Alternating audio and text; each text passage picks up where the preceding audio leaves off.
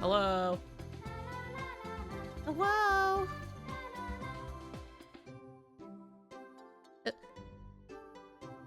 Hello? Hi, everybody.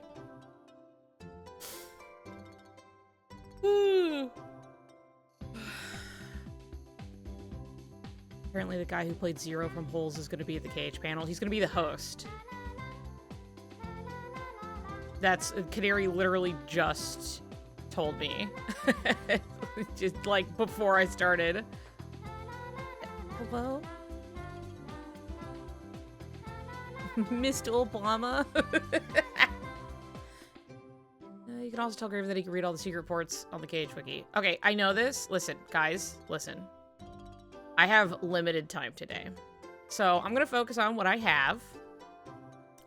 And he's going to have to read the reports anyway. So my plan is simply to tell him, one, you have to read those reports. There were also some that you didn't end up seeing organically. But, like, make sure you like, just be thorough when reading those reports because you have to unlock things in, like, Chain of Memories. So, like, you just gotta look through them. It'll be fine. And that's where I'm gonna leave that. I have no... I was trying to play it safe. I was trying to keep things, like, thankfully 358 has stuff, like, it's not as, like, intensive as KH2 would be. I would say my slideshow is half the size of it, and that's me also being conservative with some things. But just in general... Aw, thanks, Hells. How the hell? I know. Crazy, right? Kept typing up the cards so bad, only to almost miss it all. Look, he is a big boy who can go back and look at his shit for, like, 10 minutes, and then leave that, and then go into Chain of Memories.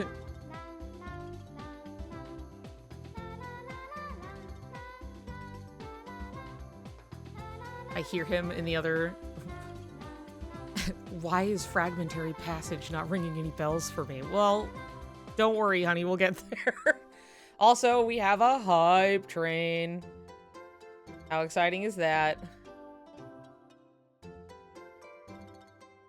He was Riku, for goodness sake.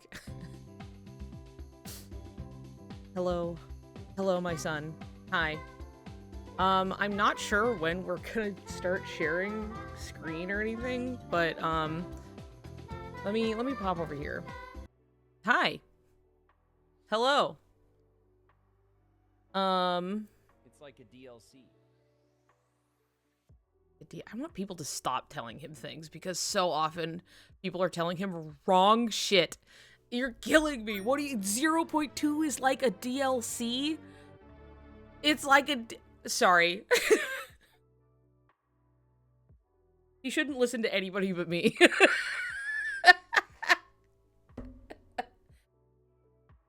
Oh my god. Alright, step 1, telling him what 0.2 is.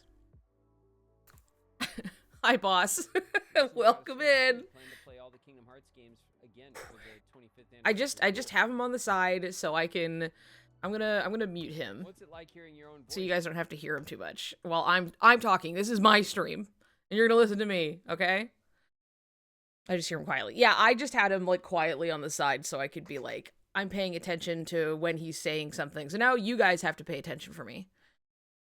Hi, Doopus. We ain't even at Birth by Sleep yet, and people bring up 0.2. And I love 0.2. I love 0.2. But, like, Christ. Everybody stop. Everybody stop talking. All right? I need you guys to know ahead of time. I have an entire slide in this show that just explains the, like, bunny moon mythology, because when he was looking at... Holy shit! Dude! There he is! Hi, baby!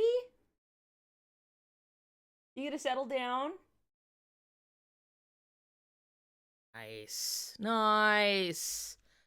That's some good stuff. All right, go to town. Anyway, because when he saw Sayex's weapon, and someone was like, it's a Sailor Moon thing, and I was like, what? What? And like, that's the one he read, of course. So I'm like, no, no, no. You're just gonna learn very generally that there is a mythology of just like bunnies, moon. Yeah, you mean mythology in general? Like, because Sailor Moon is hearkening to that mythology, not. Anyway. Wait, I thought he was working. No, no, no. Somebody said that in chat.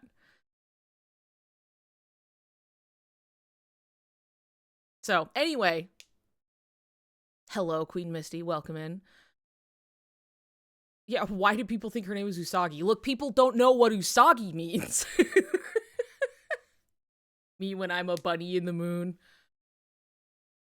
Groove chat is so insane. I love it, but I also hate it. Yeah, I mean, because it's just a lot of different people. Like, there are just so many people when they're all talking at once. You're just going to get, like, insane wrong information a lot of the time, which is part of why when it was like, you are playing through Kingdom Hearts, let's have a little, you know, aside after the game, and I'm going to straighten some stuff out for you, and we're going to talk about stuff. Because I did not want to just let it lie and just be like, all right, just have weird messed up notions of whatever's going on because everybody loves to bombard you with wrong information.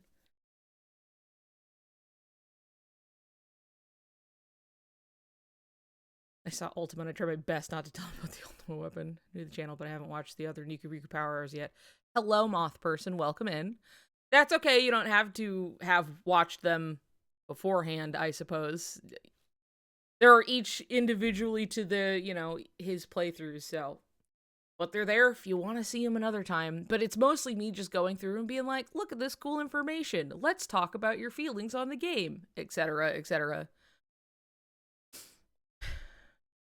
Bye, Haven. Wage-pilled, wagey, work-pilled barista maxer is pretty good. Here to watch Power Hour from both sides. Great. I also need you guys to know that before stream, I was telling him that I have to do screen share through Discord, because the last time we did it through Twitch's little Twitch, like, stream share thing, and it was so bad, it, like, wouldn't play GIFs, like, at all. I could not play videos, and I could not play GIFs, nothing. It was really, really dog shit, so I was like, I have to screen share. Like, there is no way we're making it out of this without being able to at least look at a GIF or two, okay? And all he did was send me a sweating emoji, and I was like, you're a big boy and you can handle this. I promise. And then it was just a, this is fine, dog. And I'm like, all right, well, I'll hold your hand and walk you through it, I guess.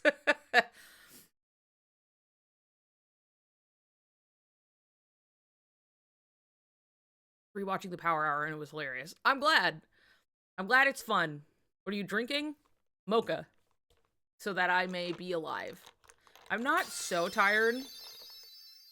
You go, I want to know, you're amazing and can't believe I've been following you since I've become an adult. Yeah, it's been like years. Hi, Shannon.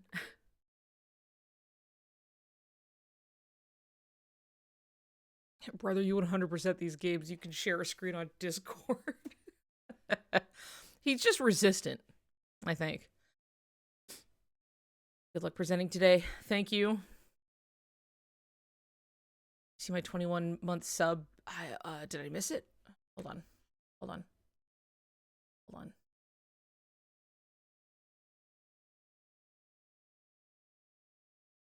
Let's see. Zephyr Eden subscribed. Thank you, thank you. Yes, 21. Wow, wow. Thank you, Gabby.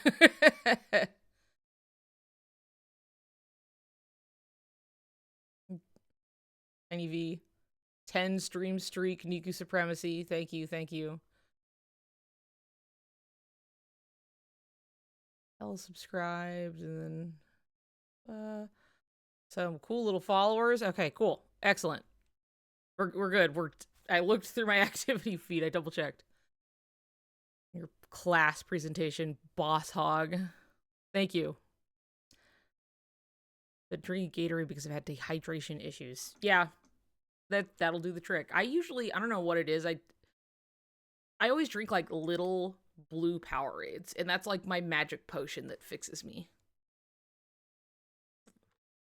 Not as if I don't know why it helps me, I just don't know why it's like that one specifically. That I'm like, I gotta have the little blue Powerade. Not if I can't drink a whole one. I don't want to drink a whole one. It's way too much. I could save it for later, but like having a little guy, perfect amount. Hi, Tennille. The blue Powerade is my go-to as well. See, it does it better than the others.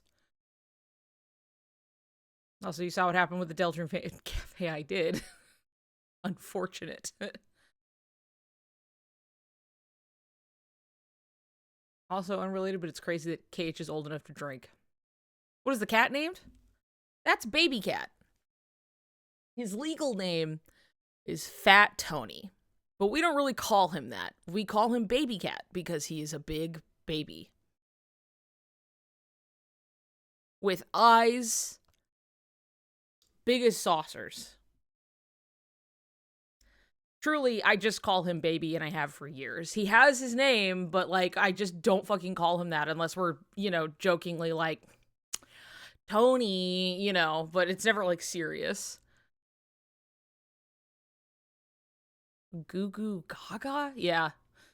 Yeah, that's what he sounds like.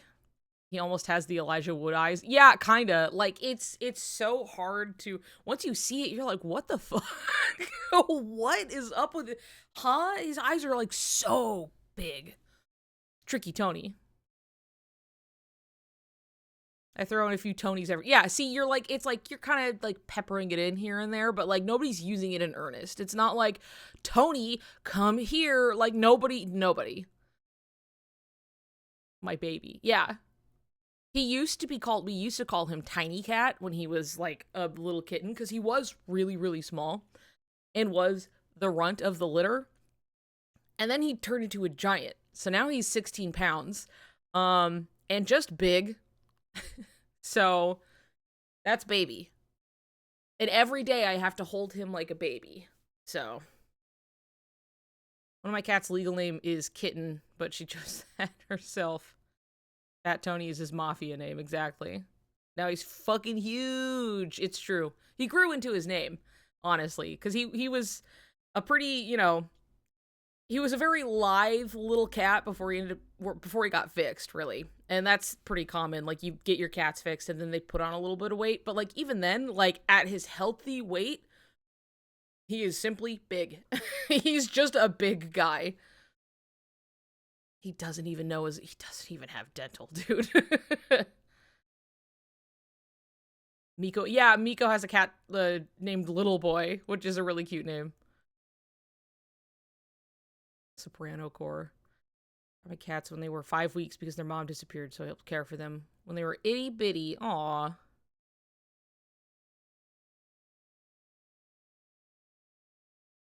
I got Baby Cat from my mom because her cat had kittens. And so my mom has his mom, and then I have him. So it works out. But his mom, really small. She's pretty small. She's a beautiful cat, but she's just like very small and not him. That said, my mom is also small and I am not. So I guess, you know, like father, like son or whatever, but like me and my cat.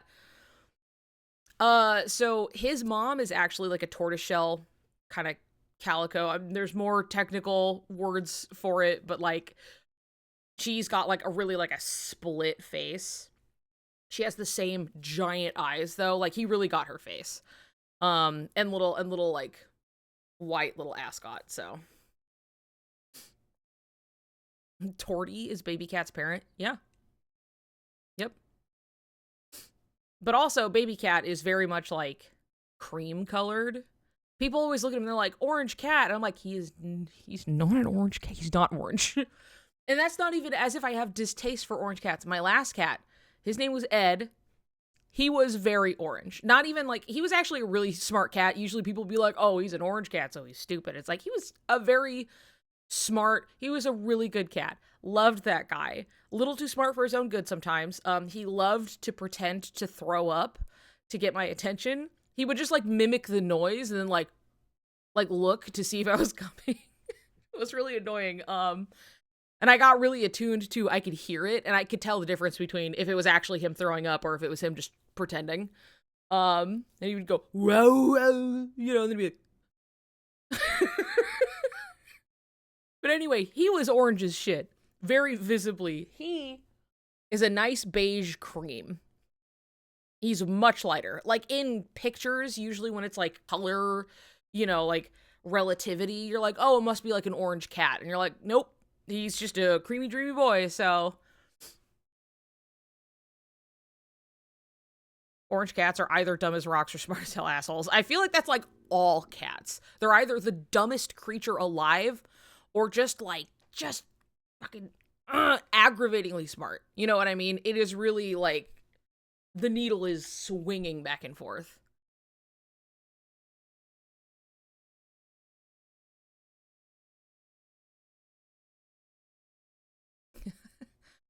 Imagine if we get a Riku reveal tomorrow. Imagine live Riku reveal and Graven is also right there. That would spare his eardrums from me. Because otherwise we've been like, you know, we'll do streams and stuff together for like announcements and things. And I was like, dude, if it happens, like, you're gonna have to deal with me. You know, and so if we get a Riku reveal and he's not, he would be safe. If they care about his well-being, they will give us Riku's reveal tomorrow. As far away from me as possible. Won't spare us, though. This is what you're here for.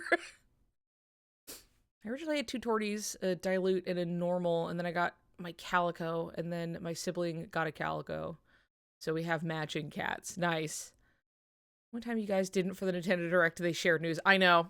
I didn't want to get up at 7 in the morning for a Nintendo Direct. I didn't want to. I don't usually. I just, like, I wake up and I go, yeah, it's sick. Cool.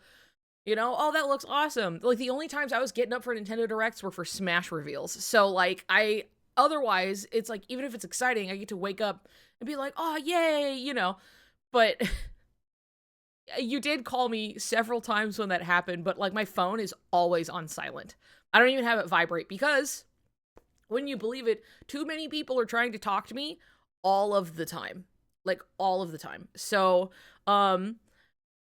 my partner, DCS, was like, you have to silence your phone or I will kill you.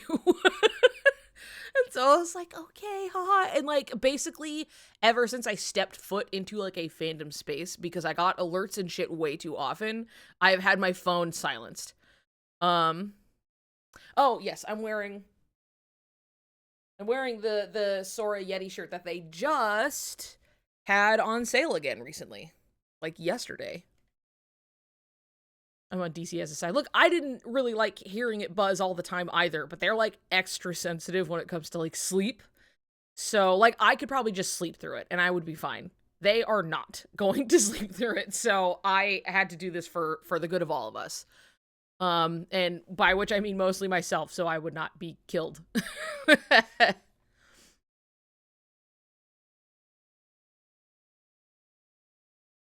That artist has been doing Sonic Cage crossover art. It's awesome. Dude, hell yeah. I love that. What's Graven doing over there? When are we getting started? It's 1:30. I know he usually waits until ads, but we have limited time today. We are hard closing at 6 p.m., all right? Just so you know, it's 1:30. We are supposed to end at 6. He's doing the usual yap. Well, he's going to have to do that with me, so he's welcoming people. Can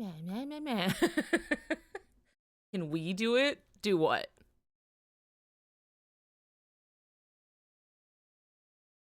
I think I'm going to get the black Riku shirt, even though, well, I think the sale already ended. They usually do this for one day. Beans.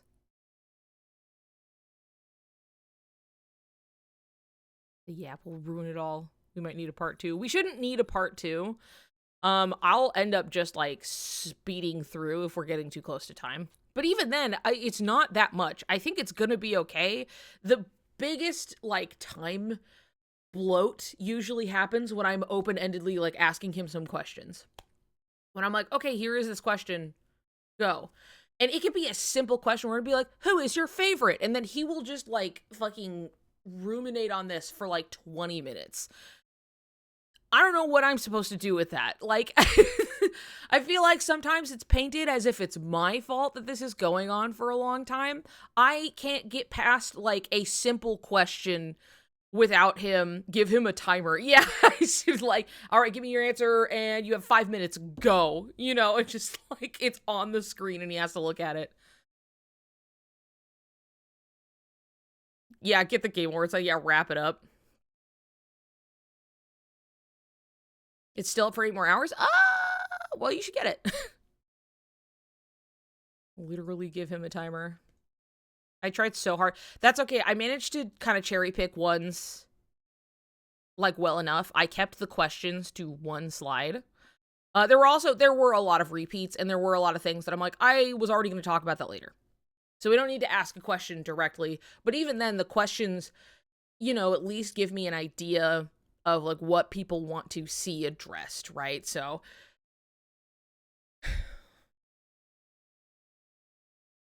the more yapping, the more fun. It's true.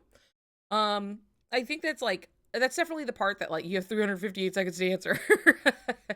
I think for the most part, easier to cut down after someone else cuts down. Yeah, like, I had, like, kind of glanced through a little bit beforehand, and I was like, oh, okay, I'm just putting in some, and then after I went over what you had given me, I was like, oh, okay, yeah, this, and these ones, that's good.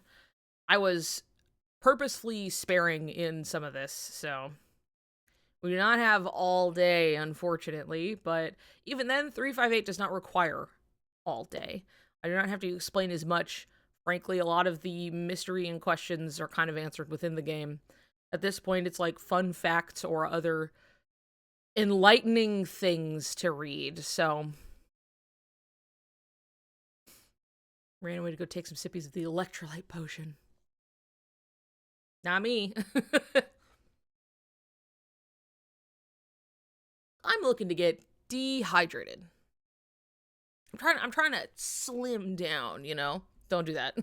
Don't do that. I'm not doing that. But, you know, if I could just get that gaunt cheekbone.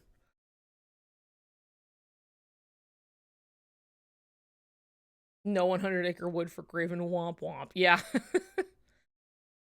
Riku is a lot more simple since it was more about filling in gaps during that year. Yeah, I think so too.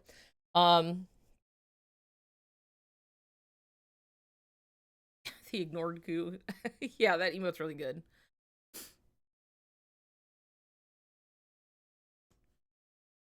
Let's see, how many slides do I have?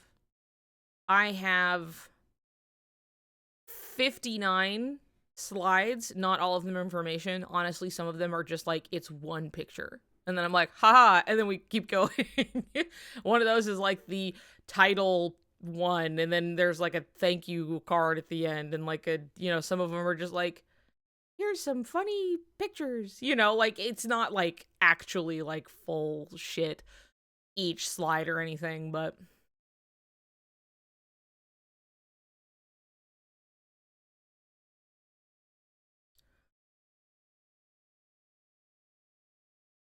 excited for when he eventually gets to Birth by Sleep, specifically to see his reaction to BBC Riku stuff. Yes, I'm excited for him to get there too. I mean, everybody's excited for him to play Birth by Sleep, especially, because that's just a very beloved game.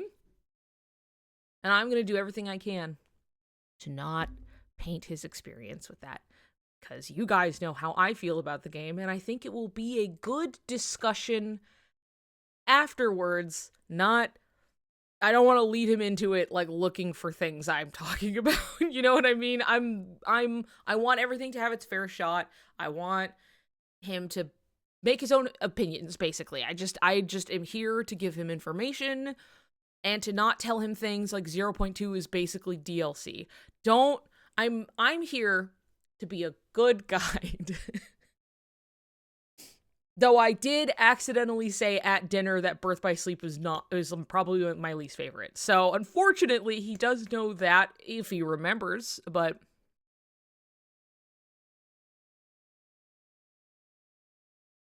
That scene where the child actors are acting circles around Jason Toring.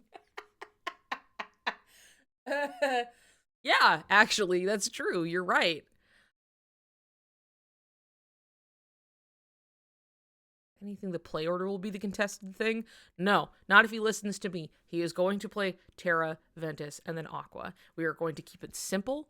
We are going to let the story tell its story in the way that it wants, instead of like not telling you what the inversed are, and then the game is assuming you already know, because it does not tell Ventus at just one point. It's just like, get the inversed, and you're like, is that what they're called? Because that's what happened to me. I'm not doing that to him. He is just going to play it, because otherwise, the multiple routes thing, Graven needs to bother Niku.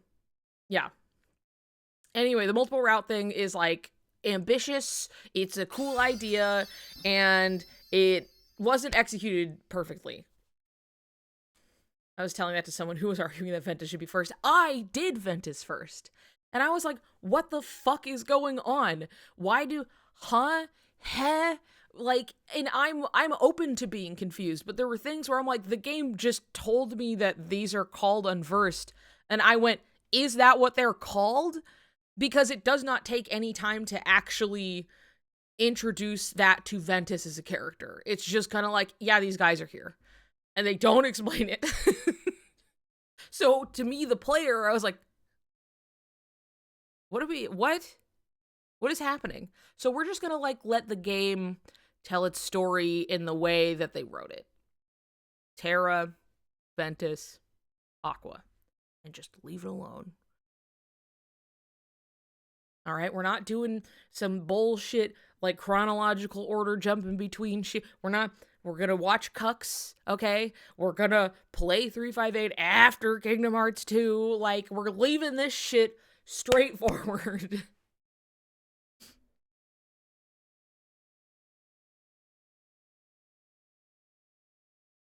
You're never in a better headspace for understanding Ven's POV than playing him first. Does it really matter knowing what the inverse are called?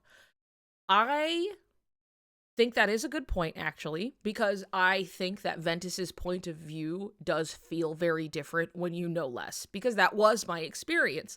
And then I went to Terra's, and then I was like, oh, all of this is happening. Okay. The thing is, I can't in confidence say that, like, that was necessarily the intended experience of, like, it being painted the way it was with the little information that it had. As much as it's something where, like, you played it all one way and then did not necessarily check it in every single order for, like, multiple routes. But the unversed is, like, an example of one thing where you're like, you probably just assumed I already knew that because you assumed I played Terra. And, like, that is their listed intended order, right? So playing Ven first really is just somebody tell me how I got so small, but for the entire run. I played Ventus first, no regrets. I played Ventus first and had regrets. So it's different for everybody, but I also think he's kind of annoying, unfortunately. I was not charmed by him. I think some things that happen to him are cool, but I do not. He's probably one of my least favorite characters in the whole series. And that's always like a surprise for people, but it is the truth. So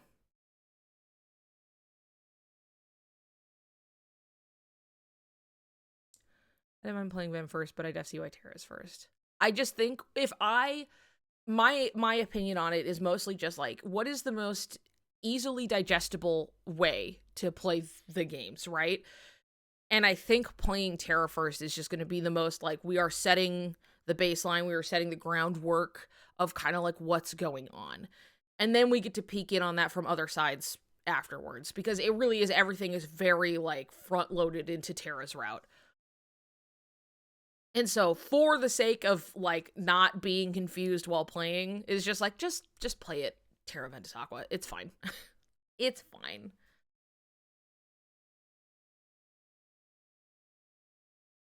BBS is my least favorite of the games, but I still like it. And that said, I like things about BBS. I still like it, and I like Kingdom Hearts. There's no real bad game in the series, but if I had to pick a least favorite, it is that one. Poor Graydon is being inundated with panel questions to save him.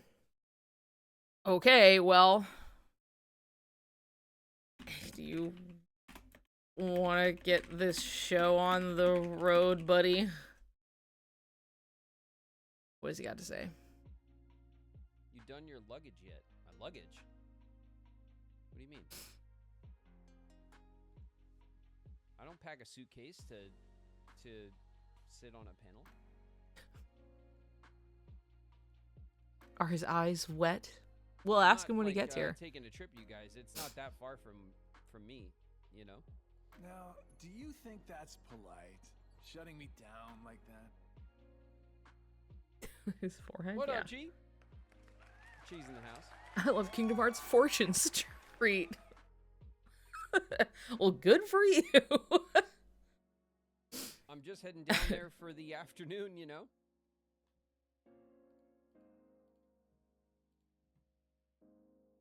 Dude, I swear to God. Hey.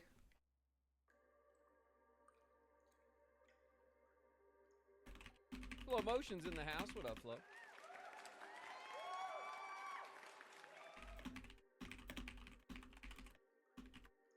Come on, bud. Snapping my fingers. Hey. Hey. Destiny Doodles, welcome. I see you. I'll just DM him, I swear to God. Are we getting this show on the road or what?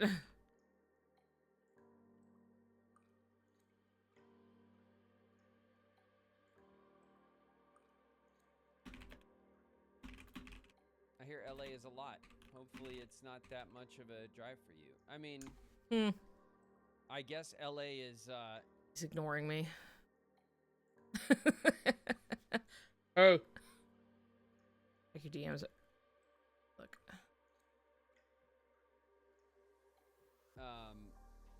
A lot. But I'm also used to it. I've lived here a very long time, so. What on earth?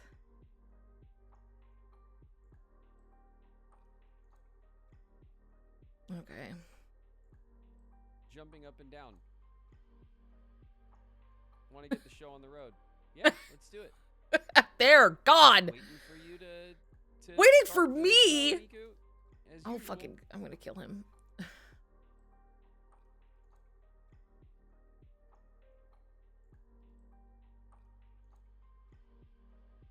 Sending the invite?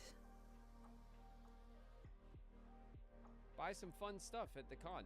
I hope I get a chance to see some of the cool stuff Excuse that me, they man. have at the con, but Drop this. but I'm not sure if I'll be able to cruise around the floor or anything like that, you know. Anyway, I think we should all What up, Gil pelt Drop? him with tomatoes. What do you think? I think that we should All right, you string guys, him the up. call has come in Finally, finally. I'm gonna kill him. Herself to be Oh my God. dragon, Finally. possibly deluded. Pseudo. I'm in the gonna house. wring his neck. All right, let's I'm eating my tomato right now. let's switch over and see how this is gonna go. Oh my goodness. Is that the guy? Why can't I hear you? Oh. No, wait. No, my headphone's on. Hold on. Yeah, that's fine. Ah, hello. I can hear you. Hello. There we go. Just let me set up my Okay. All right. virtual camera. Uh-huh. My virtual insanity. Dun, dun, dun. That's how it goes, yeah. Dun, dun, yeah. What's up? What's Hello. up? Okay, let me switch over to, I know I have an overlay for this. You do. I made it for you. Some time ago. All right. I'm Okay. here. Your Excellent. camera is not working on my overlay. Sounds like a you problem. Everything's fine on my end. I can see my camera. I can see your camera as well. Okay. Then, duh. Time to problem solve. Oh, God. Get good at streaming Graven, shaking my head. No. I don't want to deal with this. Mm-hmm. Every What day the? is dealing with this shit. Over and What over. When is it gonna end? What the hell? OBS. You could, like, try to refresh the source, and it might fix it up. That's what I'm doing. Bam. Look at that. Pro moves. Whoa. It's almost like you know what you're doing a little bit. Pretty cool. Yeah. As soon as you said refresh the source, I was thinking maybe I should refresh the source. That's what I was thinking. Yeah, right before that. And then it worked. Yeah, just before you said it, I thought Mhm. about it and realized exactly what needed to be done. Wow. It's like I beamed it in there. Yeah. It's That's so like cool. I've been streaming this whole time. Uh-huh. Anyway, Well, look, I was can buying time everybody- over here the whole time, and I was like, oh, well, one of these days he'll be done greeting people. And then... Never done greeting people. What's Anyway. up? Hi, hello, everybody. I've been sitting over here. Oh, dang, he's just out of shot. I need you to know that just off camera, my cat is in his cat tower. He got up on stream. It was a whole show. His little leg was up and everything. It was great. You're just gonna have to trust me on this one, though. Okay. Mm-hmm. Yeah, it was good. It was really cool. Wait till the There we Dawn's go. in the house. What up to the?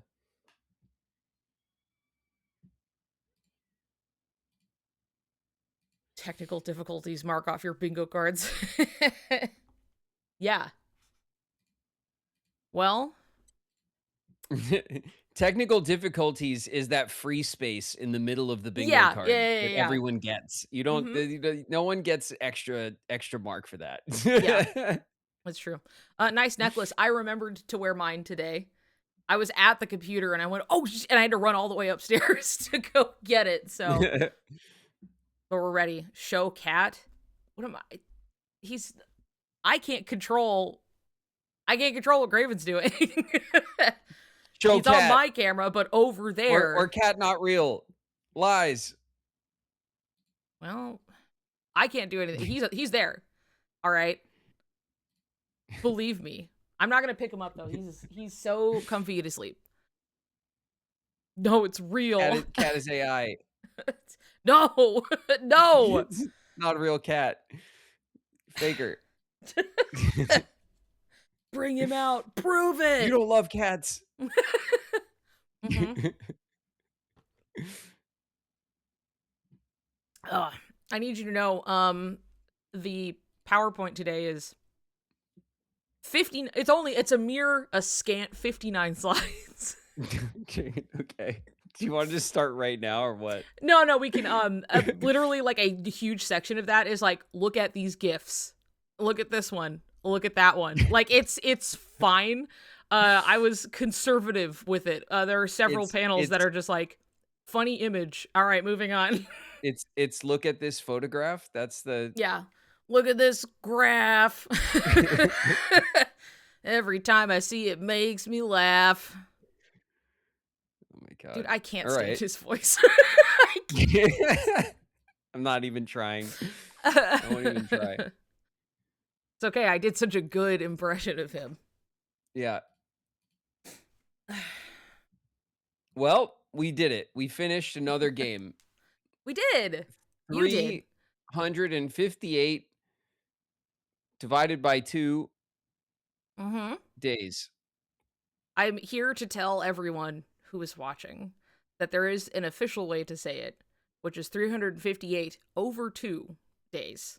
That is the intended read of it. I usually say 358 because that feels easier to say than 358. But 358 over 2 is the idea. Now that there's your fun fact. We're starting strong. Your fun fact is that it's over 2. I disagree. Okay, well, take that up with your boss. Take it up with the guy who gave you the job, okay? I am simply the messenger. All right? All right. You and all your official messaging Uh-huh. on behalf of the mouse. On behalf of the mouse, on the behalf of Tetsuya Nomura, saying it in his interview that it is 358 over 2 days. That's how I usually say it. So Yeah. I think that was like the first time we're I heard doing you said okay. divided by 2, but I was like, what an Yeah. opportunity. Guess what, everybody?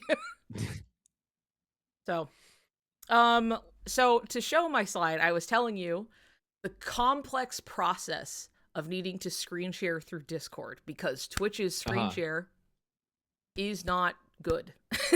It's not good, and it can't handle more than like 3 frames happening at a time. And that's sad. So I'm simply going to screen share through Discord. We'll just make a call happen. Who's shooting at us? Mute it, and oh, hi, Peachy. Thank you for the raid. Hello, everybody who has to sit through an ad because I have mine at the beginning, and I'm sorry about that. But hello, hi, Peachy. Peachy's here. What's up, Peachy? Yippee! We are just in time. You are. I was just describing the complex process of having a separate Discord call for screen sharing. We're gonna dual call. Yeah. Dual wield. We're dual wielding the internet right now. Yeah. What could Super possibly go wrong? Nothing. Technology works and is good and reliable with little issue. So everything else is user error. The whole internet, that's so many. Okay, hold on. Hold up. Knock knock. Knock knock. Ring-a-ling. Hello. Okay, there we go. Muted. Sharing my screen. Muted. Ooh. There. So just so you know, this does have a little bit of sound in it, but I will let you know because I have a fun little music quiz for you at the end of this. Oh no. It's fun. It's educational. You're gonna have a great time.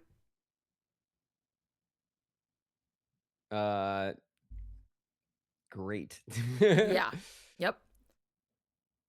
I'm making you develop the synapses to remember these things.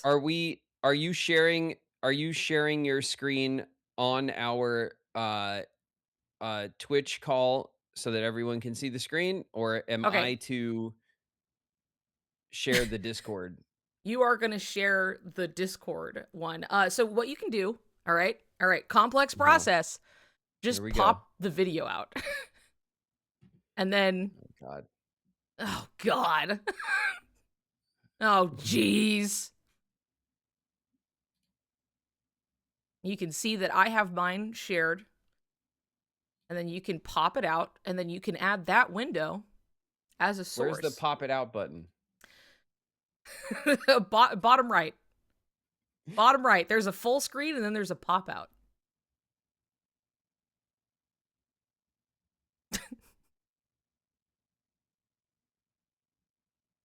Call with IT. Ooh, I'm very pop out. There you go. Look at that. I popped it out. I'm so proud of you. I did it. You did it. All right, so I'm going to go here. Okay. We have our other overlay up. Yep. And then in that big window area where usually the screen share goes, you're just going to add the pop-out window as, like a source and put it there. Everyone watch out, Grandpa's using the computer. Nah.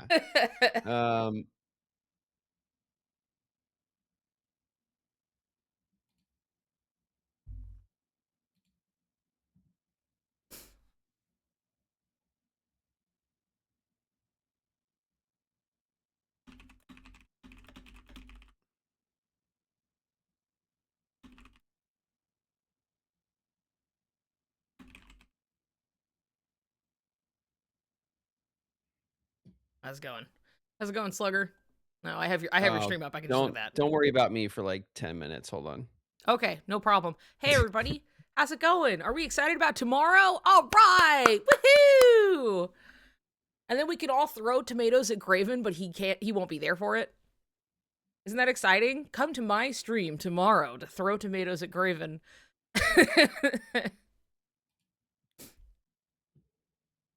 Super excited. Yippee! I wish it would just let me select a source, but I have to find a source link on this. You don't have to do a source link on... Okay, you can just window capture and choose that window. Because a source link is for something that's, like, online.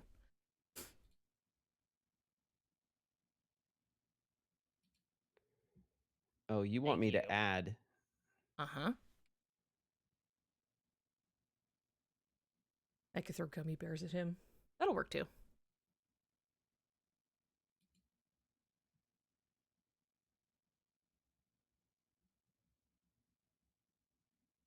Maybe something you redeem points? That's a great idea, actually. Boo, tomato, tomato. He won't even flinch. No. No. No way. I've never flinched in my life.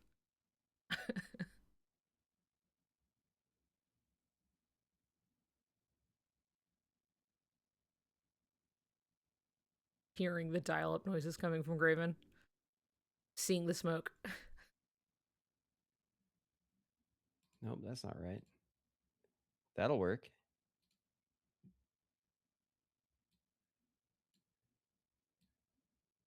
There. Okay, all right, we're getting somewhere. You should be able to minimize, like, you can see our icons there. There should be like a button that lets you not have that there.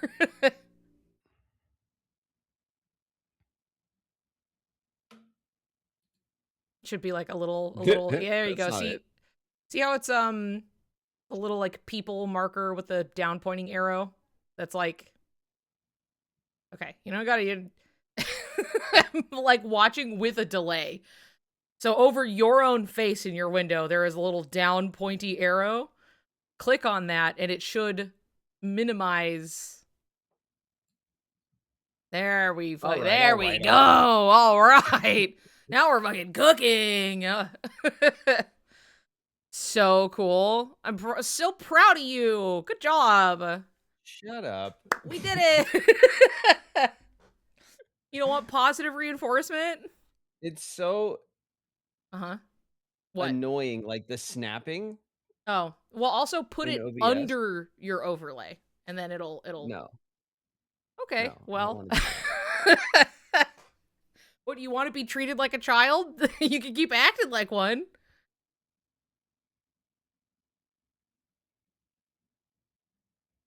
Now drag the layer underneath the other thing. No.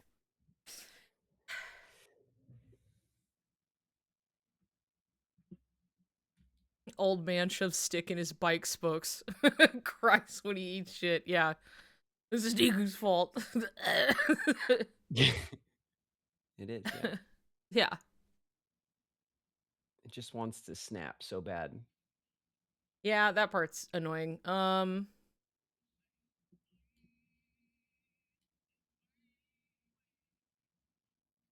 If you use your arrow keys, you can probably just like fidget it.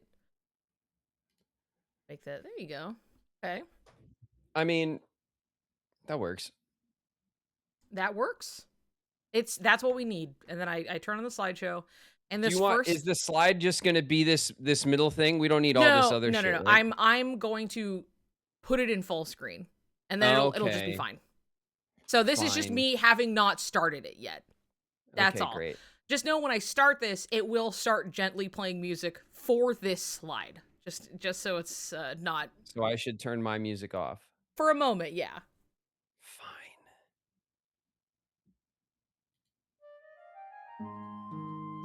Because I figured out how to put music in it, and so I was like, oh, cool. Hooray! We're here! We did it! and this time I didn't make the title screen, like, eyeball burning green. I thought I would make it look the tiniest bit nice. Alright. 4 games in! Yippee! It's a We are PowerPoint. 4 It is a games PowerPoint. in. I did a PowerPoint last time because We have to without wait guidance. Just 5 seconds. What was that? Hold on. Okay. Hey everybody, what's up? Welcome back. We are ready. There we go. Right on time. Right on For time. the Riku 358 power hours. 358 hours long. It's time for the marathon.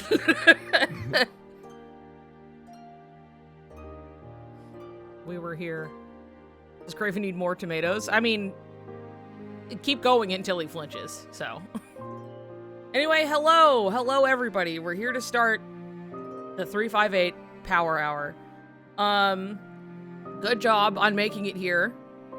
Playing the game itself is rare these days. So, yeah, well, it was a mission because I had to get the modded hardware. Yeah. So I had to custom order I got a 3DS XL modded for capture. And that also meant that I had to download like special capture software and then make that software play nice with OBS, which is something I'm really good at. Yeah, you're really experienced. As we all know. Yep. I'm excellent at Pooter. So all this went really, really well without a hitch. Yeah. Yeah. It was I say this as if I'm joking. Honestly, it went pretty well. Like, you really only had issues like once, you know, where it was like, oh, I don't know why that's not working. And then it got working again. But see, like, for me, like, setting up this capture just now went pretty well. Yeah. You know? Yeah. Like, it's working. It and sure it is. only took a few minutes. That's true. I think that's great. I think that's great for you. I'm so happy for you. And it's not like you were giving me like sweating emojis beforehand when I was like, okay, we're just gonna have 2 things happening at once. And you were like, yeah. Thanks, by the way. Yeah. Thanks for 20 minutes before we start to be like, oh, by the way, we're doing this we're doing it a way we've never done it before. And I'm like, oh, great. That's cool, gonna be great. Awesome. Yeah, the thing that took like a few minutes max. Yeah. Sorry for dropping it on you 20 minutes ahead of time that you had to make another window. I had to make another. I hate doing OBS stuff live. I hate it. Well, I told you ahead of time, and then I like to fiddle with my computer like an old man in private. Okay. I don't think we've had a power hour where that did not happen. I don't think we have made it this far without the fiddling happening on stream. And I told you, and then all you did was react to emojis, and you never talked to me, and you didn't try to do anything about it. So I was like, okay, I guess we'll just do it live on stream. All right, I did what I could. I put this PowerPoint together with a little bit of help, but I put this PowerPoint together, and you're gonna like it. Yeah. I already love it. Good. I'm glad. So, with that said, I will go to the first slide. So the music will stop when I go to the next slide, and you can turn your shit back on. So, please look at the screenshot.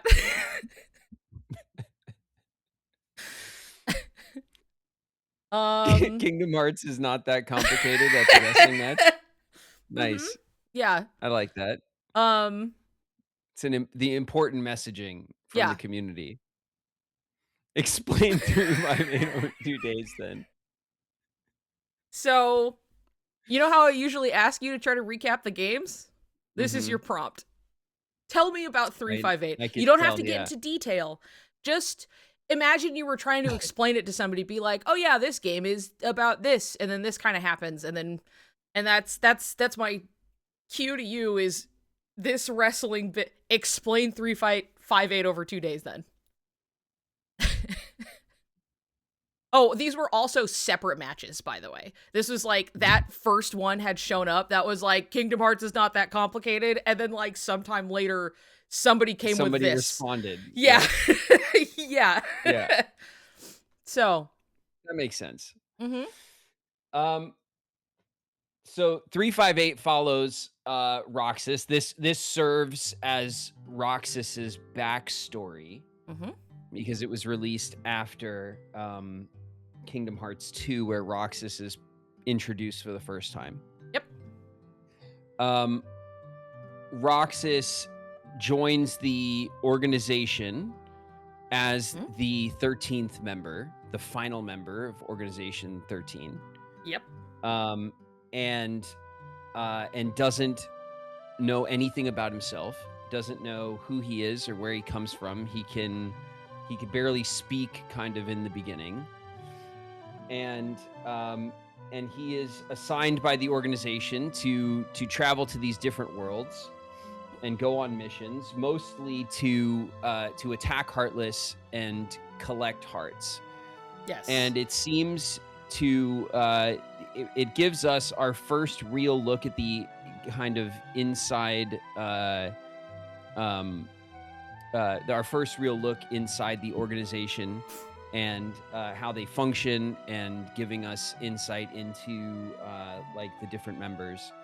But from what we learn in the game, Roxas is a nobody, like they all are members of the organization, but he is special because he is Sora's nobody. And what that means and what makes him special is that he can wield a Keyblade.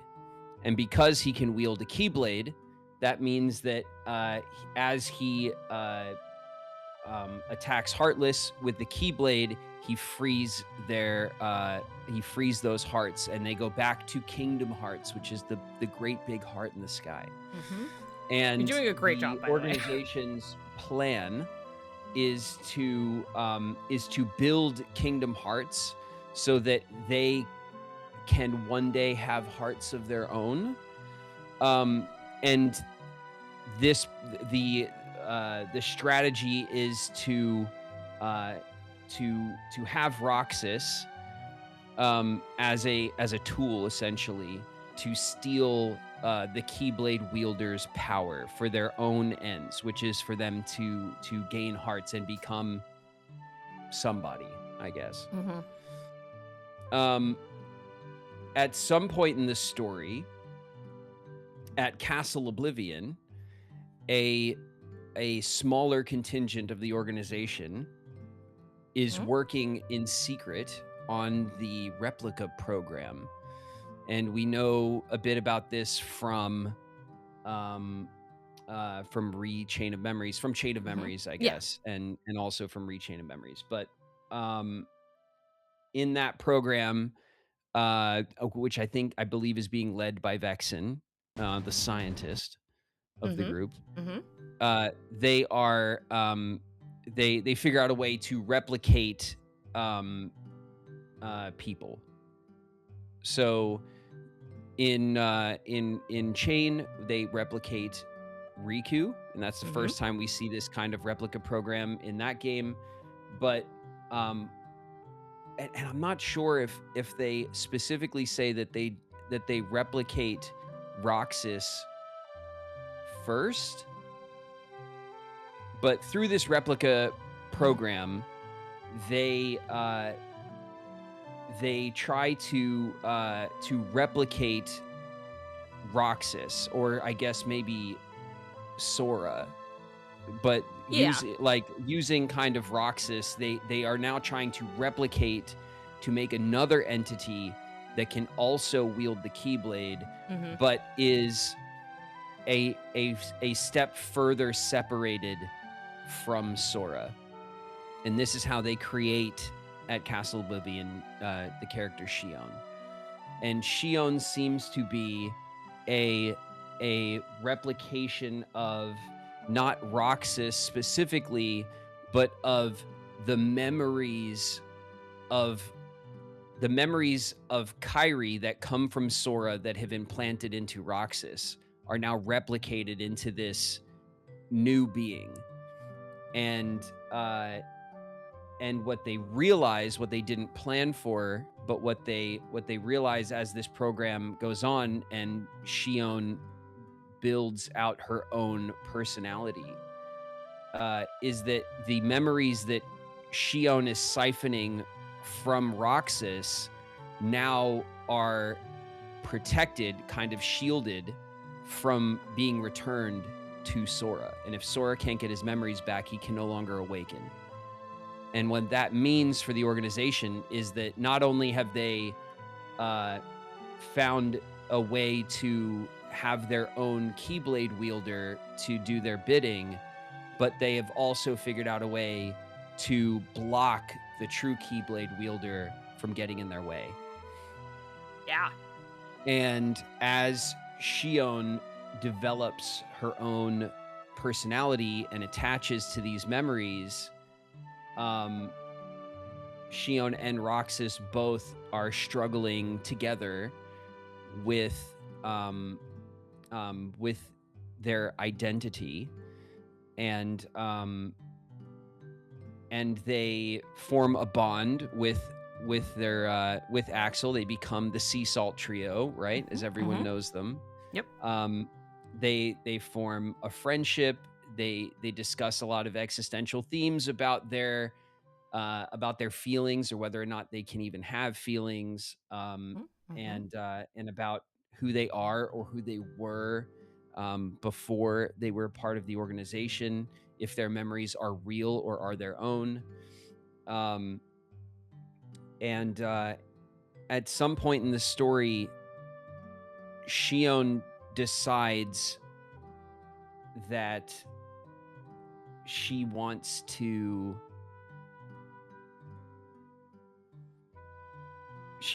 have some autonomy. She wants to decide her own fate and not be kind of assigned a fate, a role in life.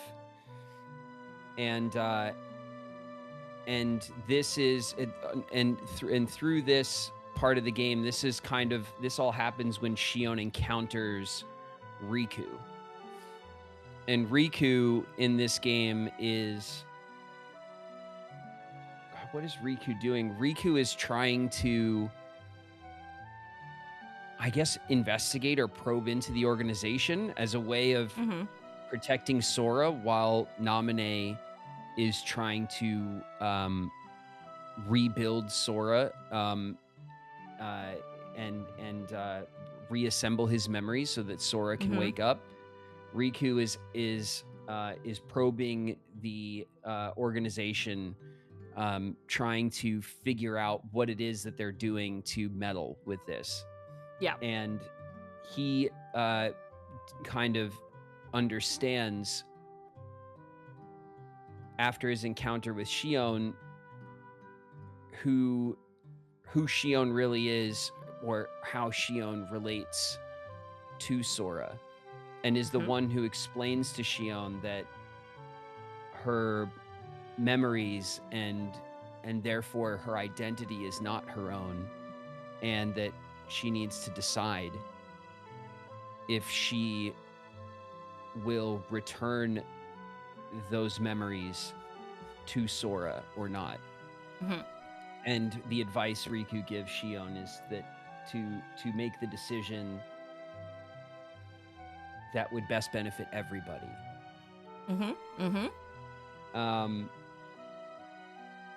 And so the climax of the game has to do with Shion's decision to leave the organization, to return her memories and therefore her identity, her whole self, back to Sora so that Sora can awaken. And Roxas is fighting to stop her, because from Roxas's perspective, they deserve to have their own identities and to be themselves. They deserve um, some freedom and autonomy, and he's fighting for them to stay together. Yeah. Yes. I have to, everybody's been saying it in chat, but they're like, wow, you're doing a really good job. You're genuinely like Something doing like that. I mean, it's yeah. hard to explain it across one narrative thread. Yeah, because there are many kind of different things that converge in this story. It is a really interesting and existential story, even by Kingdom Hearts standards. Yeah. But I found that not only do they keep, and again, I think that the games are easy enough to follow if and when you play them. I don't think the games have a hard time explaining themselves. I think that the difficulty with explaining the series kind of secondhand, when you're just telling someone about the games, has to do mostly with the vocabulary that the games build over the course of all the different franchises.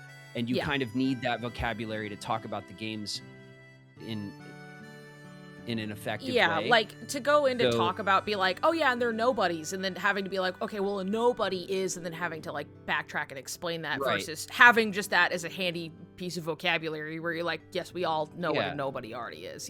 There's just tons of context from all the games. Yeah. That need and to it converge. Just builds on itself. You need to have this understanding as a foundation in order to then kind of like go over the the particular hero story of the game, of whatever game you're on. But when playing the game, I had not remembered that that Shion was a product of the replica program, which playing the game was just a nice, pleasant surprise to me. Again, I think it's a very cool like angle for the story, and it felt very satisfying to me because having played through Recom, I felt like we were getting a kind of payoff for establishing the replica program with Replica Riku, which had his own cool little story, but in that game it was an aside. Like in Recom, Replica kind of Riku's story was kind of its own little thing that happened and was, adjacent to kind of the main hero's journey, and had more to do with Riku's like kind of personal journey, right? Yeah. And so to have all of that foundation there and then pay it off in this game with something that's really important to the core narrative of the series is really cool. But yeah, I think I don't know. I'm not sure how to button it, but I guess that's the in general that's the narrative of I mean, 358. You really kind of just got the most. I wouldn't even say you really forgot much of anything, but that's the important beats of like the whole story, and it's on its face, it's not that complicated. It's like, and then we follow these characters that are essentially in a cult, and then as that unravels over time, it ends in tragedy because it is a prequel and we know how it ends. But one factor that I think that wasn't said, at least in your summary, is that part of the pressure that Shion is kind of like facing with that kind of existential issue is that she operates on the fact that she is absorbing these memories and powers from Roxas, and if she keeps doing this, it will destroy him. Right. Which is part of why she's like over that.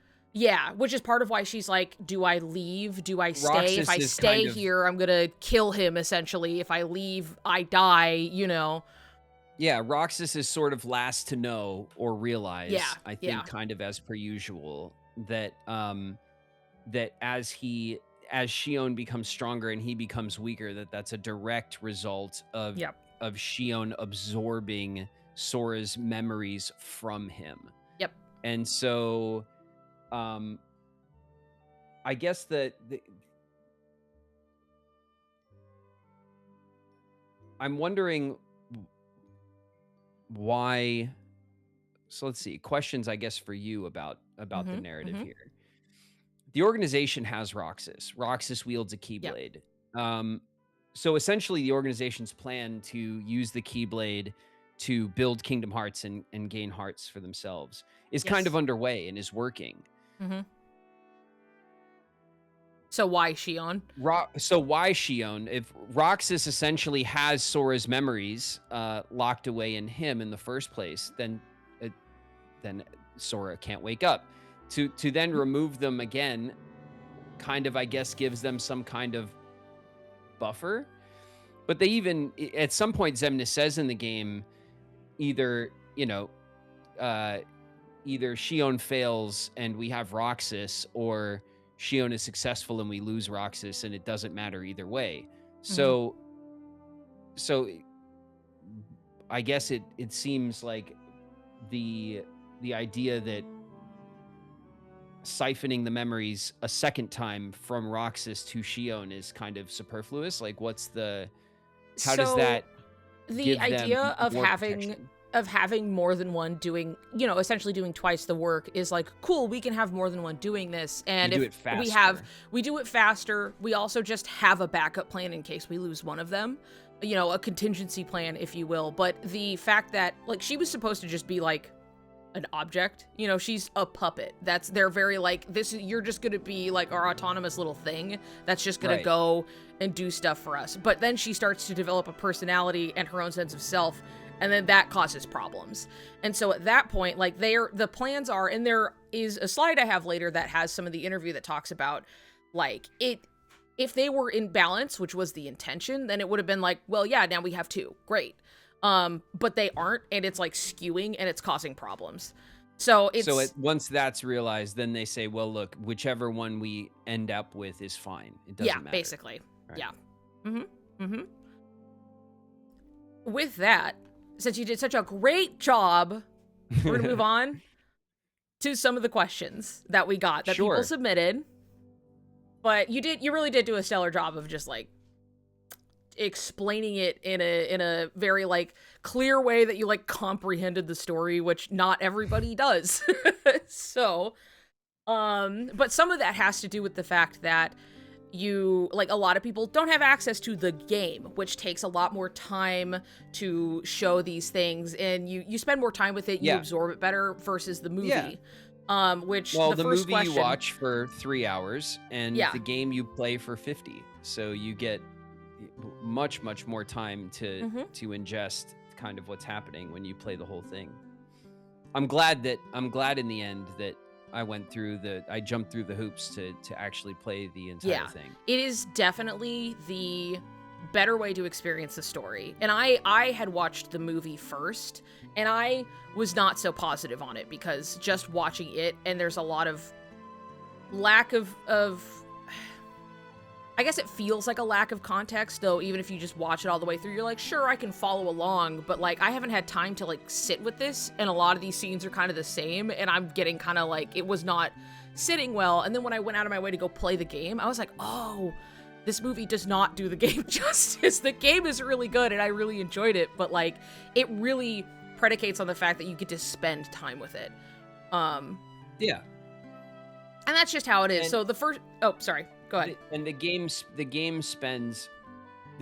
does something that the movie doesn't do, which lets you sit with the Sea Salt trio in a lot of quiet time. You get maybe 3 hours of them just sitting at the clock towers. 3 hours is the entire story summary of the movie, but you get that much time, maybe more, just with the Sea Salt trio having little quiet moments together. Goofing around, teasing each other, like building that rapport and friendship. And so the attachment, the kind of the stakes of the game will inevitably feel much higher when you reach the conclusion of the story, because you've had all of those little moments together to build rapport and attachment. Yeah, you've had, like, not only is there just strictly more screen time that you're spending with these characters, like, you have the time in between to, like, settle with it. and like it sinks in more, and every little time at the clock tower is cushioned with like, and you went out and did a mission, and now after work we're gonna hang out a little bit, and it like it's Yeah. paced in a way that like really builds on it. And which is the question is, how do you feel about the story playing the game versus watching the movie? Yeah, I think it's no different than it would be for any game. You know, if you Yeah. take any game that you love and you break the cutscenes down into a kind of abridged version of the story so that someone could see the story in a few hours, Mhm. then like it gets the job done, Yeah. right? Of conveying the core parts of the story that maybe that on a kind of need to know, you know, like whatever it is you need to know is there. Yeah. Yeah. But it's never going to replace the experience of playing the game, embodying the hero, and feeling like you've kind of went on the journey, the hero's journey, and made the choices. Mhm. So like, you know, I think of course it's always recommended, I think in any case, Yeah. to play the game as opposed to, watching the cliff notes sort of Yes. thing. Yeah. If the movie is all you have access to, or that's that's what you have available to you, then it does the job and it's fine. But I don't think that anyone would consider, I mean, even though I think the game has, I was both surprised by how big the game was and how Mhm. small the game was. Yeah. So like, you know, it this has really been maybe the first game I've ever played. I think certainly the first game I've ever played to completion on 3DS hardware. Mhm. Um, and so I was I was impressed by all of the concessions made in the game's design. Like there's Yeah. clearly a lot of concessions made to fit a Kingdom Hearts game onto the 3DS platform. Mhm. But despite all of those concessions, it is clearly and completely a Kingdom Hearts game. It Yeah. feels like a Kingdom Hearts game. It plays like a Kingdom Hearts game. You still get some of that action JRPG like mechanics and Mhm. kind of combat. They still did creative things obviously with the inventory and where they could, and Yeah. they still tell a completely full-blown, Mhm. Kingdom Hearts narrative, Yeah. which is notorious for its Comple complications and It's intricacies, right? complexities, yeah. Yeah. And so that I just am just completely impressed by that. Mhm. Mhm. Um and I don't think that mechanically it's my favorite Kingdom Hearts game, certainly not given those concessions, Yeah. but still very happy to have spent the time playing it and enjoyed it thoroughly. Yeah. Yes.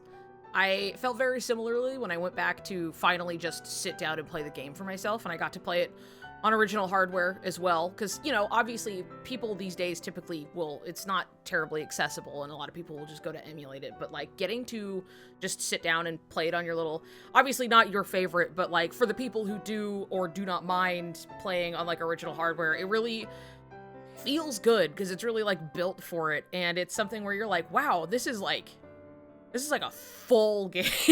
This is like a really Yeah. they like you said, they make concessions, but like not where it counts. Like they really make Yes. it. It's you are playing a Kingdom Hearts game, but on the DS.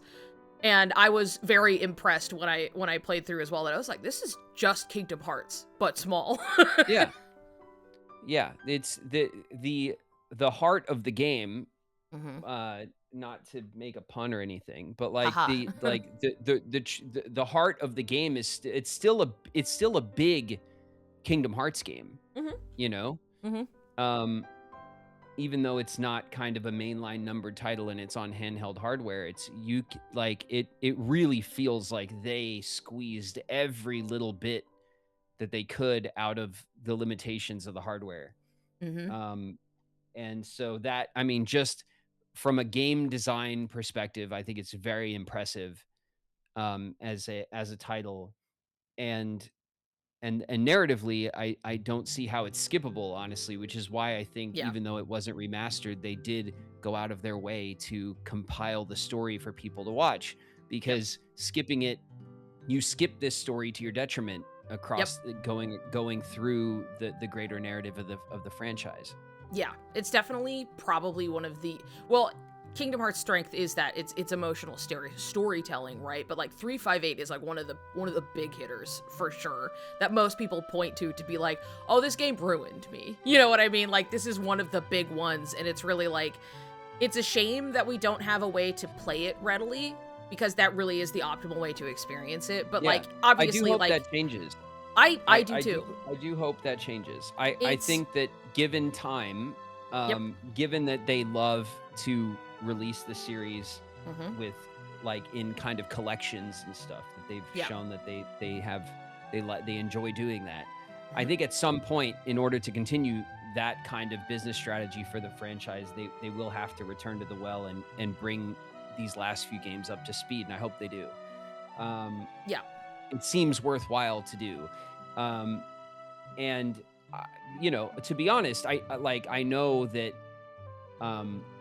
you know, that like Roxas is one of the very top fan favorite characters in the overall franchise.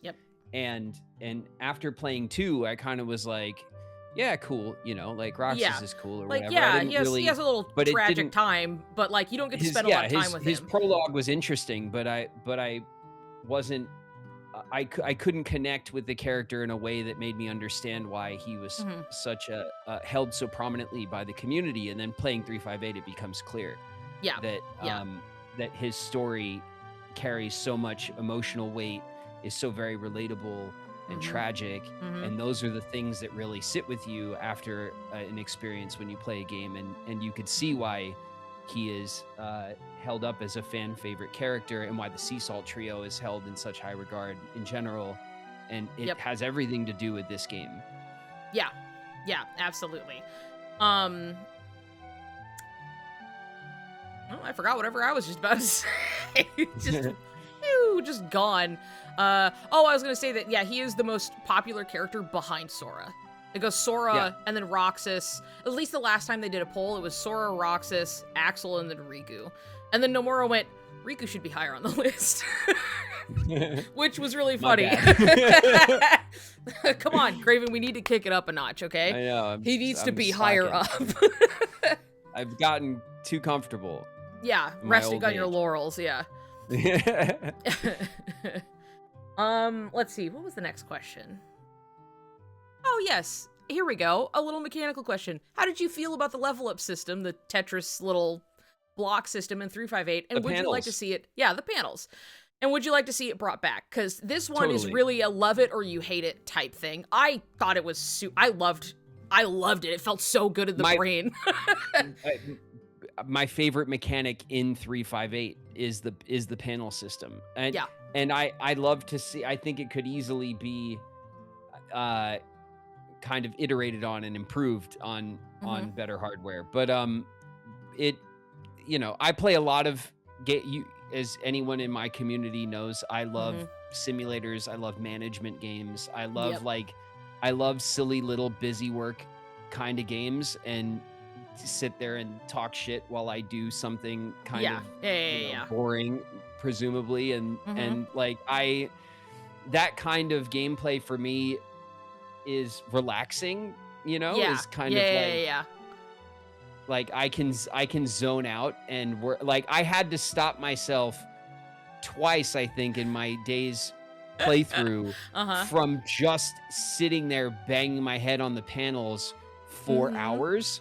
And I would notice that after like 30-40 minutes of me like fiddling with it and trying to get everything to fit, not only to get everything to fit, but to organize everything together on the same page and to make it pretty and to whatever, like I could just do that forever. And I did notice after some time, chat getting annoyed with me that I was just doing it for so long. And then I'd have to be like, all right, Well, we'll leave All it right, like all this right. It's then. fine. It's fine. All right, fine. We'll move on. We'll go hit things.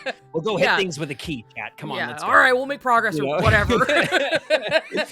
You know, but like Yeah. I could sit there and do those kind of management Mhm. puzzles forever. I could play Yeah. whole games like that. So Yeah. so for Yeah. me it was very enjoyable.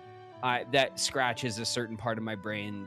Yeah. I am that kind of gamer, so Yeah, you know. no, look, the advantage of getting to play it on my own time, off stream, was getting to fiddle with that to my heart's content. I was like in bed. If I played on my own time, I Yeah. would have wiped my panel every time and started fresh. Every time I got something new to add, I would have Mhm. wiped the whole thing and started building it fresh. But I knew I couldn't do that, and Right. it actually killed me a little bit inside. So like I would To have move all on. of my my levels on like Yeah. page 1, and then I'd have all of my magic on page 2, and then I got page 3 and I'd get a new magic thing, and I knew that I just have to, all right, I'll Mhm. just throw it on page 3 without the rest of the magic. Right, and right. Just fine. not organized, I'll not just- where it's here, I'll supposed just- to be. I'll just put it here. It's It in, fits. whatever. And inside, I just died a little bit. Yeah. But Yeah. It's so funny You when know. I was catching up on some of the, because I was just busy while you had been playing. So I was like, oh, I'm putting them on while I was like working on something, and it was like it's not live, but I was sitting there and I would like watch you do panels, and then I was like, oh, I could skip this, I guess. Well, I'm working, it's fine, you know. But I would just be like, yeah. it's one of those things where the juice is not worth the squeeze on No. stream, you know, and I get that. Mhm. And so like But it feels so good to you know, squeeze though. it's but like it's you have to, when you stream games, one of the Mhm. big lessons to learn is that there's a difference between fun to watch and fun to play. Yes. And yeah. so like The balance. while I am sitting there crunching panels and trying to figure out how to get things just right, that to Yeah. me is incredibly satisfying, but watching it is absolutely boring. Yeah. And Yes. I Not but to I me, did apparently, want- but I did want to put everyone through it a little bit with me. yeah, everyone know- gets I to didn't- sit with I- it at least once. Yeah, but I did concede many more times than I would have under normal circumstances to not put everyone through. Yeah. that. So, Yeah. You're welcome. You did, yeah, you did that for them. Everybody say thank you. I did it for you, Chad. Yeah, I'm excited because it's not exactly the same, but there is a similar system in Recoded. Not exactly, but it's like its own version, and I also had a lot of fun with that, so I think you will also enjoy it. It'll be good. And the music that plays when you do it, perfect. It's so good. So I have a feeling that for many reasons you're going to like Recoded, and then on your list of games people tell you to skip, you're gonna be like, I really liked Chain of Memories, and actually I really liked Recoded. So I'm looking forward to that for you. The Recoded level system is peak. Recoded is peak. I agree. You're in the right place. We'll get there. We'll get there. Another question. Days has a lot of Mhm. unique Heartless designs. Any that stand out to you? Even if you don't know the name, you can be like, that one boss was really cool. I thought all the boss designs were really great in Yeah. Days. Honestly, the standout I think is the plant boss in Halloween Town. Yes. That everyone was like, "Oh no, here it is! Oh my Uh-huh. god!" And then It's I called think Leech Grave. the Leech Grave. Yeah. Well, yeah, Yeah, Leech Grave. Halloween, right? I thought it was a very cool Yeah. boss it's design. Cool as hell. I think the problem, and everyone was like, "Oh no, this is going to take a long time." It didn't take me that long.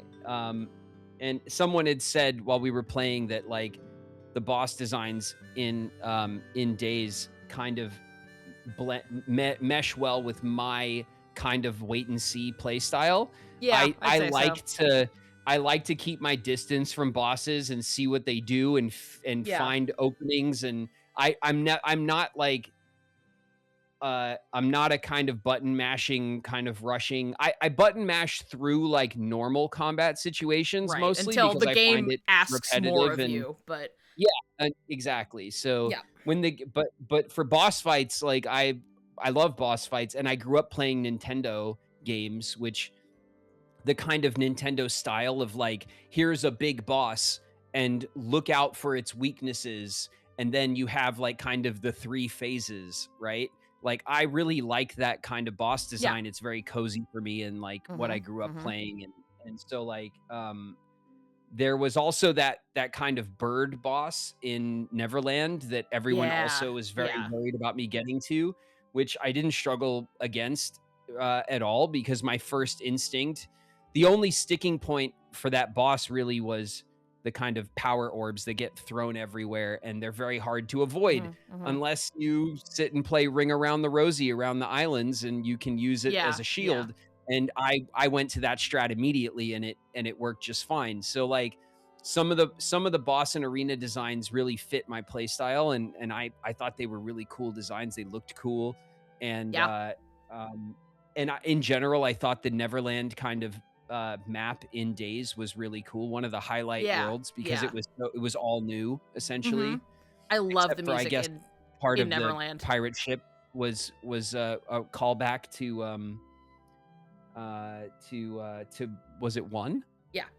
Yeah, when you're on like Yeah, Hook's callback ship. to Yeah. Kingdom Hearts 1. But you know, I found the boss designs to be cool. I think the regular mob designs were where it fell flat for me. Like some of those like big body kind of Heartless that Yeah. had like 10 That were just like a health sink. health And you're just bars, like and it's just like it's not fun to just yeah. jump combo walk away, jump combo walk away. Like that stuff gets very repetitive and kind of like mindlessly boring. Feels like a So bit of padding, you know, but it's like, yeah, well, and you so get that that stuff, occasionally. you know, that stuff I found less interesting. I'd much rather have more of those uh-oh, here we go boss Yeah. fights than Yeah. those mini boss fights that I could do in my sleep but take 5 minutes, you know? Yeah, where it's just like one hit like tanks like 80% if you just screw up, but it's like all right, wait for him to do his thing, block. All right. And you hit him a couple times, then you have to do it Yeah. again, and it's just like repetitive, but you also have a small margin of error, and it's like, ugh. Yeah. Well, at the Yeah. end of the game, some of those mini bosses had huge health sinks, and it's so boring that you're like late in the fight, you're likely to just get greedy or make a mistake, and you can only tank like a hit or two from them before they kill you. And so like there were quite a few times where I whiffed the fight because I just was bored or not like Yeah, yep.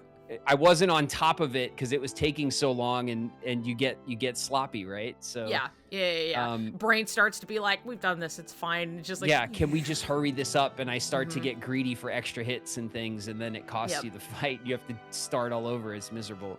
Yeah.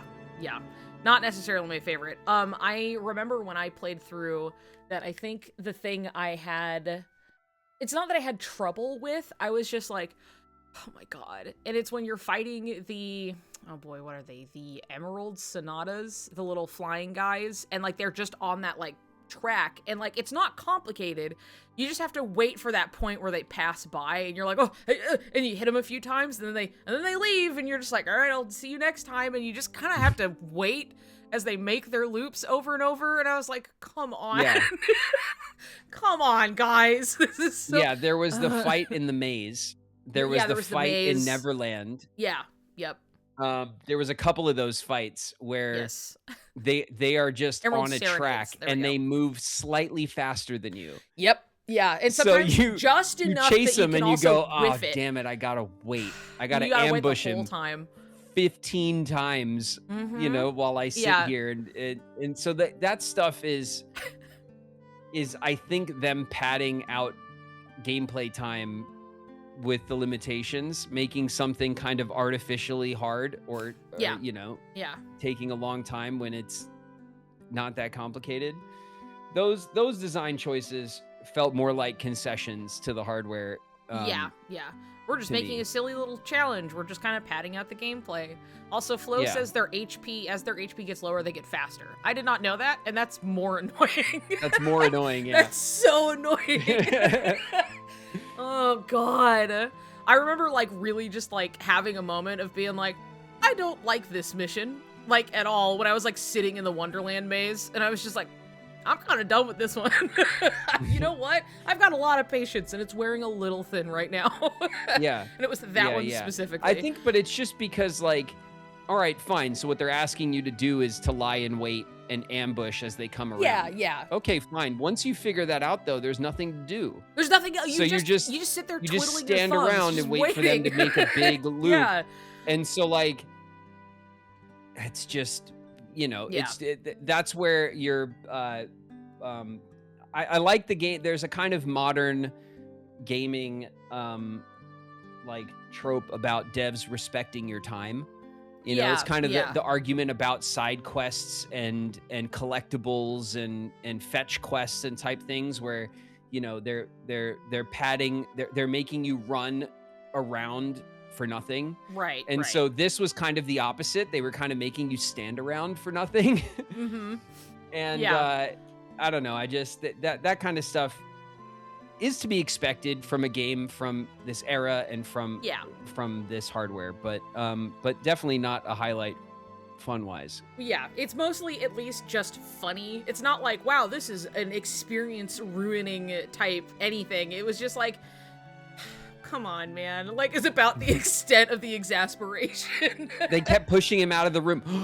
Oh my God, that pissed me off. That was maybe when I got the most annoyed with the game. There were those enemies that, first of all, the doorways that had the ring in the, I think in the mission mode. In mission mode, yeah. Where you could be like in game, like 6 feet from the door and it would take you through the door. And so you'd be in a combat situation where there was a door or two on the edge of the area you're fighting, and if you graze that window around the door, you get sucked out, and then you come back and have to start the fight over.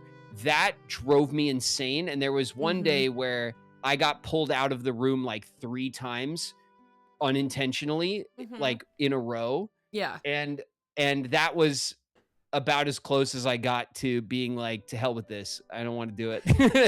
Right.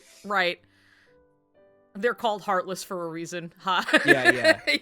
I was not a fan of that game design. But again, that mode, that's an extra mode. That is, it's designed that's not like to the default pad game, out your time with the game, to give you some more fights to do or whatever. And so clearly, the inconvenience of that door design was not I think sat with long enough. Yeah. Here, let's go to the next question really quick.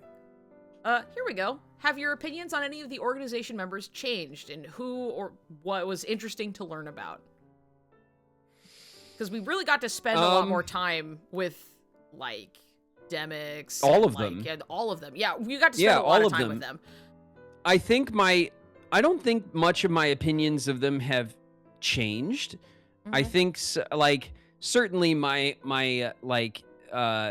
opinion of Demix, I think may perhaps changed the most, because Demix had the opportunity to make me laugh a few times with his like kind of laziness and, you know, like laissez-faire kind of attitude about being in the organization. And that was more endearing in this game than it was in passing in 2, where I was just like, who is this guy? What is he doing? Again, it's, much like Roxas, I didn't get an opportunity to spend enough time with the character to see why you guys kind of love them so much. But in this game, given that extra screen time, then they have the opportunity to kind of like to grow on you a little bit. So Demix grew on me a little bit, certainly.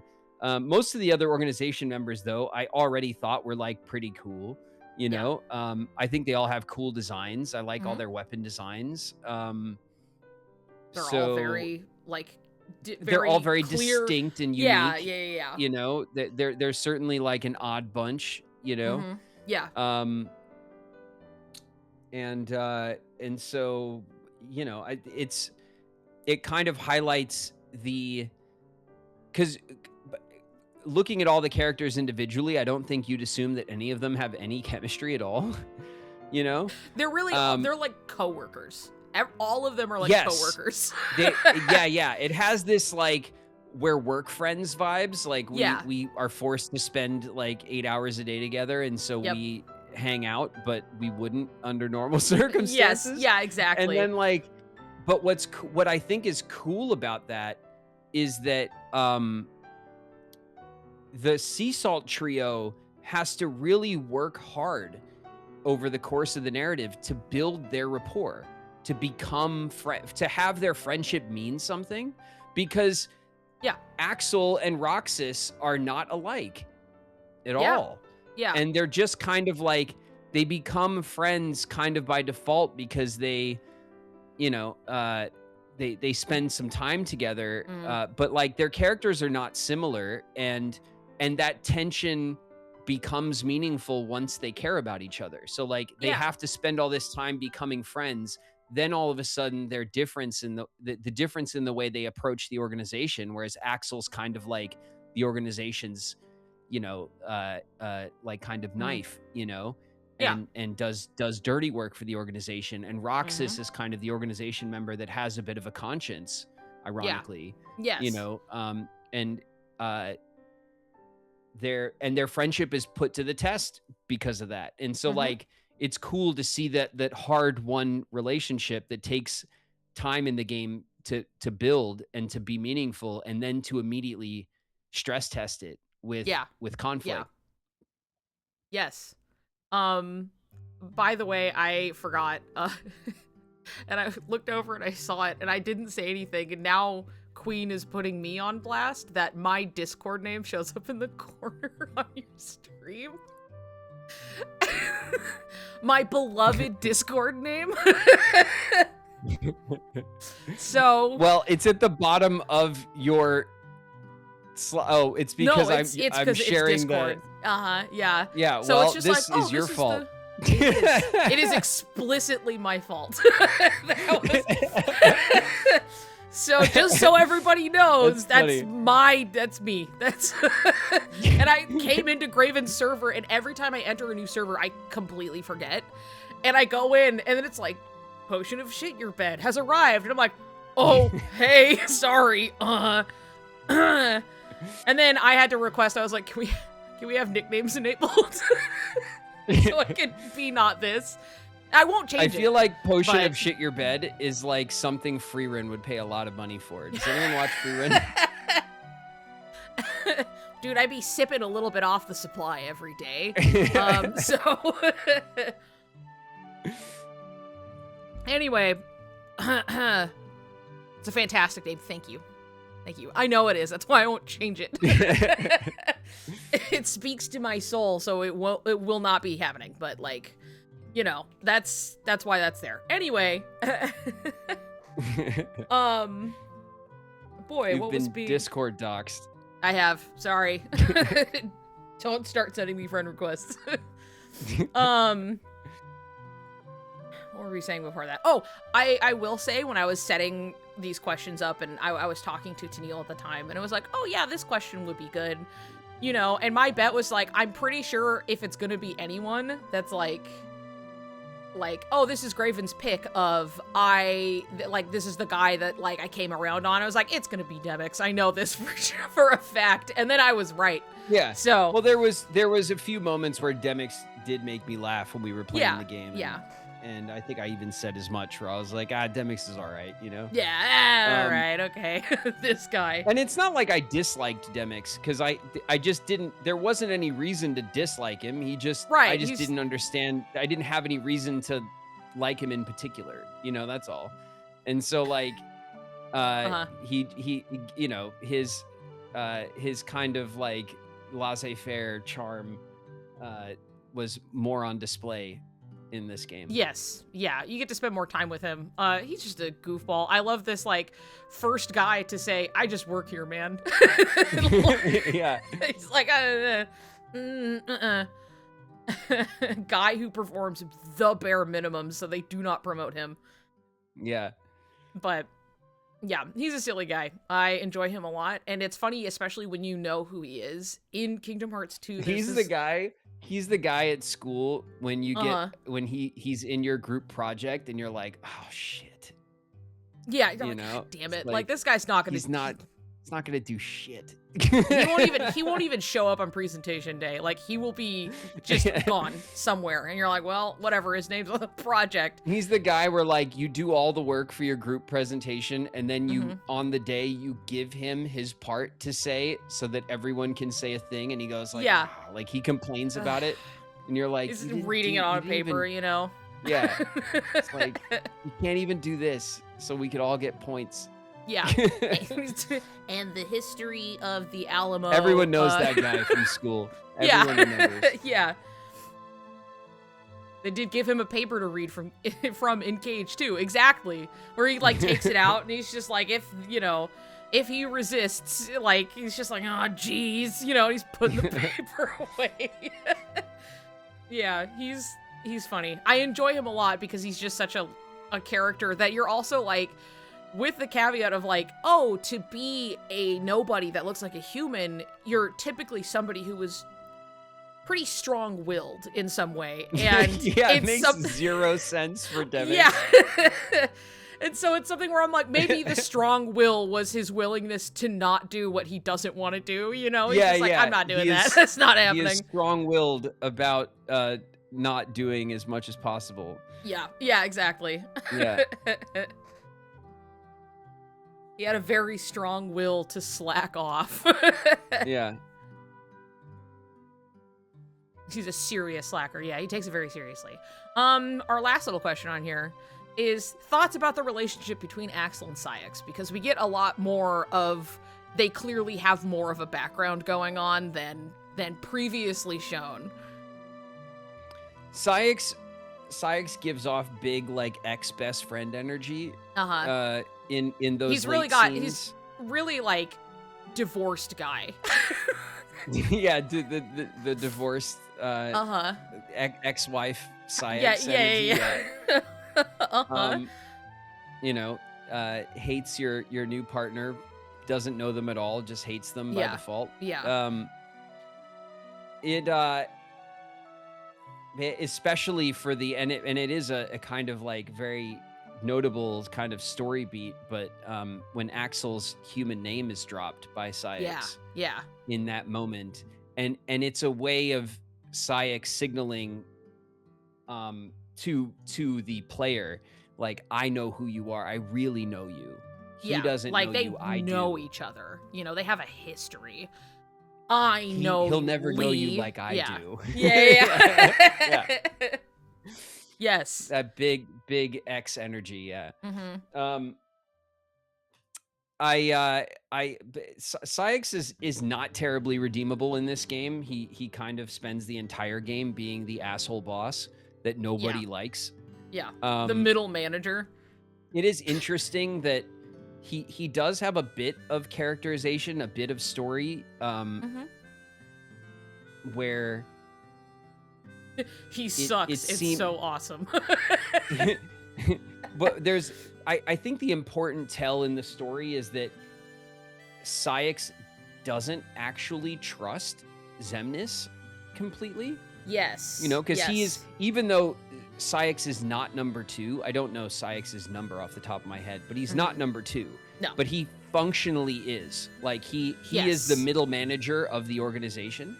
Yep. Right? He assigns everyone their jobs. He's very much like Xemnas' little right-hand man, even though he's number 7, is what it is. Which is perfect, because that's right in the middle of 14 of them. Actually. So he is quite literally the middle manager. He is. So you get the idea, or at least I got the impression playing through the game in the beginning, that he kind of wants to be number 2. And that, so he's the one who does all of the number 2 kind of things, to win favor with Xemnas. But then later in the game, it's kind of revealed that he doesn't really trust Xemnas, or is suspicious of Xemnas having ulterior motives, and he has his own ulterior motives, which Axel calls out as him wanting to rise to the top, which kind of Yeah. fits in with that, like, oh, I thought he wanted to rise to number 2, but it seems like he wants to be number 1, actually. Yeah. Yeah. And that Xemnas is not looked at as boss I want to impress, but boss I want to replace. Yeah. I'll do the dirty work. You make it to the top. In quotes. is Right. that Yeah, exchange yeah. that they have. Yeah. And yeah, it is very like, they clearly like have a history. They have also some type of plan that is also going off the rails as things just shift and change. In Well, and Axel. it gives the organization such dimension because Yeah. they are clearly, Axel and Syx clearly have some long-running scheme involved inside the organization for them to kind of rise in power within the organization. And the first order of business that's really kind of discussed by them in private is taking out the other faction of the organization that is also grouped together and is privately executing their own agenda. So like there's all of this delicious backstabbing and kind lots of like inter-corporate scheming. politics. Yeah. Right? I'm gonna kill my which is coworker. cool. It gives the dimension, it gives the organization a lot of dimension. Yeah. You know, it's not just a kind of superficially structured organization of bad guys. You know what I mean?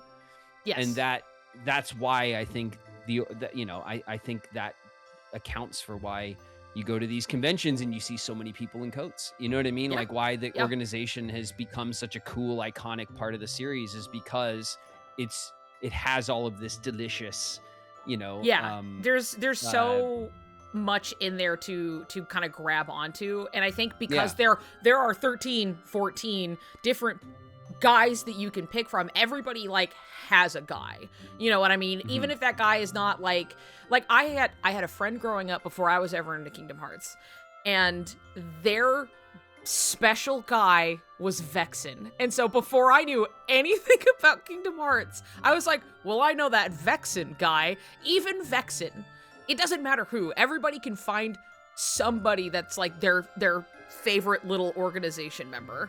Vexen? Yes, Vexen. But to be fair to this person, they always had an affinity for kind of like evil genius types and like villains and stuff. So I was like, okay, that makes sense for them now that I know more. But it was just like, yeah, Vexen from Kingdom Hearts, and like that's like one of the guys I know, you know? It was just like, the organization is so like, especially for the time when these games came out, people loved exploring this Vexen. space. Yeah, Vexen. Ozempic Gaston.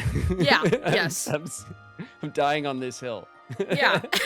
He's way too stacked, way too tall for a guy who's just like in the lab doing science, that I'm sure he's way too big for his keyboard, you know? It's wild, but it's something that like the organization really just has like, it's an established look. Each character is very distinct, and people, especially when these games came out, were so like, I want to spend so much time in this world, that you're like, yeah, a character who doesn't show up that much, and they're like, yeah, Lexius, that's your favorite guy ever.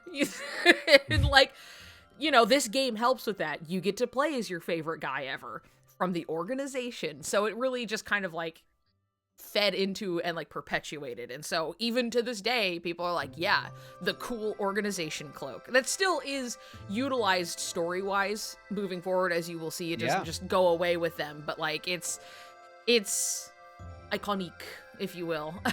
Yeah. Yeah, it's very cool. And it's easily the most common like Kingdom Hearts reference that you see at conventions and at fan gatherings of any kind. That's what you could bet. That's the first thing you're gonna clock is someone in an organization cloak. Yep. Even Mickey gets to wear the cloak. Everybody gets to wear the cloak. Nobody goes without the cloak. All 5 of us Syx fans. Well, speaking of Syx fans, check out this slide Hala sent to me. Hala's Syx Power Minute. All right. While Hala was here visiting for a brief moment, and this was not too long after our last Power Hour, Paula had been like, I, of my own accord, had been making a slideshow to show other people and, like, friends or whatever, and was just like, can I send you this? Can I just, like, send you this so you can put it in the next one? And I was like, you got it, babe. So here we are. Hala's Saïx Power Minute. Nice. It says, You kiss, wanna- kiss, mwah, mwah, You have mwah. 1 minute. You want to run through it? Yeah, okay. Yep. He can be your devil or your angle. He's voiced by Kirk Thornton. You did a panel with him in Vegas. He's also the voice of Shadow the Hedgehog. He's number 7 in the organization. His title is the Luna Diviner. He becomes a high-ranking Whatever member. that means. You know? Becomes a high-ranking member in Organization 13, as we just Not really. discussed. I mean, Mid-ranking. Mid-rank, yeah, but like number 2, but like down here. Can go into a berserk state in which he becomes incredibly powerful and out of control. Like, because this was a summary to explain to other people. So you know these things, but this is Hala's little Saïx slide.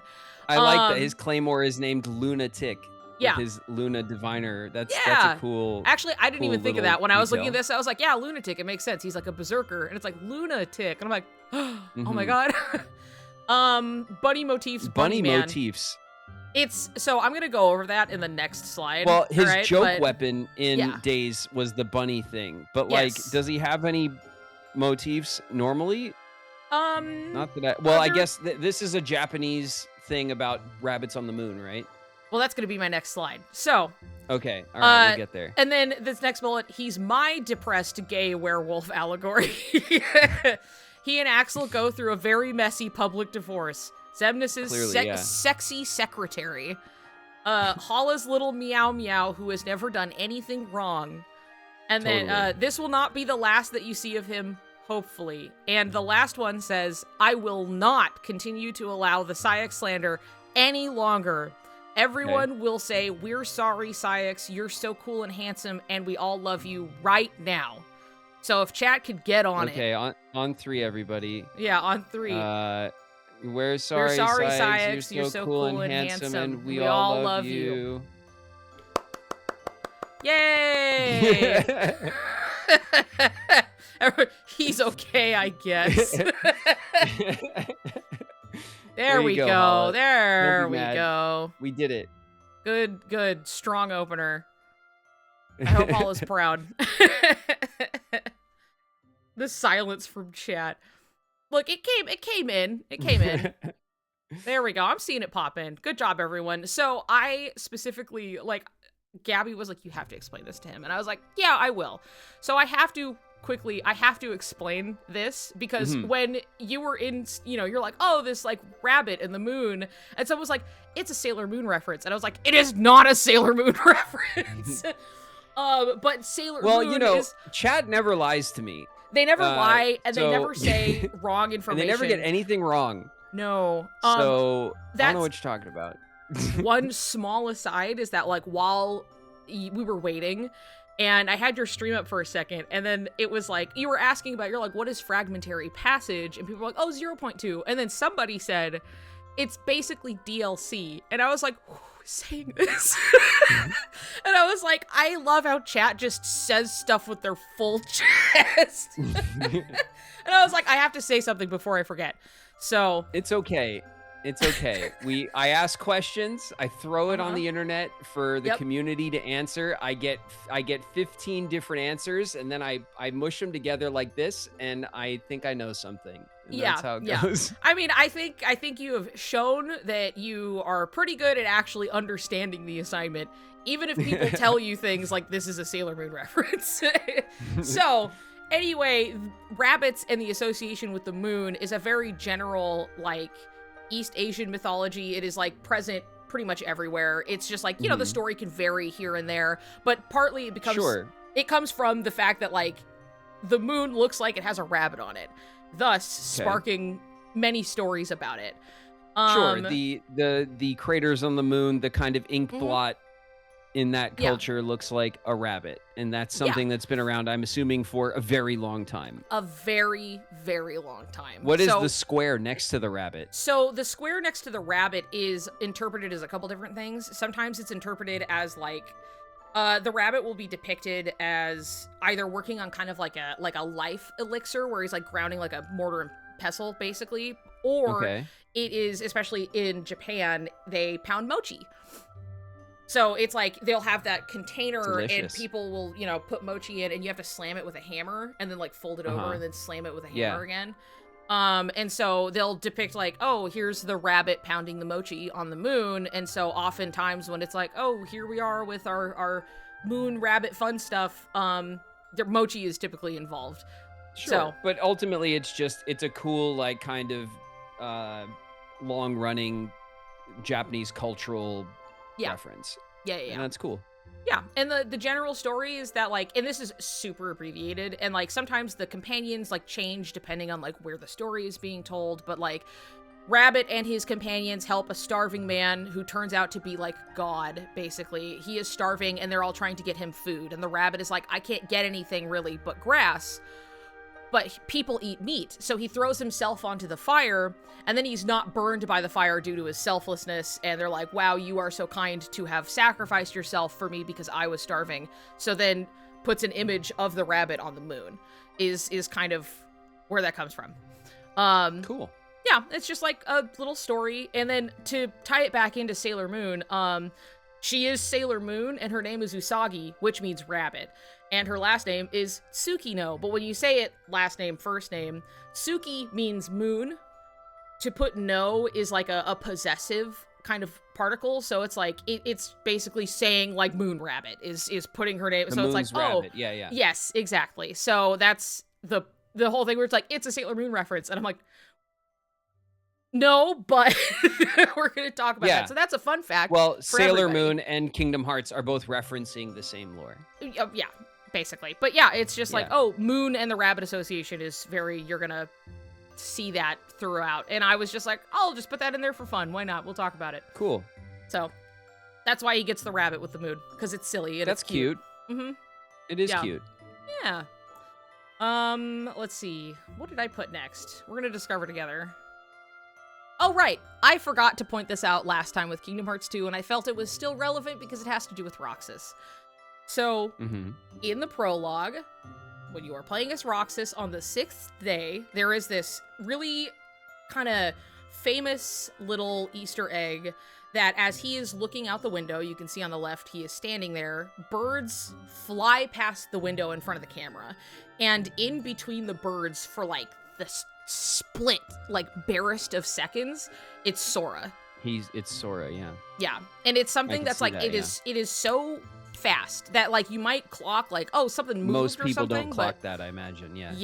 Yeah, but it's just, like, a really cool detail that was just, because this is the scene where, he's getting out of bed, and, like, you're kind of seeing Sora phase in and out over him as he's, like, getting out of bed and everything, because this is almost the end of his summer vacation. It's 6, right?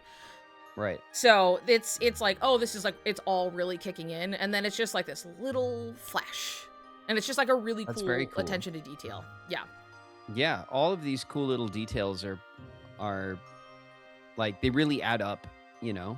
And it's when I see people in chat saying, I just learned this. That's so cool, though, that, like, this is one of those series that even if you've consumed it for years and years, there's still more to learn about it. It's really cool. Yeah, it's that's why I was just like, you know what, I gotta put it in, because it's gonna be somebody's first time learning about it, and it's just such a neat little detail. So I think it's cool as hell. So I'm glad I remembered literally like 10 minutes before, like, it was like 12:45 or something, and I was like, wait, and I went and downloaded the cutscene and was like taking screenshots just to put it in. So we got there. Nice.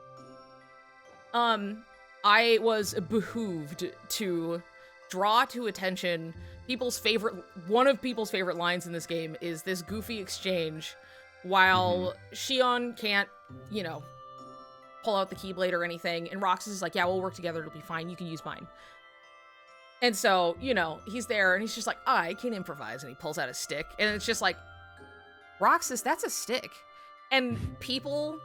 as you can see, people are literally saying in chat, it's just like, at the time... I've seen this in chat all year. Yes. This is something that I know has been, like, memed in the community a bunch. Yeah, I have seen a video of Allison Stoner saying the line for people. So, it's something where it's just like, it is just goofy, and the writing in this game is very funny. It's very sassy. There's a lot of just like, the localization is great, I think, in this game. And it's just so silly.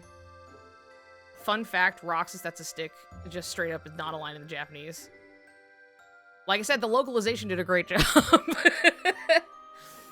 There's some real funny cosplay players who bring a stick when they do Roxas. Yeah, it's something where it's just silly, and people love this line. And I remember when it happened, and like you were just reading through, and like I was seeing people being like, he didn't care about the stick line, you know? And I was like, all right, I have to bring it up, the stick line.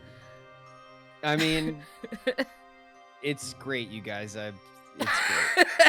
So I have to draw attention to it, all right? This way you know. You're getting the highlights of the important bits. He can improvise. Give him a minute. I can improvise. Big stick. Trix in the house. What up, Trix? Hi, Trix. And I did know that your walk-on was a reference to the Roxas stick thing. I did know this. Look, listen, chat. He picks up on way more than I think you give him credit. I think you're explaining 358. It paints very clearly that you're like, I was paying attention. I'm just not saying it all the time.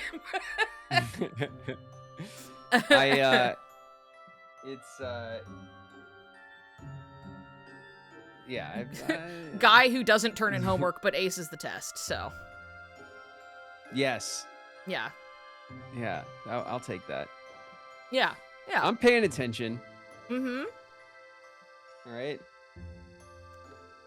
Let me double check. Let me make sure that this is looking okay. I'd rather be underestimated and over deliver than there you go. Yeah. Perfect. In the movie, they don't put her jumping, and that kills everybody. This little moment where she can finally like summon the Keyblade properly, and they're very excited. Like, they turn and they're holding it, and she has her like excited little hop, and it's just like really cute. Her little giddy little jump. It is very cute. Yeah. Yeah, it's super cute, and like they have this scene in the movie, but they like did not do that. They reanimated it more seriously. Yeah, they took some. Yeah, a bit. And so this is one where it's just like we have to mourn the loss of her cute hop. That feels like it's just cute characterization anyway. Like, she's excited. Yippee!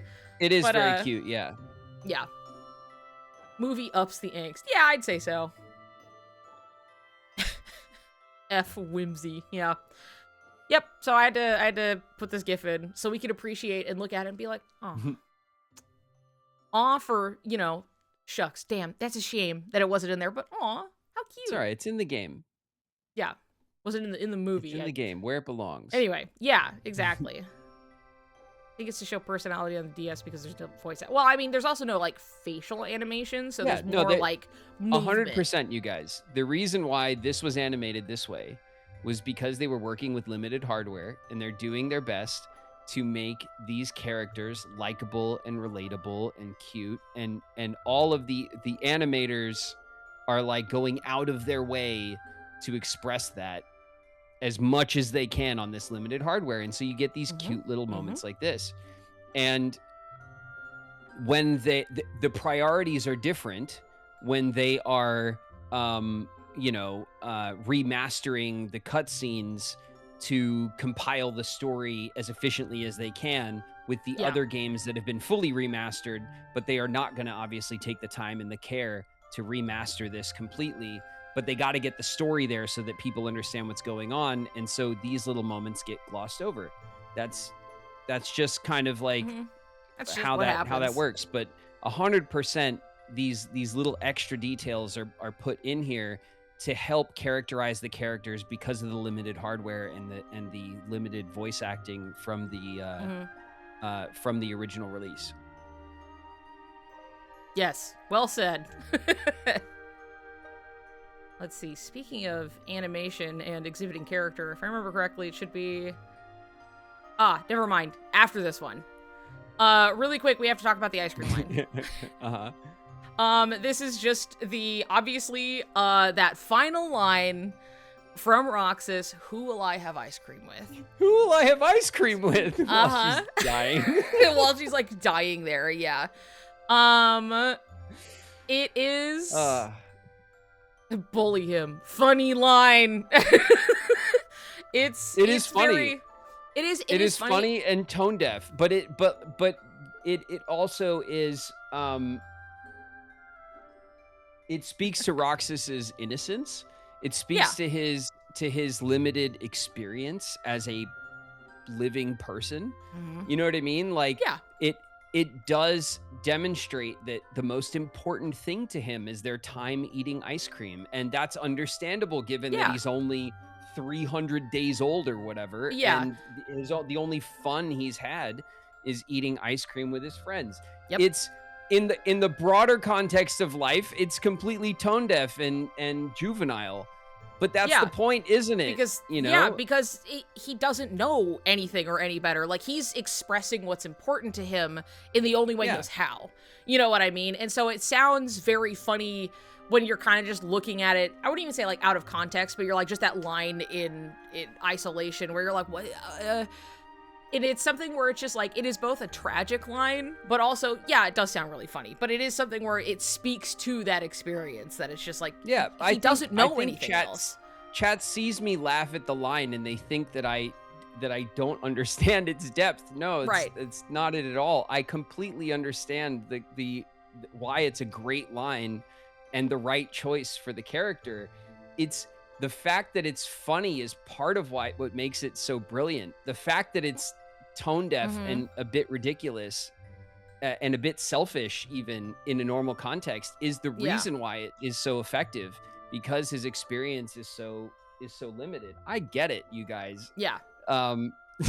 But only a very carefully thought out line can give you a reaction like I had and still carry weight, right? Where you're like, I can't believe he said that, but also it's very touching at the same time. That shows how great the writers are, you know? None of that was lost on me, not even on the first time I heard it. It's just like it genuinely surprised me and made me laugh because it is absurd. It's an absurd thing to say when your friend is dying. But of course, given the context of the game, it's very sweet and innocent and sad and tragic. It's all of those things. That makes it really great writing. I let it be known, I assumed all of this of you anyway, that it was like, he's probably gonna laugh. Like, this is something where, like, sometimes I'm just talking aside to, like Gabby or something, or like, he's probably gonna react this way or that way, you know? It's just like, he's probably gonna laugh at the line, but also completely understand what it means. Like, it's I completely get it. You can do both, you know what I mean? It's but, like, people were like, please, you have to talk about the ice cream line. And that's something where this is also just a line in general, because obviously people have very adverse different reactions to it, where some people are like, wow, this just hit me and, like, it made me cry, because that's just how, like, it's not that it's not silly sounding, but, like, just that emotional weight definitely for some will overpower. And then sometimes it's like, haha, that sounds really silly, but it's still like, well, because it's all he knows. It's a completely absurd line. But the fact that they chose such a simple and absurd reaction that can both be kind of funny and tragic, it's such a great moment because of all of that layering there, you know? I really do like the moment a lot. But of course, like, me bursting with laughter was more about surprise. At the very bold choice to have Roxas say something frankly so selfish in that moment. But part of that again highlights his innocence and like naivety and like those things are important layers to the character. I'd say so. Because it's topical and I realized I forgot to put it in. There's a lot from the novels that gives, like, really interesting insight, and the novel writer herself wrote for this game really specifically. But there is this part where it's like Namine kind of reflecting as she meets Shion for the first time, and she sees so much of Sora and his like sense of justice and like his determination and like these heroic qualities like within Shion, and then is like, I think she's like, I haven't really met him, but it's just like seeing these qualities in Shion, and then like I think that like Roxas got more of like Sora's like childish qualities, which I thought was a really interesting like comparison of like both of these things exist within him, and like Roxas got some of the more childish qualities where like Shion got some of the more serious moral compass. I mean, they both did, but like it's something where they're clearly driven differently.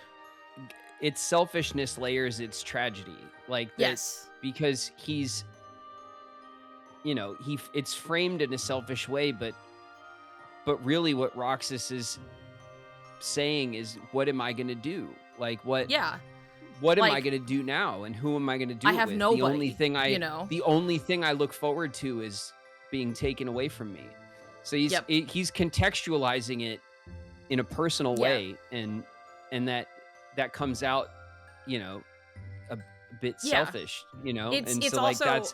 that gives it that tragedy that touches you when you relate to it, and gives the emotional moment its weight. Yeah, I think it's also like given the circumstance that like there's a lot of confusion because he's like holding Shion and he's like, did I do this to you? Who are you? What's happening? And it's like you literally just fought her, but like the memories are already just like bleeding away. And so, you know, he's just holding it, and it's like, it's the second he takes her hand, and he's like, who else will I have ice cream with? You know, it's like the first thing that comes out of his mouth, you know, and it's just like, yeah, it's your way of conveying, like, you're remembering the important part, but everything is just falling away. It's a great moment, honestly. Yep. It is a great moment. It was not lost on me, chat. Don't worry. Okay? Don't worry, you got it. I don't often like to remind you guys, but I do have. You went to college for this. I did go to college for film studies, okay? Film theory and things. I understand the storytelling very well. Yes. I promise. Yeah. I think you have highlighted that clearly enough. Give me like 2 seconds. I got my glasses all smudgy. Don't look at me without my glasses. I'm not, I'm a different person. Okay. Well, that said. So, with the discussion of characters having different animations that really show the character, they had a whole cast of characters that they were pitching for a multiplayer, right? It was a huge draw of the system. It was something that, like, Nintendo specifically was like, hey, can you produce Kingdom Hearts for the DS? Could it be something with multiplayer? And Nomura went, I got just the guys. I got a bunch of guys I could use. I have a fighting game roster for you. Yes, absolutely.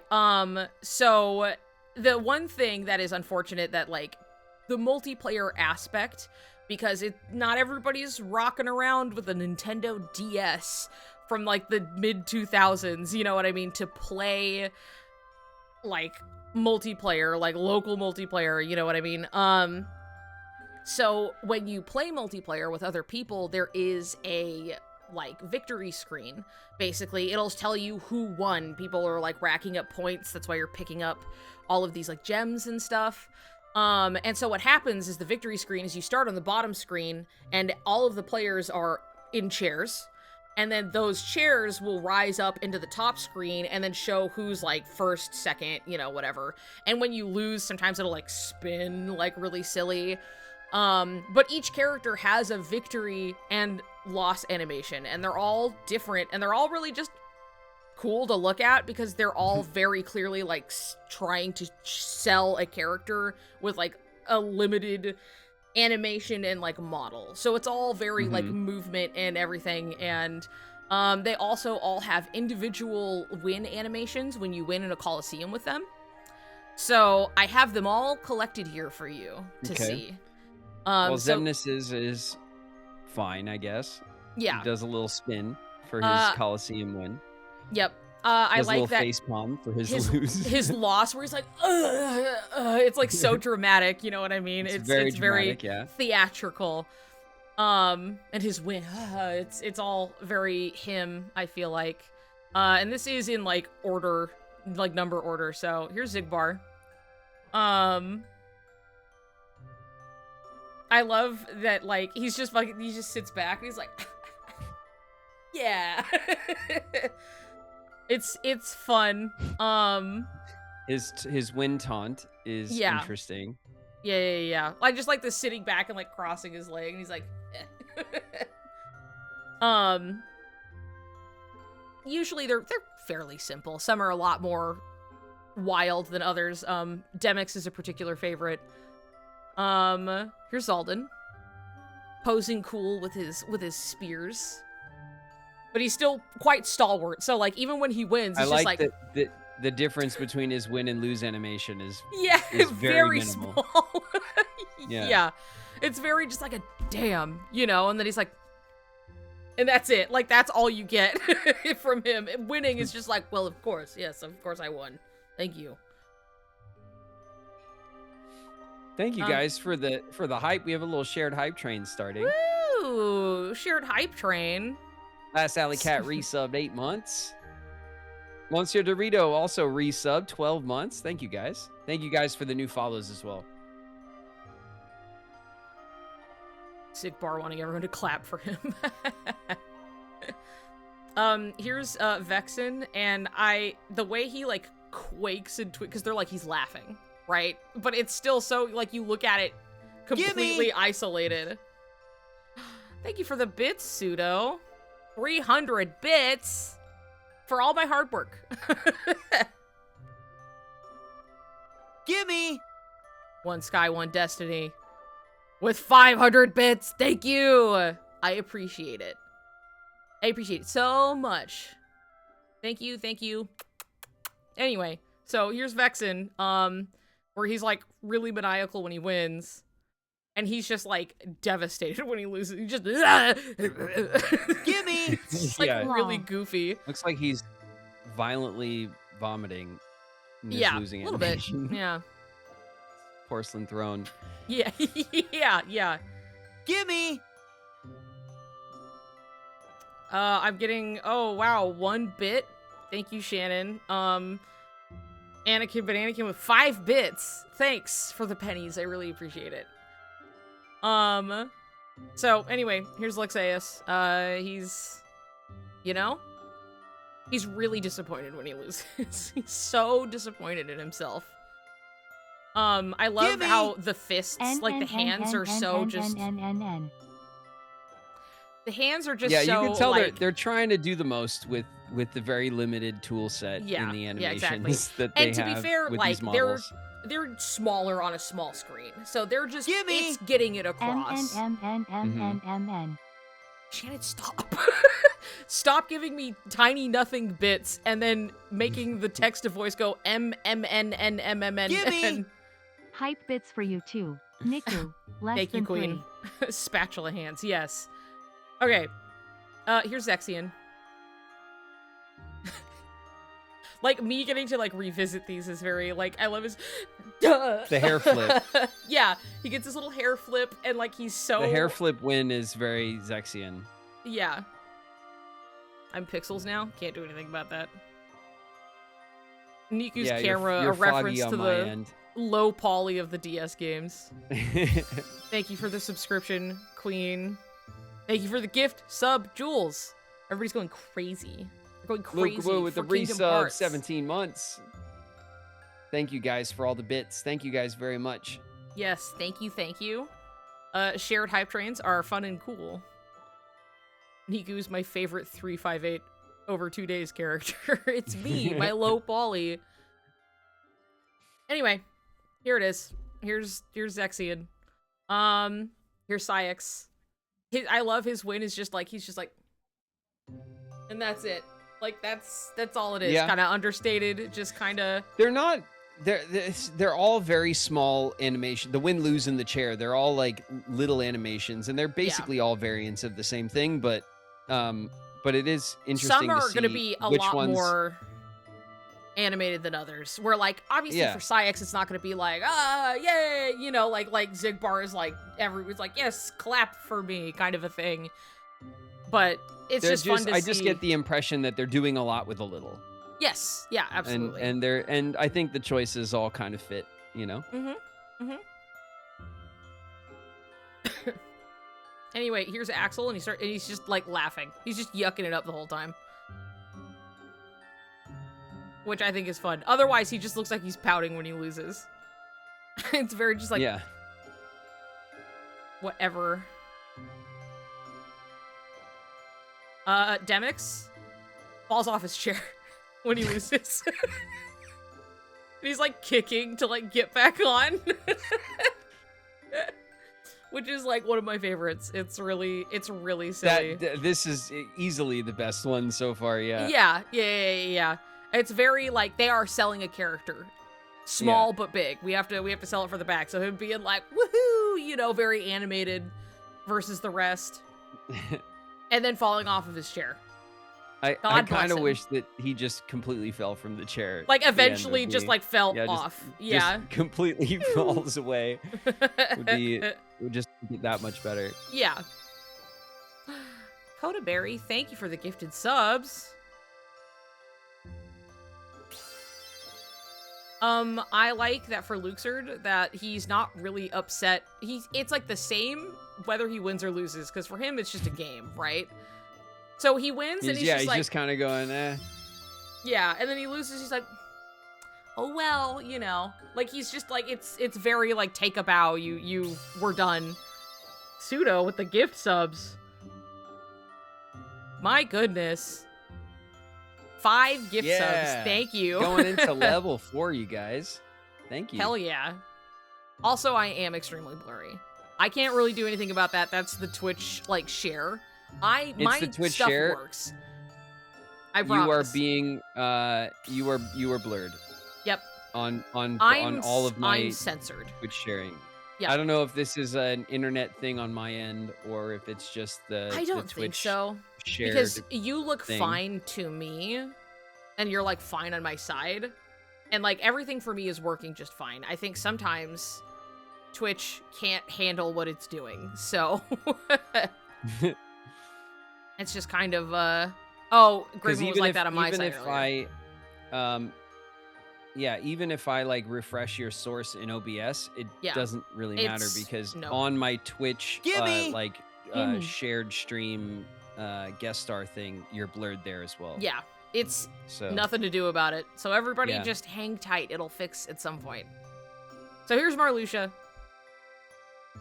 There's very an air of like, you know, and then Aline. But I like when he loses, he's like mad, but then he's like yes, I like think about it. You know, he's like, so Luxord is a good sport. He is, because it's all a game, baby. That's all he really cares about. So, I love Larxine's win animation. Look at her, very like parade, like the princess wave. Yeah. Hey. It's really good. And then her lose is very just like, you know. Both of Larxine's animations fit well. I like Larxine's Coliseum win too. Yeah. Her little stance. It's like a strong finish from an Olympian. Yeah. So I forgot, and then I realized I forgot just before stream. So there is like kind of another multiplayer character. You got everybody, but there's one you kind of have to go out of your way, and it is just like basically this version of Roxas. The hooded version? Yeah, and he plays a little different, but like while I was doing this, I was so there is another multiplayer slot, or is it on Roxas you get 2 options? Here's the thing, I don't remember, and I remembered too late when I came in that I was like, I don't remember how you get him. And so I was like, I know 0 gear That's plus cool. 3. Okay, yeah, it's a specific Keyblade gear setup that gives you this. Oh, so like you set it up in the panels and then you get the alt costume? That's cool. Yeah. So you can have this, you can run around as this, but it is still Roxas. So it does have That's a really different... cool. Yes. I was like, I know it's in there, and I remembered They it put here. a lot of heart and detail into the panel system, man. Yeah. Yeah, they really did. There's also, because everybody gets different weapons, and whatever different weapons you're equipped with, like Roxas gets all of these different ones, you know, all these variations of like how they look all cool, like that still carries over into multiplayer. It's not just like joke weapons, right? Even though the joke weapons are good. So Riku The joke weapons were worth checking out because it's funny, it's absolutely cute, you know, it's like little Easter eggs and stuff. Yeah, it saved me But, having like, to go get a bunch of obviously- PNGs. Yeah, well, obviously we didn't have to, like, you know, I obviously wasn't going to try out every single panel combination and different gear and whatever. Like, I don't think that the game justifies us spending that much time going through extra content. I think we kind of found a sweet spot with the funny stuff. You kind of did most, like, everything I would even care to. Like, I was just like, oh, you don't have to go out of your way to do this, but you took time to, like, go and do extra stuff, and I think you pretty much saw everything one would expect you to go do. So, yeah, more or less I still think so, 100%ing the game, but... Yeah, we did all of the main story. We did some extra stuff. We did spend extra time going for some of the bonus content and seeing some of the cute Easter eggs and different things. And I think that was enough for this game. Yeah. No, I think you were still... The fact that you played it through it all is, like, above and beyond what most people end up getting to do, or even try to do. And then more. You did more, right? So I think it's as thorough as anybody could ask you to do, honestly. Yeah. But yeah, I know that, like, some of the weapon change, like, Riku does have, like, he can be equipped with the Weight of Dawn. I forget which weapon equipped does that, but it's one of the later ones that you had, but, like, it's something where, like, his doesn't really change, except for you can get the Weight of Dawn. So, cool. Pandora. Okay, yeah. Anyway, here's Roxas's win animations. I like that I see these and it feels very Sora to me, when he's just kind of like... The top one is Sora's animation, yeah. With the Keyblade over the shoulder. Directly, yeah. It's like... Yeah. Sora's is like, he is usually facing the camera, and Roxas's is flipped. Like, you see his back when he does it. So, that's like a fun little detail. But then there's also just like hanging his head and just like this simple like, oh, you know, and you're like, oh, honey, honey boo bear, you know.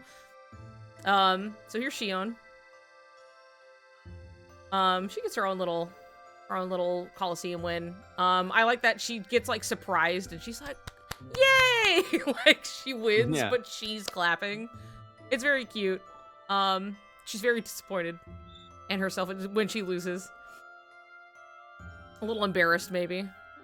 So here's Riku, and I love his, because even when he wins, he kind of does not fucking care. He's just kind of like, he wins, and he's just like, oh. Very lax about it, yeah. Yeah, there you go. And then when he loses, he just kind of like, yeah, everyone does a variation of the facepalm, yeah. Yeah. And you can see him here equipped with the Weight of Dawn while he's doing his little... I like his little pose, you know? He's kind of looking down. It's cool. I like Riku. I don't know if you knew that, but, I like him, too. Yeah. Here's Mickey. Doing his little thing. He really flies around in his Coliseum when he is whipping everywhere. What's interesting is that his lose animation is, like, almost the same as Sora's. That we'll see in a moment, but anyway... Simple little things. Here's Donald. Donald, who you spent like an hour fighting one guy with. Yoda. Yep, just to prove a point. Prove a point. And hey, you proved that point. You did it. Point proven. Can't stop me. Nope. Game. With a little hard work and resilience, you know. You can do anything. Here's Gooby. Goof man. Mm-hmm. What a guy. What a guy. We love that guy. And here's Sora. So, he does the same pose, but then he does that similar. And he's also doing like a but it's like both of his. So I just think it's cute that they like do kind of the same thing. much more cartoonish, like as he like hangs, but it's cute. And so these are all ones that are like, these are fun animations that I like to see, but you do not readily see them in the game unless you were to like go into a mission in multiplayer by yourself and then finish it off and then see that it's a pain in the ass. So it's like, okay, cool, gift time, let's go. Let's see what's after this. Nice. Okay. I have this here to talk about this scene because a lot of people are really confused by this scene. As Gabby wrote, the what the actual fuck scene that most people go, I still don't understand the scene. I don't know what's going on. So we're here to talk about it a little bit. And so the whole scene that happens that is like Shion is like on Destiny Islands, Roxas is like, oh, I see her, runs up to her, and then it's like this weird shit going on. Riku is there, Zexion is there, and they're talking and all this stuff is happening, and then Shion's like collapsing and becoming Riku and becoming Sora and like all of this stuff. And so the scene that it's replaying is specifically the scene in Chain of Memories when Riku is like facing Zexion on Destiny Islands. And so he had been like using his like illusion. He was like, oh, I'm Sora, you know, and he's like praying into like Riku's insecurities. And then they're having this kind of conflict, you know, and it's this it specifically is one of Riku's memories, and like Shion is like experiencing it. And it's something where like all of this crazy stuff is happening, and then Shion and Riku have their talk like on the little island, right? Love that scene. But oftentimes people are like looking at this and they're like, what is going on? What is happening with this? So here to talk about it a little bit. Ow, my head hurts because this cutscene is so weird. So, occurs just before the conversation Riku has with Shion on the beach, which we, like, later, oops, I double typoed, which we see in full later, when, like, Shion's, like, reflecting upon it, but, like, it is a scene from Riku's half of Chain of Memories, which Sora would not remember, even though she is there to absorb Sora's memories. So it's, like, notable that, like, she is getting one of Riku's. Shion is likely absorbing Riku's memories, but why?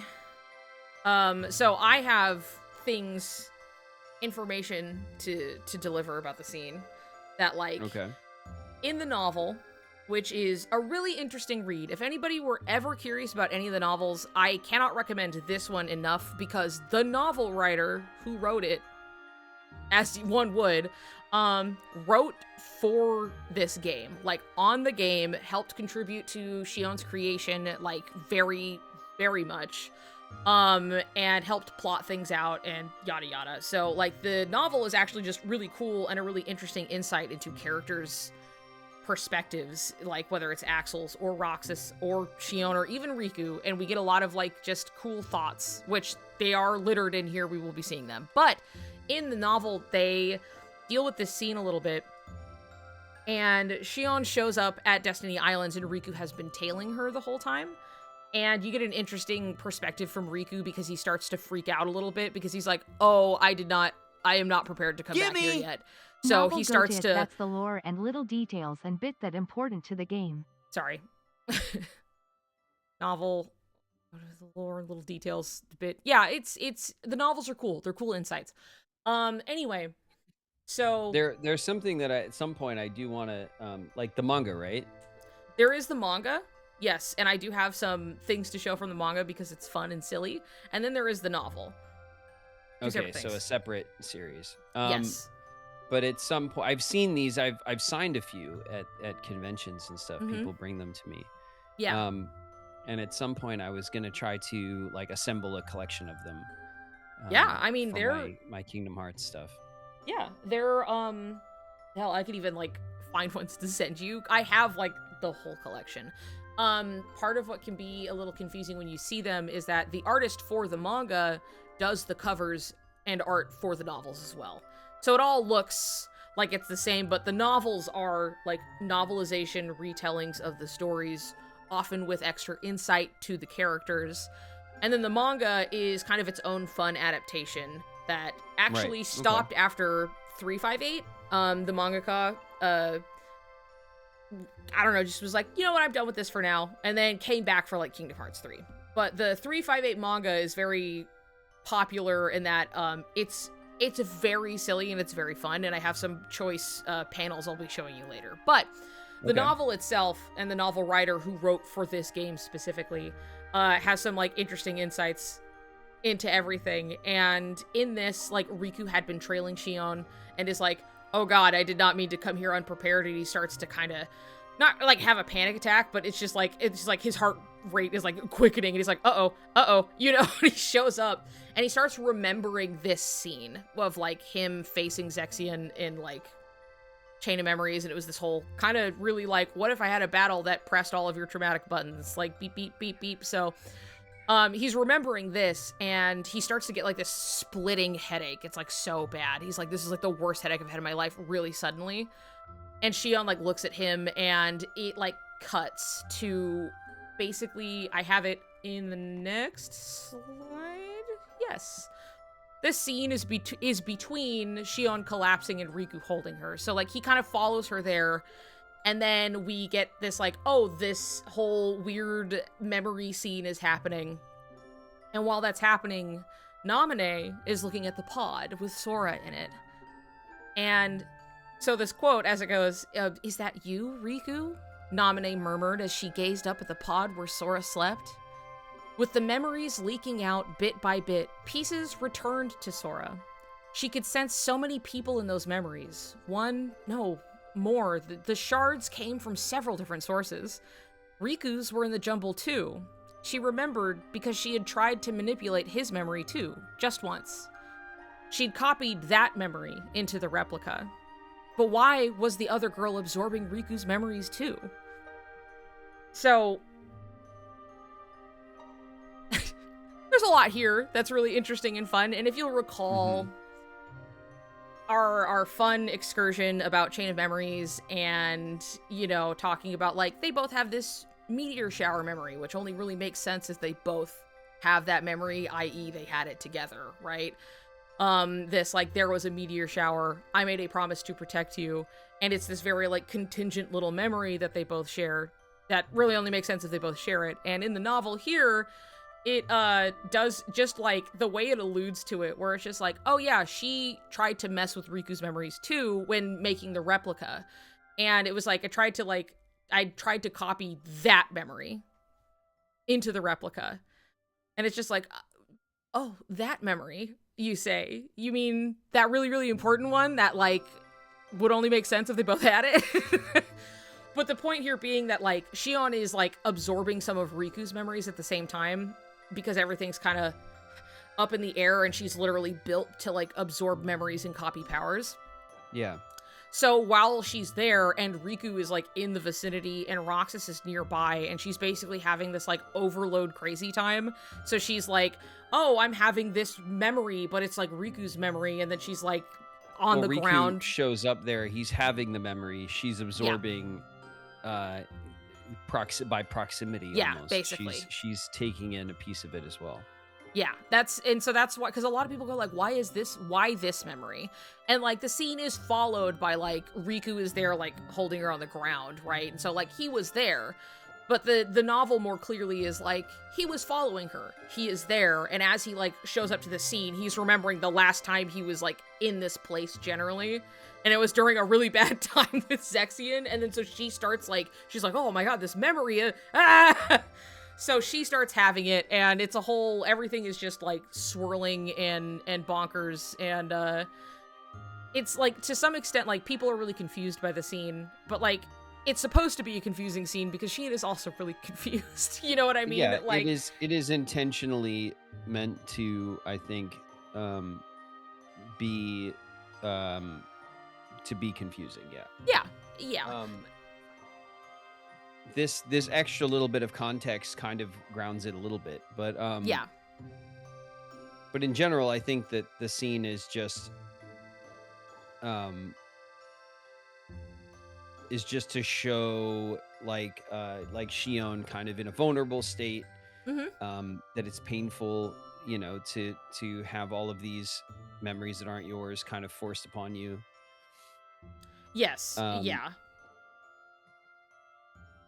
But it does feel a bit like a non sequitur just to have the Zexion scene like Yeah, it is thrown very at just you. like, wait, why is Riku here? Why is Zexion here? What is going on? And it's like, well, yeah, it is confusing. But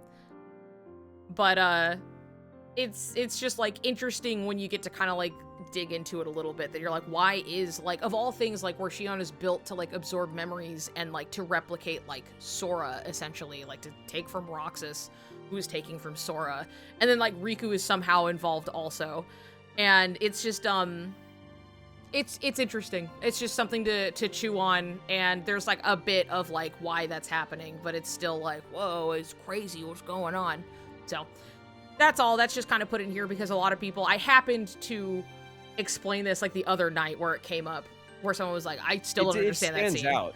Yeah, it stands for out sure. as a scene that kind of feels a bit out of place because of its like kind of left field context with Zexion. Yeah. Yeah. But she is just having a kind of a break from absorbing these memories, and because Riku is there remembering his encounter with Zexion, she is fed some of that in the moment. I don't know that it's any deeper than that, but it is and it's all done to be, it's made to feel confusing and scary and stuff, to then set up the next scene where Shion is kind of offered a choice for which path to take by Riku. And I love that scene. I love that scene a whole lot. It's a great scene, yeah. And the and I love the voice acting for Shion in that scene. Yes. It's and we talked about it a little bit when we were there. I talked about it more, I guess, when we watched it in the movie. Yeah. But the voice acting is very dynamic and has a lot of cool like little like different emotional beats to it. Yeah, I had to go back and watch it because I had missed when you saw it the first time, and then I was there for the movie. And I did separately in when Riku goes, when he's just like, when she had said to him like, "Are you mad at me for taking your friend away from you?" And this kind of like slight like jab at like testing the water type thing and stuff, and Riku just like, "Nah, I'm just sad." And it was just like a great line, and I remember seeing, and then it's just like, you're just watching, and then you just had a big smile on your face, and I was like, yeah, nice. Because it's a good line.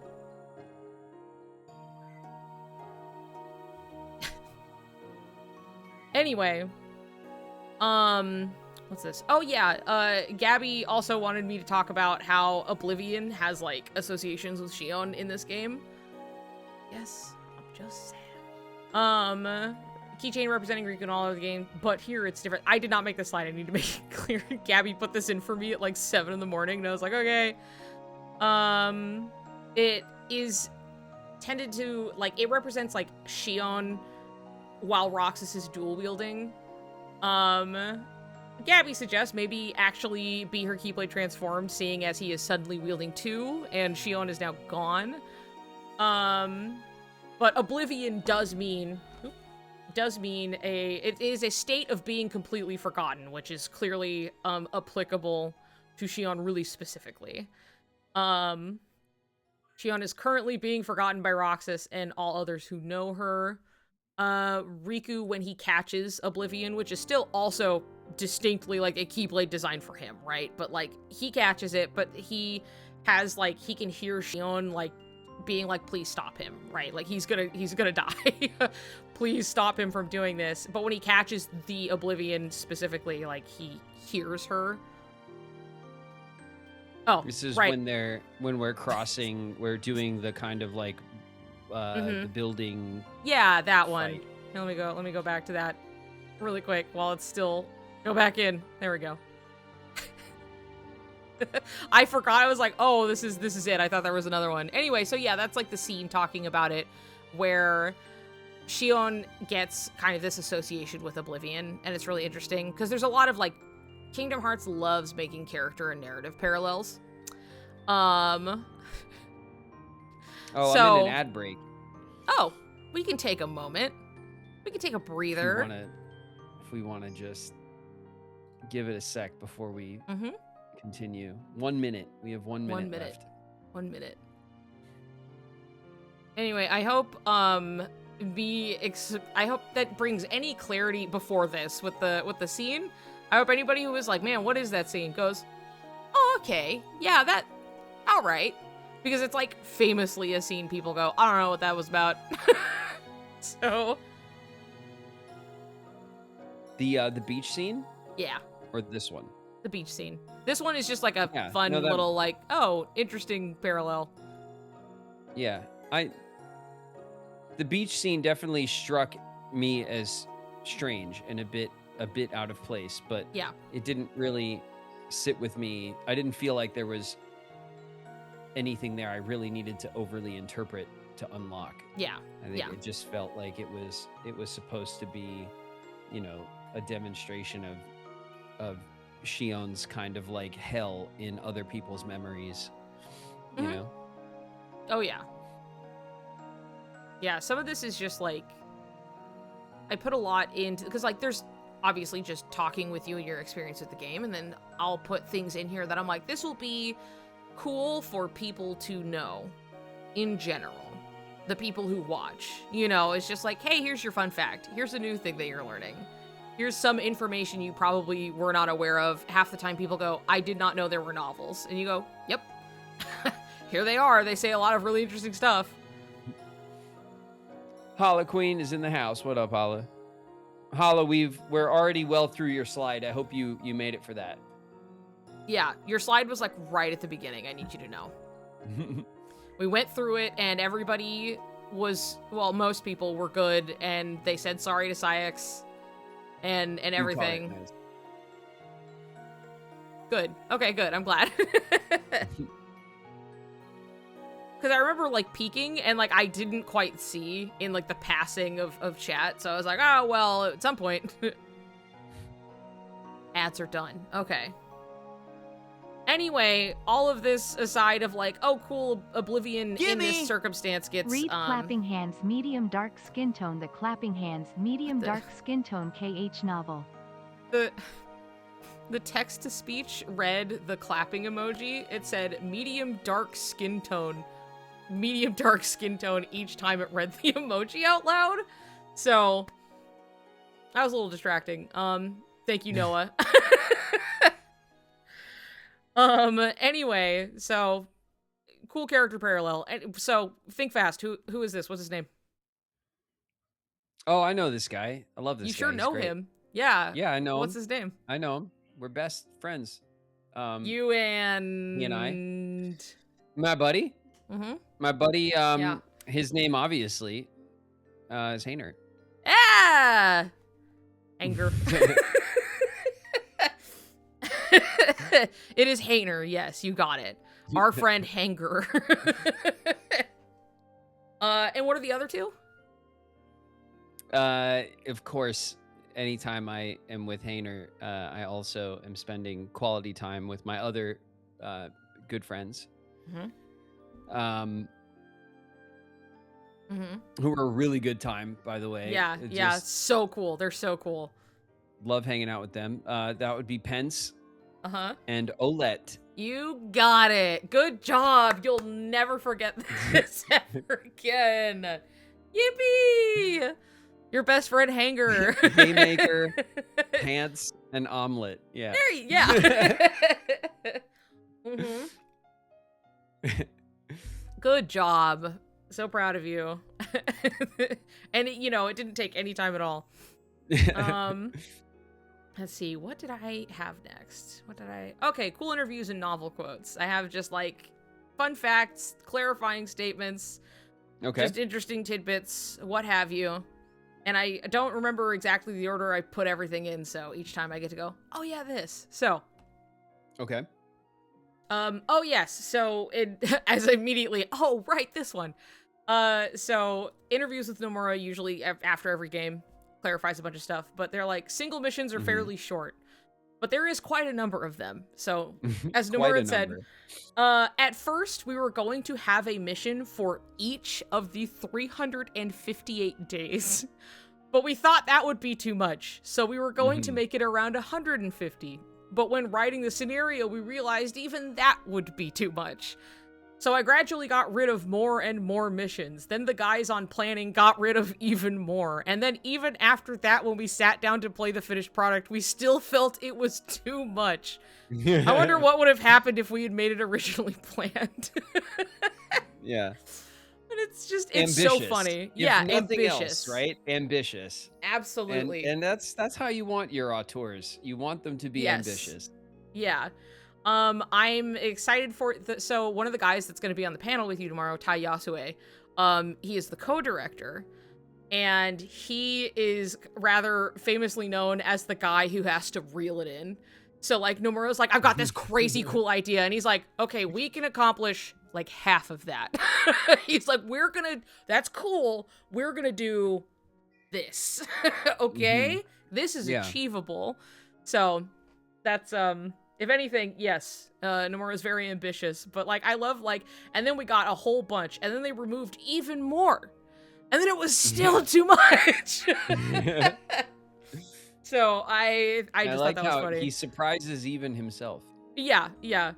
Sometimes you get an idea, and then once it's actually in execution, you're like, no, no, never mind.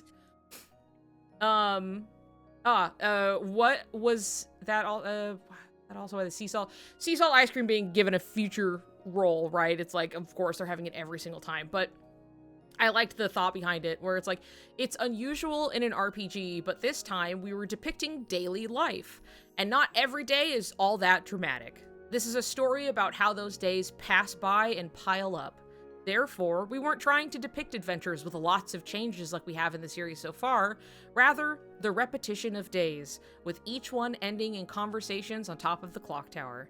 But there's nothing to pin down a situation where they just gather there and talk about nothing, so we thought we'd have them eat ice cream.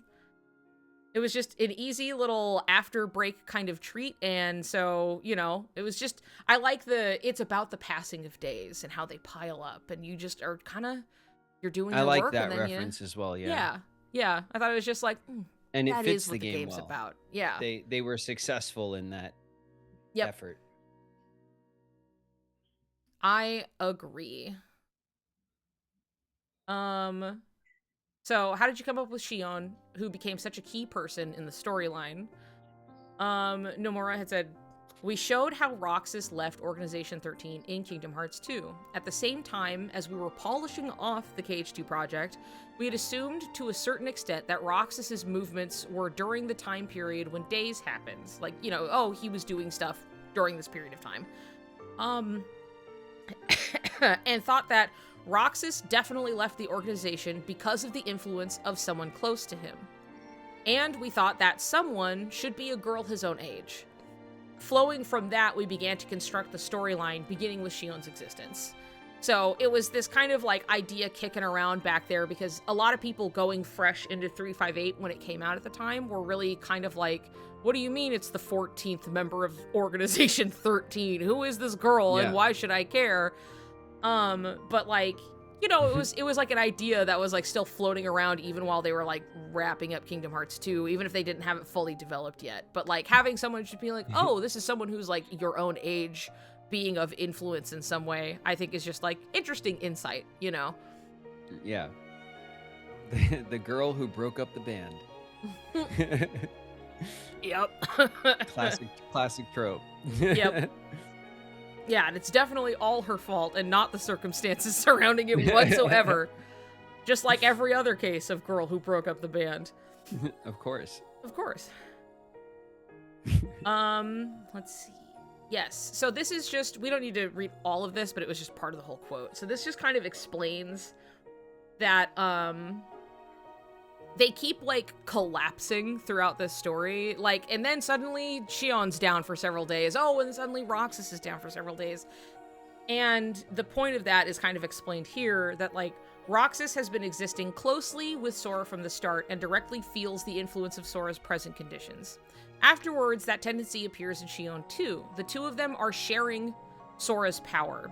So if, on the one hand, one of them gains a lot of power, the other's body weakens and they collapse. It's a relationship that is only practical if kept perfectly in balance, which is why they keep passing out at weird times. And it's when knowing that where you're like, oh, that person is passing out because the other person was like, cool, I've gotten stronger, I figured something out, and then it would like take basically from the other person and they'd be like, and then someone would like pass out. Roxas faints when like Sora's basically still in Castle Oblivion. And a lot of that's going down. And then once he's kind of in the pod, it's like, okay, now Roxas is like, I was down for a bit. what happened? And then... Yeah, because the early part of 358 is taking place concurrently with... Yes. Chain of Memories. Chain. Yeah, because at that point, early on, because, like, you know, you do hang out with some of the members that are in Castle Oblivion before they leave, and then Axel leaves as well.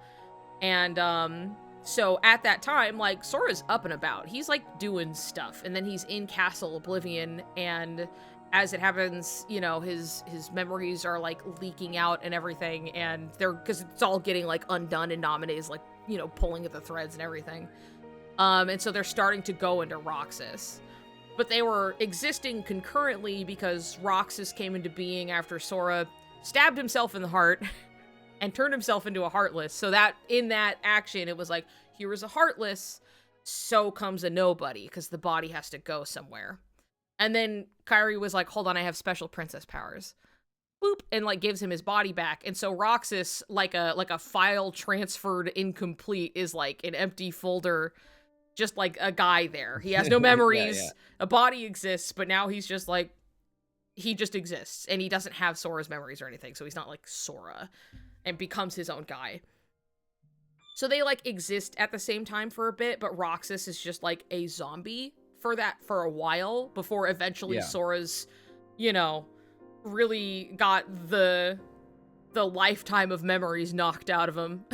And then Roxas starts to absorb it and gain powers. He's like, cool, all right, I think I was doing this stuff, but then Shion's also absorbing, and then they're fainting. But anyway, it is because of an imbalance of power, and they were like taking from one or the other and passing out about it. So yeah, all this kind of makes sense. It's interesting because you could tell that they plotted this out very carefully. Yeah, I would say so. While she was asleep, Sora's memories continued to flow into Roxas. Result of going to Castle Oblivion where Sora is sleeping and getting... Oh yeah, then Roxas passes out. Because he went to Castle Oblivion and everything's like, Sora's there, hold on. And he's like, ugh. So... Gimme! And remember, between KHCOM to KH days and KH2 was day Anyway. or a month for getting Sora close to before him in Castle KH2. Oblivion is where he gets overwhelmed with like the headache and collapses again. Yeah, okay. Mm-hmm. Yeah, Mm-hmm. all of it makes sense. It's the context is very specific. Yeah. Across two games that have, you know, Kingdom Hearts 2 between them. And so yeah. But it is interesting. Yeah, it's very, how it kind of puzzles together. Yes, it kind of slots together because they have that, like, specific, like, okay, we have Chain of Memories, and we have a timeline there, and we have Kingdom Hearts 2, and we have to fit in between this and make this make sense. And I think they did a good job. You know, Yeah. it can be, like, especially if, for some people who I even know, like, this was their first Kingdom Hearts game, you know? And, like, you don't need to have all the context to meet the game where it's at. But, it is interesting to see that, like, it is carefully kind of like knit together. But there you go. That's a fun little thing. Yeah, that's cool. This is a fun interview bit that I have never forgotten after I read it. And it was one of the guys who worked at the company that was developing it, Hand, who also developed The World Ends With You, which is a game I will definitely have you play at some point. But they were just talking about like, oh yeah, when we were working and everything, and what it's like, what's a goofy story you have? They're like, I have one funny story about Hokkaido where they were like working at the time. Roxas Hokkaido is the northern region of Japan, yes, right? It is. Yeah. Roxas lifts up both of his legs when he's jumping. And there was a planner who had noticed this pose. On a snow-covered road, he jumped into the air yelling Roxas jump, imitating Roxas, and tore right through the seat of his pants. Everyone roared with laughter. When there were tough times, I'd remember that and feel much better. Yeah. And this is one thing where I was like, I'm sorry to that guy. I am perpetuating this story because I can't. I had to bring it up. So Awesome. I remember Rox's jump and then ripping his pants. So it lives on. Rox's jump. Yeah. Yeah. Yep. I feel so blessed now to have this knowledge. Got his Roxas worth out of it. Yeah. Let's see what was next. Oh yeah, here's some Shion factoids that I didn't want to put the whole thing in. But Okay. like, it's interesting. So in the novel, while Shion had like run away from the organization and she's missing for like a notable amount of time, and like Riku is helping her, right? But he like gives her basically, he's like, this is the room I stayed in Hollow Bastion, like during Kingdom Hearts 1, the room that Maleficent gave him, and Shion's just like staying there while she's like away from the organization. And I thought that was just like, that's a cool detail. Like she's just alone in this room and it's like dead silent. But it's just like her little temporary living quarters is in that room. So I thought that was neat. I like Shion's name means tide, Naminé is wave, Kairi is sea. So they're all variants on Kairi's like they're elemental category. That's very cool. Yeah. In the manga, which is really cute, and I cannot emphasize enough how much the 358 manga is goofing. It's goofing around. It is having a lot of fun just being silly. And so Pluto comes along and Shion like falls in love with Pluto. It just adores him. And it's like, please let me I want to bring the dog home. And then Axel's like, hey, you can ask Sayax, I guess, but like, he's gonna, and then he's like, yeah, okay. And so here's just a picture of her with Pluto, and it's really sweet. So she hangs out with Pluto. There's cute art of just Shion and Pluto hanging out. Pluto joins the organization. Yeah. In the manga. Yeah. He's just hanging out. Traitorous pup. You traitorous dog. But everyone why am I so low res? I can't do anything about it, you guys. Blame Twitch. It's not me. But yeah, anyway, there's the naming convention, usually very thoughtful about the name meanings. So yeah, Shion's name means tide. Naminé's means wave. So That's here's a very couple things that like about the naming of Shion. So Nomura talks about, like, who was it that gave Shion her name? Nomura says that's Kanamaki-san, Tomoko Kanamaki, who was the novel writer, and she wrote on this game. I admired the many meanings included in it and decided on it straight away. KH scenarios are always written by many scenario writers, but I was troubled about who to ask this time. Since this would be a continuation of the series so far, I couldn't ask someone without an understanding of the subject matter of Kingdom Hearts. Kanamaki-san had previously written novels for the KH series, and I thought it would be good to work with her on the actual games, so this time I asked for her. So when people talk about like, oh, like she was writing the novels and she had like a great understanding of Kingdom Hearts in general. Like, I mean, they still got like checked by various like writers on the games to be like, yes, yeah, okay, cool, you know, thumbs up. Yeah. But this At time, the like, end of the day, there's lots of writers and there's many people for sure. on the team, but he brought someone in from the novels because they had that kind of intimate understanding of the complexities of the story. Yes. Kanamaki, my most high-profile Twitter mutual. Me too. Like, we just follow each other, but I haven't been on Twitter for a while now, so, you know, from afar. Tomoko, thinking of you. Anyway, yeah, she is, like, the primary, like, she is the novel writer. And then, like, Nomura was like, she really understands it. Come write for the game. So, she was the one who really contributed to, like, Shion's creation. And so, her own words And this was in the novel as an afterword, that she talked quite a bit about, like, oh, and then I did this, and I special requested that her hair be black because I thought it would be cute, and other stuff like that. But for her character, they actually used many of the ideas that I suggested, and we refined through our meetings. I have a lot of feelings about her name in particular. The Ultimania and other sources have already touched on this, but Shion's name comes from Shione, the sound of the tide, to echo Namine's, the sound of the waves. It also serves as an anagram for the imaginary number I, with an X, right? Which we were like, okay, yes, right. we've been over that. And in, like, flower language, basically, Shion is like a forget-me-not. It means I won't forget you. It's really like a triple layer, like, meaning to her name. That is the triple entendre, right? Yeah. That's awesome. That's the flower. So this is the Shion. It's really cute, and it's just super neat. Because I remember looking around, I was like, I know she said there was like a flower. There's a flower involved. And I kept looking through interviews and I couldn't find it, and it was in the novel. She just like wrote a whole afterword to be like, I gotta write for the game, and so here's the novel and all of my little stuff, and it's just cool. It was cool to hear, and so now you guys know too that it is also a Shion that means I won't forget you. Is the Dusk Flower manga panel in this PowerPoint? No, it is not. That is I'm so very sorry. cool. Yeah, isn't that cool? I love that. Yeah. I love it.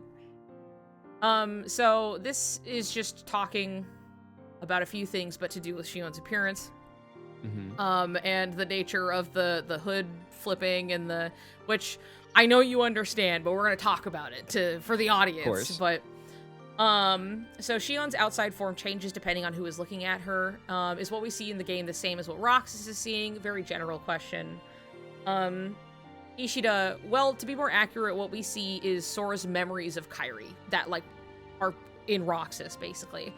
Then it widens to include Axel and Zigbar, and finally, after Shion's self took on a life of its own, we see her as a different person. Like, she gains her own identity, and we see her as her, right? Right, and that's when we see her face. Yeah, and then, I love this note of, like, Zigbar in Japanese calls her Poo-chan, which is short for, like, poupée, meaning, like, doll. He's, like, calling her a doll, but, like, in English, we got Poppet, right? That's why he calls her Poppet, because it's like, well, you're a doll, you're a thing, kind of, but, like, Poppet, it's, like, a cute... In English, they're playing on Puppet, which she's also called in English, Yeah, well, Poppet is, like, its own little thing. It is, like, a doll that can be used in, it can be used for a lot of things, honestly, but, like, whether it's, like, kind of blessings or curses or whatever, it's, like, a little, Poppets are dolls, little guys, but I think it's just a cute name, but, like, anyway, Pooh-chan, and then someone was just like, oh, I thought it was, like, he was calling her, like, Winnie the Pooh, and it's like, no. But we made it look like different people were seeing her differently by using cutscenes of her both wearing and not wearing her hood. When she is speaking to Saïx or others who do not see her as a girl, she is wearing her hood. We had to intrude on hand, the developers, right? To explain to the people working in events the rules of how she should look. And then, like, the interviewer was like, I was surprised at first, I thought it was a bug. And it was like, everybody thinks that. Yeah. It is, like, a common being like, why is that? Yeah, most people know now, right? Or, like, eventually, at least by the end, you're like, I get it. But, like, some people are like, I think there's a bug. Her hood is up, on and off between these scenes. And you're like, no, it means something. It's jarring at first. And so you would think it's just an animation bug. But given its context, it is very cool. Yeah. Poppets or effigies. That's a good way to put that. I was like, there are better words to explain what a poppet is specifically, but an effigy is a good descriptor. Anyway, this is like a further, like, talking about it from Nomura specifically. So it's like Shion hood appears, disappears, and he says, that was something we definitely wanted to do. We wanted people to go, huh? When Shion's hood appears and disappears in each cut. After finishing the scenario writing, I thought about it and asked Ishida to somehow prepare people for it happening in the event scenes. Like, so they're, like, prepared to know it's coming. I tend to think the program failed to make the reason clear, though. There were a lot of misunderstandings like that in the production of Days. The noise that was put over the reflections, like on the bottom screen when Sora is there, was something we'd been thinking about since the early stages of writing, but during debugging, we were often asked if it was a bug. So they're like, we're doing cool stuff, and like Sora's memories are coming in, and it's like, shh, shh, you know, with like the static and everything, and people are like, something's wrong with the game. There's something with the HUD and like all of this, and they're like, no, we meant to do that. Please. So it's that's just one thing where it's like they do this a lot through the series, where there is a lot of like interesting but like intentional like choices, usually, of being like, how are we going to convey this information, and like not necessarily hold your hand about it, but if you're looking, you can figure it out, you know. And they don't have to deliberately have somebody look to the camera and be like, sometimes I saw her hood on and then off, and then I realized she was a person, and now I see her, you know, like we don't need it like fully explained, but like they do a lot of that. If some people aren't confused, are you really doing anything artistic? Yeah, you know what? Yeah. That's the attitude to have. It's okay. It's like they make these kind of bold choices that are meant to be jarring and to stand out and to kind of build their meaning over time. And not everyone's gonna get that stuff, and that's okay. I don't. It depends on what your priorities are, and I think it's clear in the Kingdom Hearts franchise that the priority is the artistic vision, and not necessarily like clarity. And so you end up with a game series that is notoriously difficult to understand, right? Yeah. And it's because of all of this kind of these artistic choices that that they obfuscate in interesting ways. Yeah. And I don't know, I prefer it. I think it's cool. It gives you something to dig into, you know, like this. Yeah. No, I fully agree. I think it's so much fun to like, because that was partly like one of Nomura's goals too, was like, I want to give you something to think about and to chew on, and to like, you know, I was tired of having series that like spelled everything out and there was nothing left to think about. And so when you have cool things that are like, you can find even the intended meaning within the scene, but it's something to make you go, now wait a second, what's going on? You know, and like that's great. I love that. It's something where it's like, I'm engaging with the puzzle you're giving me, you know, and it's just like cool, interesting symbolism, and I don't know, it's cool and I like it. Sorry if you guys can hear Fern yelling. Fern's having a fit right now. Fern is having the worst day of her life. I have a young baby in the house, and she is clearly upset about something or other. Yeah. But everything is fine. I promise everything is fine, except for the fact she's having the worst day of her life right now. So my little mandrake is making herself known. She's upset about being a baby. Yeah, I would be too. We're gonna talk about it. Shion is trans. Whippy! This is very much a common, and I think would be disingenuous not to talk about, right? Common take and understanding where it is truly as simple as, right? That like she starts as an object / puppet and comes into her own identity regardless, which by that nature alone is to transition, right? Said object is also furthermore intended to and is based on a boy.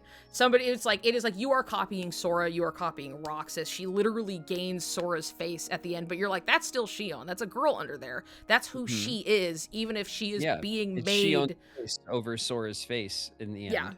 Yeah, and it's like, you may be forced to be this thing by outside parties, but that's not who you are. That's not Shion.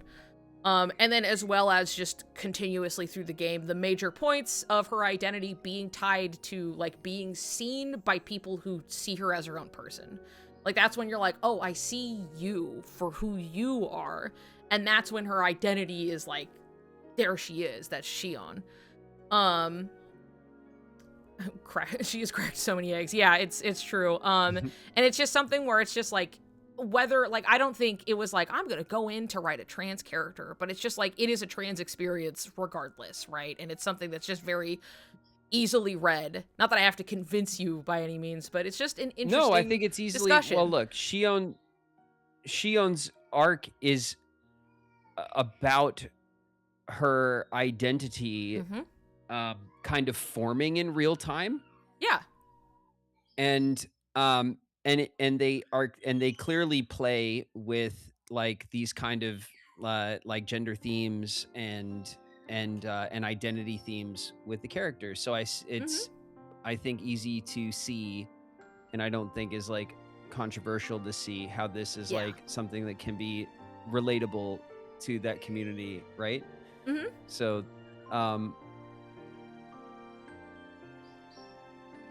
yeah, I don't yeah. I was reading chat just a little bit, but like it is just very much like, I think that in any case where like someone is like trying to figure out who they are is just like common queer experience wherever you're landing, wherever whatever's happening with it. Like, you know, everybody has to figure themselves out, but like there are definitely extra hurdles to like a queer person living in society, you know what I mean, where you're like, oh, what's going on? I don't have any guidelines. Who am I? You know, but like it's particularly, especially where it's like, oh sure, like finding identity, and then it is very much like, I'm a girl, and they're like, you're an it, you're a boy, you know, and you're like, yo boy, oh geez. So, you know, yippee, trans Shion, there you go. I went to Torty and I was like, make me some picture. I need trans Shion. And gave me trans, like, Shion eating ice cream that turns you trans. You received trans ice cream. I did. That was it. So, that was a cute picture. It is cute. And I was just like, you know what? That's perfect. She can have she can look happy with her little trans ice cream. So, there you go. Another Torty W. Yeah. Exactly. Thank you, Torty. And then I think after this, a Torty masterpiece. Yeah. Yeah, another one right next to Gorb, putting it up on the fridge. 'Twas I who made the ice cream. Anyway, I think this is the I think next is Riku. There we go. So, really quick, the image that you can see here, I wanted to point this out. The one thing that we didn't do was there is also an anti-Saix fight, but there is an anti-Riku special boss that you can fight in 358. And there he is. Anti-Riku. Yeah. With the black hair, huh? Yeah, it's like the whole thing is like monochrome, like black, basically. And I remember because Flo was like, please, I just want you to see it. And I was like, don't worry, I'll make him see it. I remember being like, here we go. What do you do to get to this fight in the game? Chat, what do you do to get this fight in the game? It's been a minute. I went and found the video, and then I went instead to just be like, I will just take a picture just to talk about it. But, like, so much. Anti-Saix cuts more of an impression, IMO. You can't see Anti-Riku's eyes. Oh, yeah. With, like, the glowing, like, yellow. But he looks cool. And it's a special little fight. Anti-Saix and Anti-Riku show up in mission mode. Probably because their normal variants are playable. It's if you're playing as Riku in mission mode. Okay, so when you go to fight Riku in that final fight, and you are Riku, then he looks like that. Okay. Yeah. Mission model. Got it. There we go. Yeah, that's cool. You get a reskinned Riku boss when you play as Riku. Yep. Yeah. Seconds.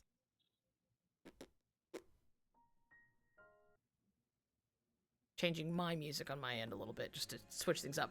Anyway, so Riku Factoids, he is first playable in mission mode, specifically after you have the true love discussion from Beast's Castle. It is after that mission that you, like, it's like, oh, he really cares about her. He's, like, fighting to protect her. That's why he's fighting all these Heartless. It's not the Rose, it's Belle that he's fighting to protect. And then Roxas is like, what is love? What is this? And you go through that, and then, boom, Riku's playable. is like specifically when he comes in, and you're like, very interesting. Love that for you, King. And coupled by the fact that when you first meet him, he is at Beast Castle. That's when we first see Riku. So there's a fun association with Riku and Beast that will definitely get further discussed later. There's a very good part of it in Tennille's video about it that I remember when we first went through it, and even I was like, dude, oh my god. But yeah, that's your fun fact. You can play as him in mission mode. Only after you talk about true love. The first time Roxas cries in the entire game, ever, at all, is when he gets that memory of Riku taking the Keyblade and being abandoned, basically. Like, Sora's memory of, like, you're just the delivery boy. Of the wooden sword. Yes. Yeah. That whole exchange when, like, Roxas first gets that memory is the first time That's he when cries. Roxas wakes up with the tear in his eye. Mm-hmm. Yeah, he, like, cries and, like, it like, goes down his cheek and everything. And he's like, what the... Which I just think is really interesting because as much as it's clear that Sora is, like, really devastated when it happens, like, he does not cry. And he has a repeated showing of how much he loves to just stuff his feelings away. There are many little examples of it just kind of around where he's like, yeah, guys, I'm so fine, actually. We're good. And so I just think it's interesting by way of showing just how bad that hurt. Enough that it made Roxas cry even though you didn't know what was going on. And then also at the very bottom, everything is for Sora, which is obviously well known, but it is something that is repeated in the novel more than once. And I didn't want to keep putting those quotes in, so I was like, look, man, everything is for Sora, okay? He says it himself. Multiple characters say this. This is just how he is. It's all he gives a shit about right now, so, you know. So there has been discussion of, like, how Riku sees Shion and, like, what he sees her as. And I know you on stream had been like, well, because he sees Sora here, right? That's what makes sense. And someone was like, well... It makes sense because that's how... that's what is shown at the end. That's the reveal at the end of the game. Yeah, that like... That Shion can appear as Sora. Mm-hmm. And so, yeah, that was my assumption. But I know that someone said that it's different in the manga. Well, I'm here to clarify a little bit. So, when he sees Shion as Kairi, like, specifically... Like, there was, like, one other example where he notes that, like, they look really similar. When he's, like, thinking of Shion, he's like, yeah, like, she does look like Kairi, but, like, that's still he sees, like, Shion. But, like, in this moment when they are talking on Destiny Islands, when he sees Shion as Kairi, it is only when she is asking the, like, do you hate me for taking your friend away from you? Which I think is super interesting. Like, it's such an interesting choice that, like, in this moment he sees Kairi being like, do you hate me for taking your friend away from you? And that's when Shion looks like Kairi. But otherwise, in every other example, right, it is quite, like, clear that he is seeing Sora, like, the way he reacts the first time he sees her and how much he is, like, taken aback, right? Is very, like, who else would he be so surprised over? But in the novel, it also makes it pretty clear, and even then, this quote from the novel is during this scene where they're talking on Destiny Islands. In the novel, it's pretty explicit who Riku sees. You know, who am I? Shion murmured, her eyes still closed. Feeling uneasy, Riku lifted his blindfold just a bit to look at her, and just for an instant, she looked like someone else. Not Kairi or Namine, but him. And it just leaves it like that. Zigbar, it looks just like Demyx, you know? It's crazy. Must be. It has to be Zigbar.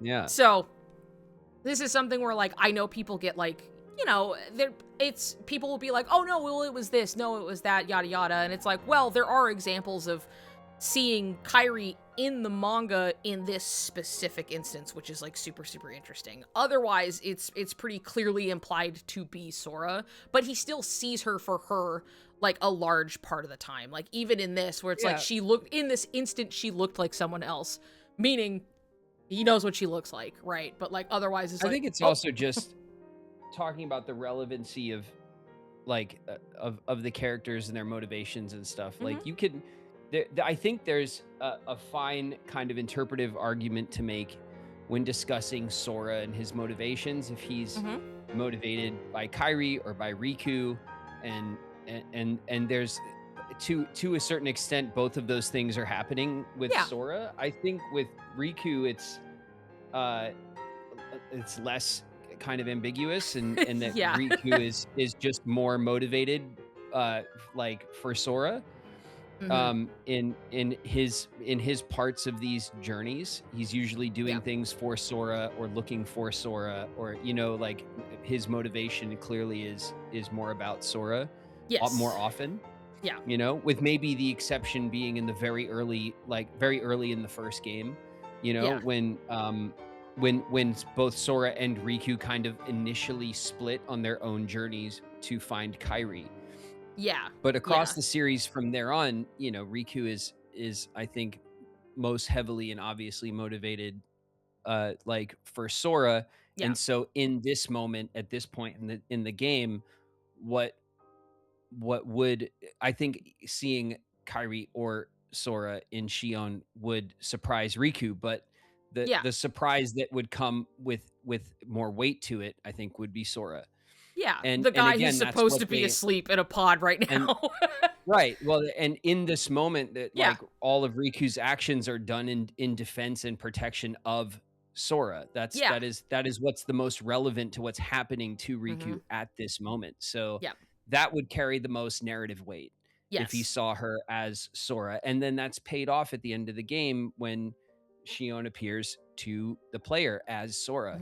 So so like all of that kind of makes sense. But given Shion's character and identity and this kind of unique ability to appear differently to people based on what memories, of Sora, what memories she's absorbed that are associated with the person looking at her in particular. It very also makes sense that she could appear as Kairi as well under like under the right circumstances. Yeah, exactly. She's literally like machine built to look like somebody you know. You know what I mean? Yeah. And so part of it has to do with the memories that she's absorbed, and the other part of it has to do with the person who is looking at her. Yes. And so that those things come together to kind of for you to interpret like who they're seeing in that moment.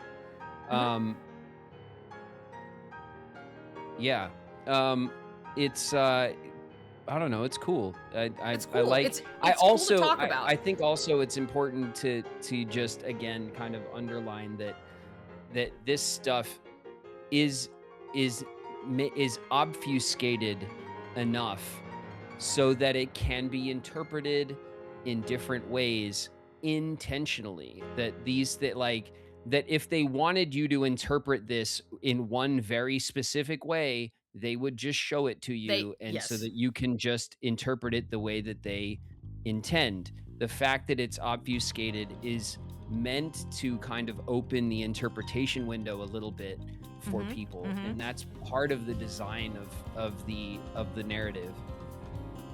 It's also, in the same way that they're like, hey, we're going to show you something that maybe you don't get right away, but like you get to chew on it and like think about it. We're not going to like always hold your hand directly. Like, can you interpret it a few different ways?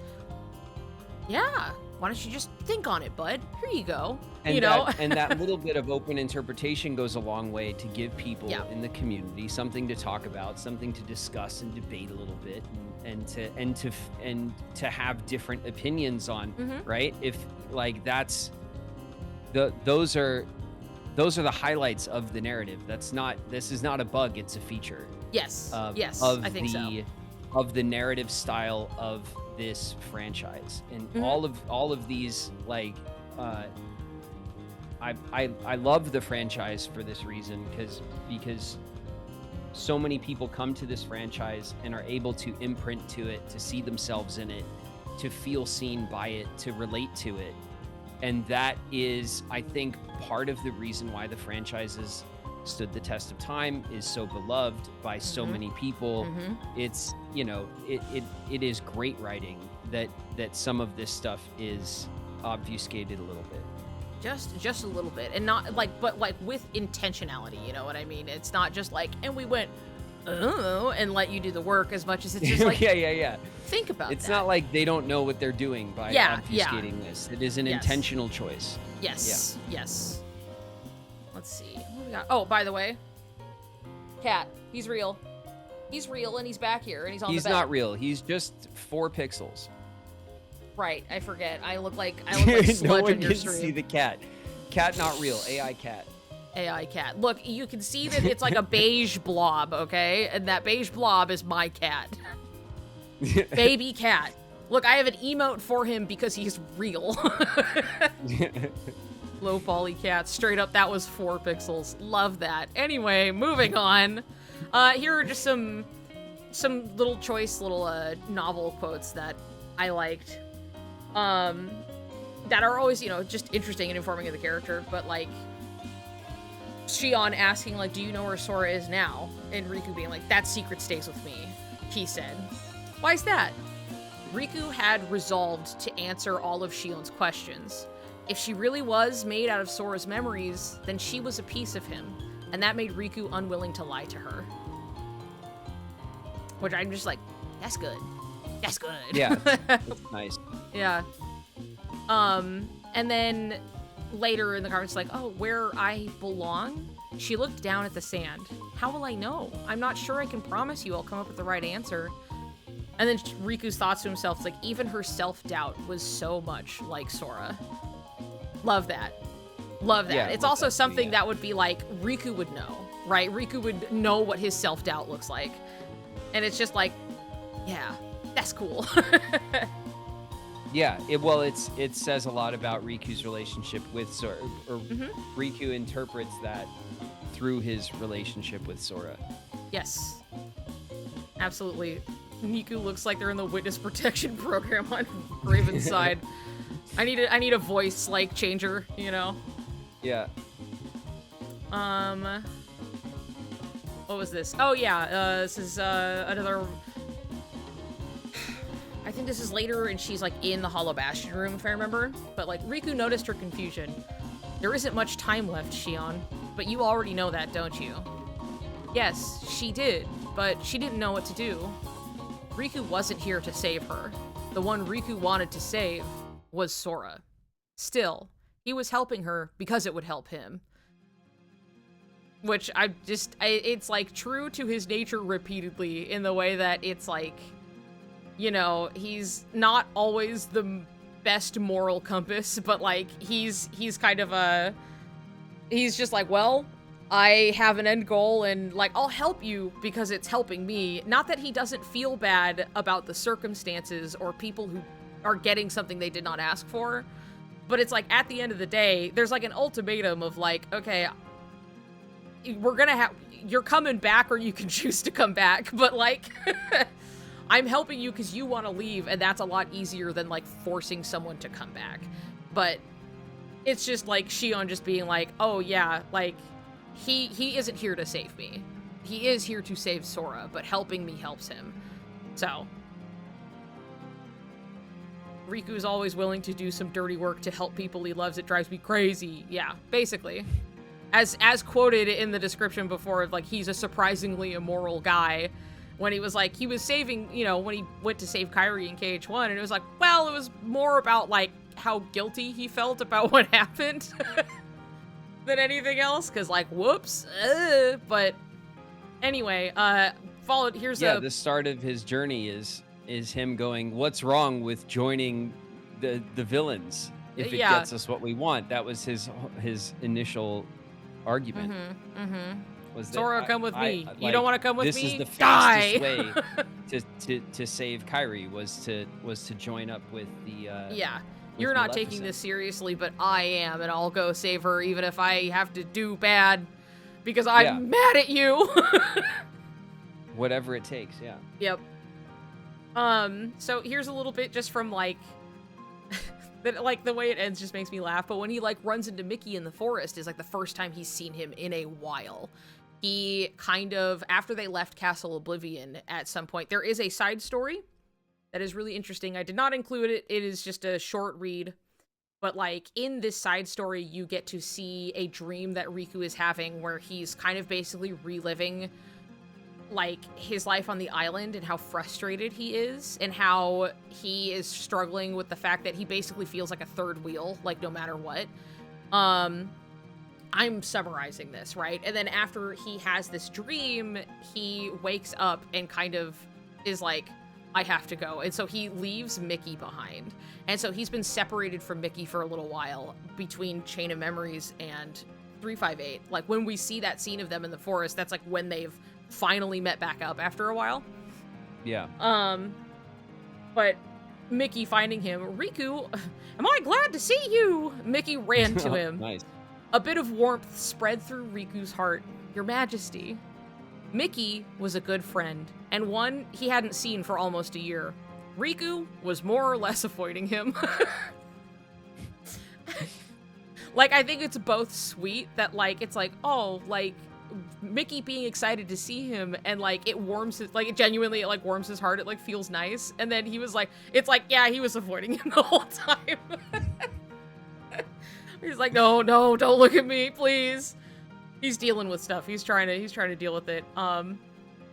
But Papa and Son. What is this? What is this from specifically? These are novel quotes. These are still from in the novels. Mm-hmm. Yep. So there's like one book for 358. Some games have like more, but it's usually just the one. Some of them are a little thicker than others, but like in just the 358 over 2 days novel, there's a lot of like really fun, good insight. So yeah, him meeting Mickey, and he's like, oh, he's been like avoiding him. This is from an interview, and I also just thought this was interesting. Naminé tells Riku that in order for Sora's memories to be restored, both Sora's Nobody and Shion must no longer exist. So he takes it on himself to defeat them. But when he and Roxas fought, was that the first time he had realized that Roxas was his Nobody?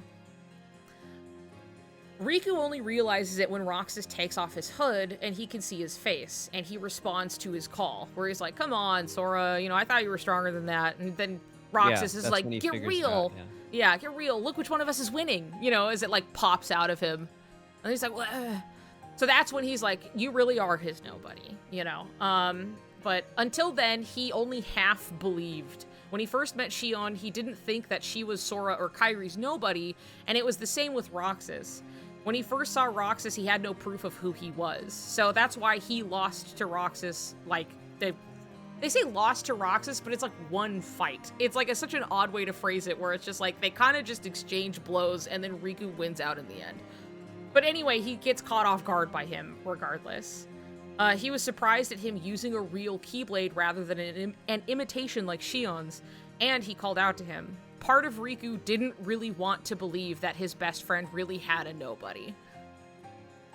Which is just, he just didn't want to believe that, like, that Sora, who is so good all of the time, and, like, he became a Heartless for a little bit, and Riku was kind of there for that, but, like, it's something where it's just like, he couldn't bring himself to believe that, like, Sora had a Nobody in the first place. So it's this kind of half, like, maybe it's him if he has one. And then it's definitely him. Yeah, but it's a cool story beat when he, when Riku throws out, his "I thought you were stronger than that" for the callback, and he gets it. Yeah. Yep. That's him kind of testing the waters and getting the confirmation. Yep. So you really are his Nobody. Oh, so I put this in because I wanted to show you. In the 358 novel, it does dip into a bit of their time at Castle Oblivion, because it's from Axel's perspective in Castle Oblivion. So it's really interesting. But I was being conservative with my showing things anyway, because we're on a little more of a time limit today. But there are some insights into Repliku. We get to see more from him, which is really nice. But I really liked this one in particular, right? So this is from Axel's point of view. And he's like, hey, a fake, Riku? After a second loss to Sora, the replica found Axel in front of him. He had no memories of his own anymore. He believed he was Riku. What do you want? He demanded. There was sweat on the replica's forehead, Axel noticed. Did puppets sweat? This is fine, thanks. Ooh, food. What do we get? Got a little wrap. Nice. Little wrap. Little Tortilla snacky wrap. poo. Nice. What did it say? Oh yeah, what do you want? He demanded. There was sweat on the replica's forehead, Axel noticed. Did puppets sweat? That hero is pretty strong, huh? Axel smirked down at him, patting him on the shoulder. Even Naminé admits she likes strong guys, you know. The replica lowered his head and bit his lip, just like a human boy with a heart would. Well, said Axel, you'd like to get stronger, wouldn't you, Riku? And, like, that's when he's, like, kind of trying to manipulate him. But, like, I love this, like, the observation from Axel and the line of, like, the replica lowered his head and bit his lip, just like a human boy with a heart would. It's good. That's all. It's just, like, I love this line where it's just, like, speaking both to, like, Replica's... And this is from 358 novel, Yep, or this is this back is. from the This is the from calm one? So because, you know, Chain of Memories is like concurrently happening Because they're at the beginning. simultaneous. Yeah, we get Yes. a little bit of that story. Yep. Here. So That's we get cool. like especially perspective from Axel, because this is Axel's perspective in Chain of Right. Memories a bit, and when it's like he gets him sent to the interacting. castle, we see a bit of Axel's side of the story. Exactly. Yeah. So, like, we get these, like, extra glimpses into, like, Repliku, and, like, the novel writer, Tomoko, has spoken before that, like, she is very fond of, like, Repliku and, like, the replicas and everything. It was, like, his story is so sad. Like, he is brought into existence, forced to be someone else, and then basically killed off really soon. And it's just, like, a really tragic, like, life that he lives, even if short, and so she really went pretty ham in, like, the Chain of Memories novel, like, exploring his experience. But even here, you can see that, like, it's very, like, humanizing of him as just like a real boy would, you know, the whole time. And, like, also, I think, like, Axel noting this to himself is, like, really interesting for, like, his character of just being like, yeah, like, definitely, we don't have feelings and you're an object, but, like, you sure are acting like a real boy. I'm not gonna think about that too much. So much of 358 is Roxas spending time trying to convince Axel that he does in fact have feelings. It's kind of right there in his face the whole game. And even though the only thing stopping him from realizing it is his, like, is kind of the fact that he doesn't want to for some reason. Is, you know, he's not willing to see it, even though it's obvious. Yeah, I think it's easier to tell yourself you don't feel anything when you're doing, like, when you're like, yeah, I'll do all of the dirty work. I'll kill these guys. And you're like, I don't feel anything about it, by the way. And then it's like, oops, maybe that's not true. defense mechanism, yeah. Yeah, for sure. Oh, and then I have this whole little excerpt. This is describing basically when Riku puts on the blindfold. And I thought it was cool, so I put it in. And then we're actually just about done with these, and then I have some fun, silly shots and and the music quiz I made for you. So, so I will read this to you. Enjoy. All right. Oh, we're in ads. Oh, we're in ads. Actually, What? in Maybe ads, maybe we'll just take a break, and I'm gonna go to the bathroom.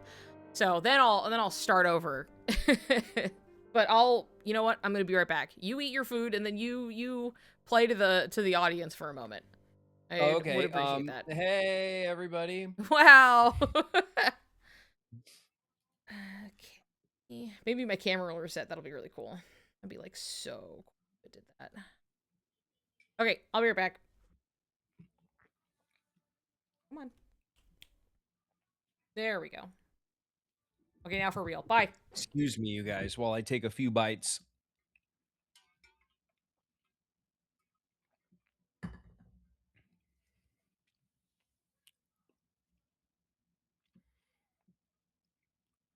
pro streamer. You didn't unlock the cards. Yeah, I know.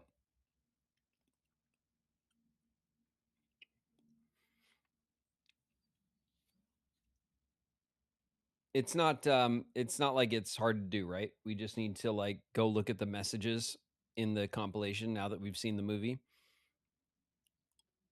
I'm sure we can manage, you guys.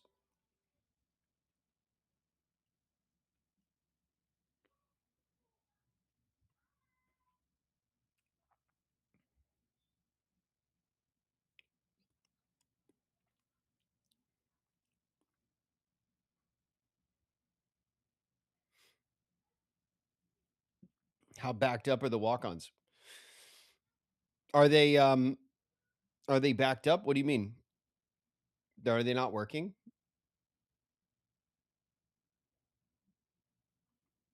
I thought they were working.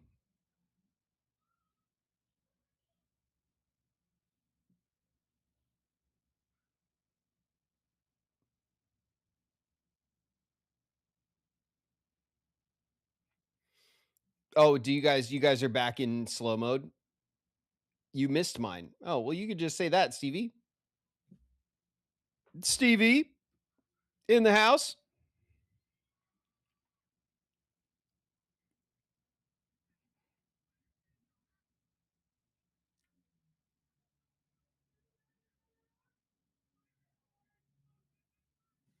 Picari's in the house. What up, Picari?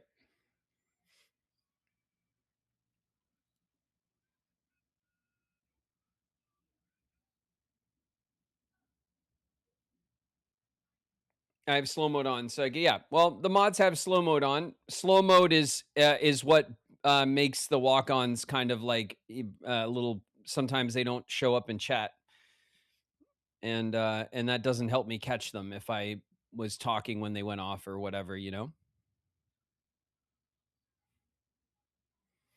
Gem Star is here. What up, Gem? Let's take an opportunity to flip the pillow, right? What's up, YouTube? YouTube's in the house.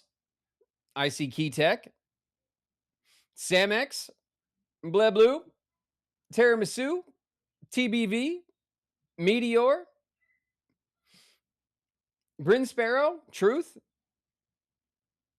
Santana Art, Solar, Anthony Stone, Psycho Unicorn, Night Rise, Jack Pilcrow, Michael is Metal,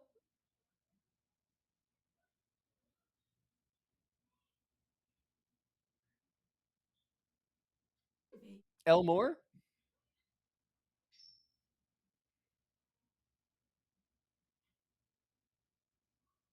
Pseudo's over there keeping an eye. Kari's keeping an eye. Truth Seeker, Gareth John, Felix the Cat, Princess of the Moss,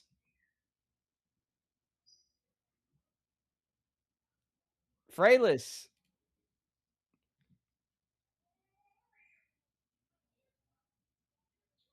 I'm back. Gin Penguin. What's up? What's up? Thank you guys for hanging out for our chat.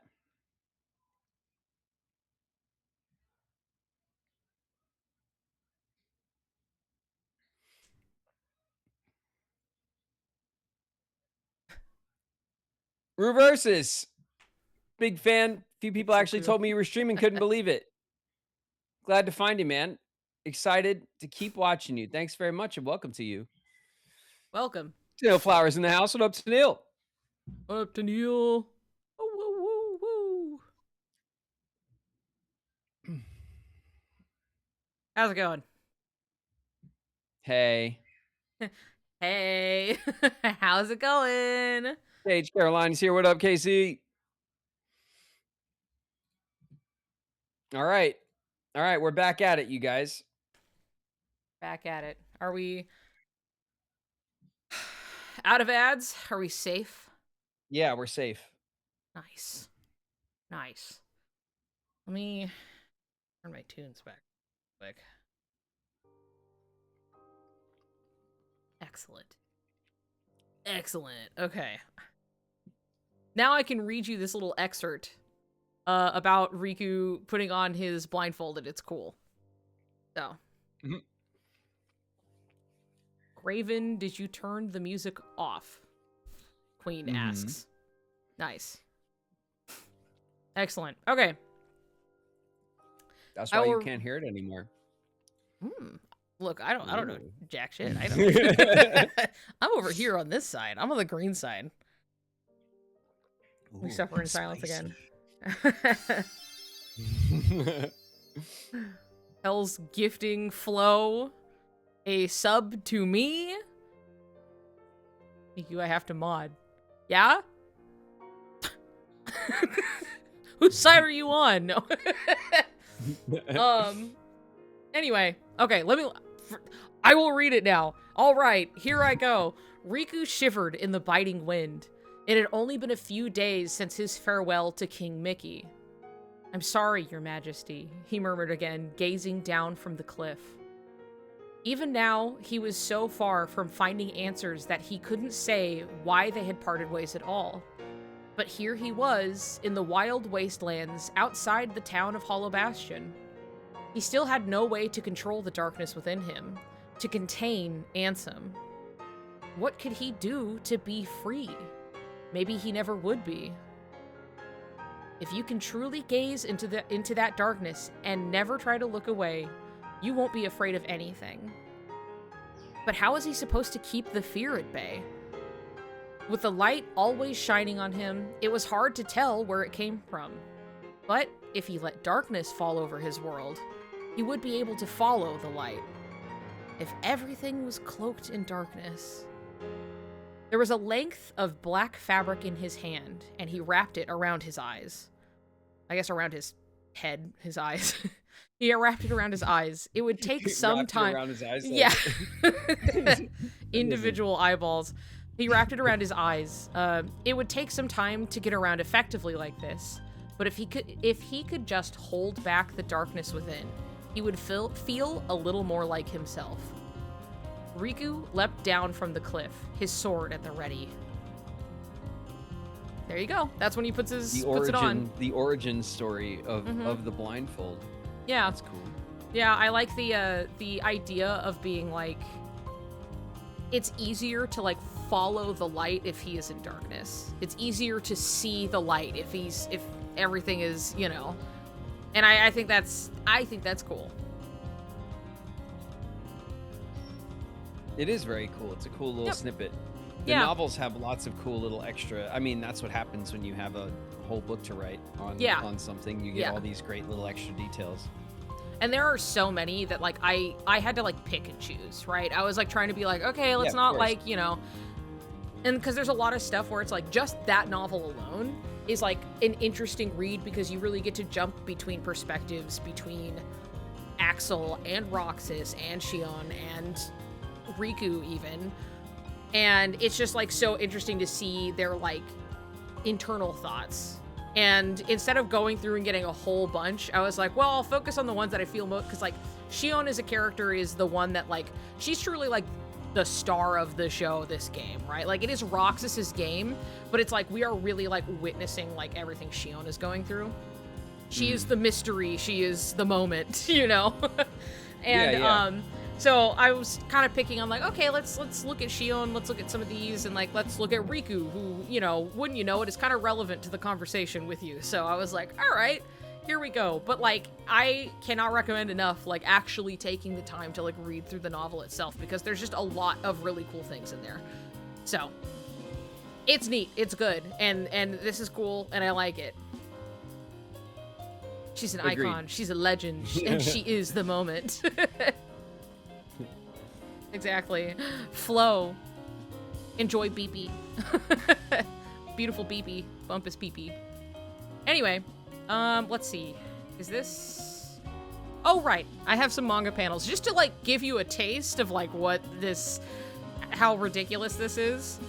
Okay. So I look at... This is on their days off. Like...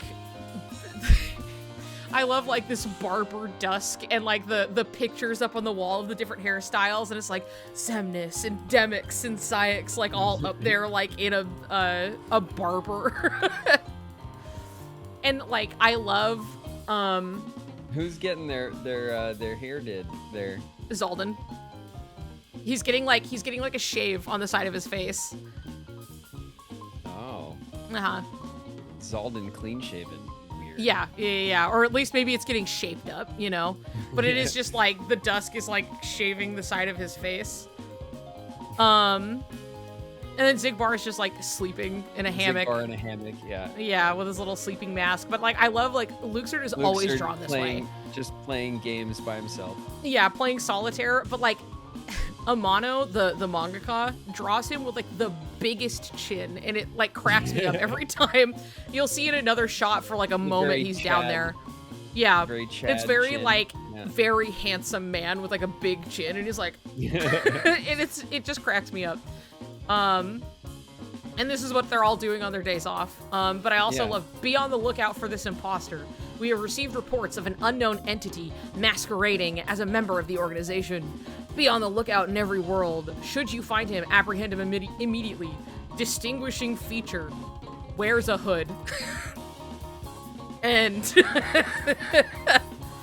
distinguishing feature, wears a hood. It's very silly, yeah. Yeah. That's awesome. Yeah. This is a little low res, but it is Zexion and Demix playing Twister. Like, you can see, there's the Twister mat.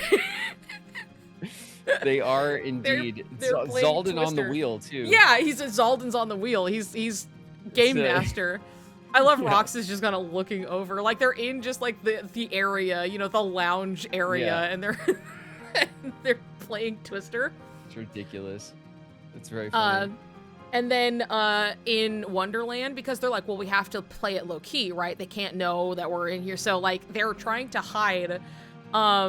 And in this desperate bid to be like, and, like, Roxas has this maid outfit on. Welcome home, master. And it's just, like, the White Rabbit. But, like, there's, like, it's the little Luxord at the bottom, too, with his giant chin and long face. And he's like, just in shock. Uh-huh. What a costume change. Yeah. It's just like Rox is desperately trying to be like, dresses up, and it's just like a little maid. So there you go. There's Maid Roxas. The manga is very silly and very fun. It's very charming. It is a very endearing, silly little vibe. The tone shift for the manga is definitely noticeable from coming from the novels. Yes, very much so. It is still like a very fun time, just like a very different flavor, because like the game itself has a lot of silly stuff going on, but like it balances it really well in the like, okay, now we're having a goofy time with like one of the members, like Luxeus is like, oh, let me show you how to do limit forms, and then just like slams Roxas so hard he almost dies. You know, it's like goofy stuff like that where it's like it's still in there, but the novel's like, we're gonna explore all this stuff we didn't really get to and like look into the characters. And then the manga's like, the manga is like, you know, having a great time. So, I definitely recommend both. But this manga particularly, like 4358, is very, well loved by people. So it's very silly. Roxas's Moai tissue dispenser from KH2 manga, or the Days manga. I thought it was 358. I don't remember exactly. How did you make that sound? I have a little guy. I blow in him. I also have, for the people at home, I have a slide whistle at my beck and call. Essential streamer tools. Yeah, exactly. Although my camera's like not focusing correctly. Hey, bud. Yeah, I was gonna say, why are you so out of focus? That's weird. Because I held my I held this shit up here, and then it focused on that, and then there we go, it fixed. I think it likes the bright yellow, so it was like a focal point. Anyway. Ye old soundboard, yeah. Yeah. I'm doing soundboard the old-fashioned way. I think this is the last of it. All right, cool. I have 2 pages of this music quiz. Okay. And I have them, they're a little thematic, so I was using So are you this. gonna play a snippet of music from the game, and then I'm gonna tell you which level it is? Is that what Yep. it is? Yes. Okay. So you have to turn off I whatever should music you have. be fine, You should be fine. right? There's not too many, but I also, this first page is the only thing is that it is actually character themes, which some are really obvious where you're like, this song plays every time this guy is on screen. And I'm here to tell you, It'll it be is harder. well, it is explicitly their character theme, but I think it Mhm. is fun to listen to it and be like, even if you don't immediately recognize like who it might be for, it will still sound like them, right? So it'll be like, oh, that is so and so. There we go. So Okay. I'm not asking for any titles, just, whatever you're like, oh, this plays during that time or this person or what have you. Okay. I think it Well, may these come are more. character. These are we're characters. looking for. These are Okay. character themes. There are more character themes. You just haven't met all of them yet. So, but these, While we were, and just for context, while we Yeah. were playing the game, yeah. at different points, I would see chat say, "Oh, it's Riku's theme," and I'm like, "Huh? Huh? When? So, like, What? I So now don't you're know gonna that you're gonna learn. I don't know that I clocked the character themes that well, if I'm being honest. I know you clocked one. I'm not gonna say anything because, but like you had said it at the time. You're like, oh, because this song is playing. It's so and so, and I was like, yes, you did it. But that's what this is for. So let me make sure mouse is good, and this is can play. And I can let it play, and you can hear it just fine. Mm-hmm. And now, at any point, This is Roxas's theme? it is very good. Okay. This is Roxas. Sure. Yeah. I could have imagined that this was like a Twilight Town theme or something. But, We'll get to that. tying it to a character, I would tie it to Roxas. Yes, this is quite literally Roxas's theme. It plays when sad things are going on with Roxas, which is a lot. Yeah. So Sad boy Roxas. yeah, it's got definitely it. playing. It looks like my summer vacation is over, and Roxas's Right. theme is playing, and it's very sad Okay. and somber. To reflect that he's having bad things happen to him. It also plays when you're fighting him. Well, the other promise plays, but it's still like it on plays Roxas's theme. throughout it. Yeah. Yeah, I think yeah. this one was a bit of a gimme, but yeah. Yes, well, that's why I started here. I wanted to be like, you do Yeah. probably know more than you think, but like, here is Roxas. It's also relevant. It's You wanted 358. to lead me astray and give me some false confidence. Thanks. Yes, yeah, yes, exactly. So, and then you throw him a curveball. Here's another character's theme. Oh my god, that's so loud.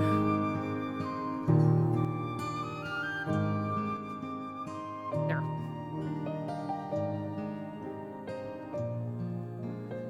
I recognize the theme,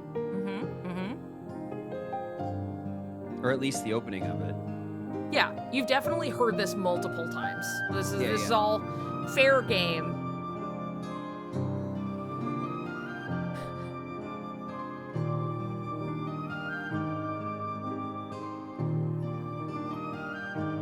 So is this, like, part of me wants to say that it's Shion's, but I'm not Nope. confident about that. If it's not Shion's, then is it Namine's? Nope. Okay, then I need to be told. Well, who's the last one in that, huh? It's Kyrie. Oh, There you go. I mean, there are some similarities that you'll know, but like you'll be like, oh, okay, that's why it's like, okay, got it. This is Kyrie's theme. There's actually a few different versions of her theme. In KH1, she's the only one who gets a theme in Kingdom Hearts 1.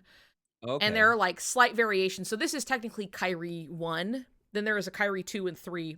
Kyrie 3 is like a very much a plinky little like music box type. So these are not all from Day. No, they're not all from Days. These are all Okay, series well. series wide. That's cheating, but okay. No, it is not. Cheating. No, it is cheated. not. Okay. Okay, here's the next one then. Are you ready, pal? You think you can do it? Who and think, you know, okay. I think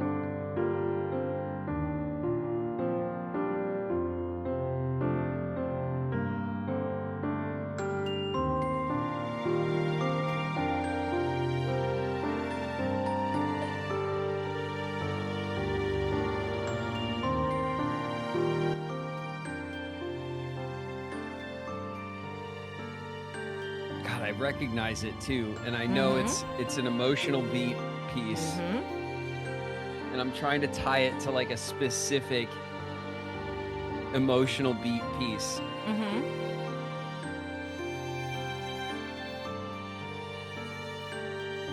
I mean, it's Sora or Riku, I think, but like, who does it sound like? You know, would this be Sora's? You know, I mean, I could see sad. in some Maybe aspect, it's but too sad of a theme for Sora. Is it Riku's theme? no. Whose is it? You want to take another stab? You only got like a handful of people you could try.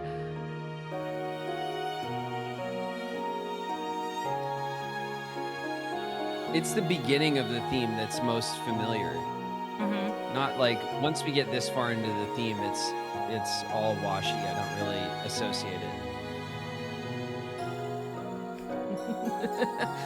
This is so funny. I love you throwing tomatoes. Hayner's theme. It's your friend Hayner. Hayner has a fucking theme? No, he does not. No, he doesn't. That's the joke. I was gonna be upset with you if this was that doesn't make any sense. It was theme. Right, this song plays while Pence looks at his ice cream. This is Shion's theme. It's Shion, dude. This is sad. Shion's theme. This is Shion's theme. Yes. Okay, well now you got me thinking about every game in the franchise, and I'm a little bit. Yeah, you know. So anyway, the name of her theme is French and really long. Musique pour la tristesse de Shion, which means music for the sadness of Shion. Okay. But like that's usually the character themes are named for like the character, or a lot of the songs are named in either English or like Italian. Like Shimomura is like a classically trained composer, so she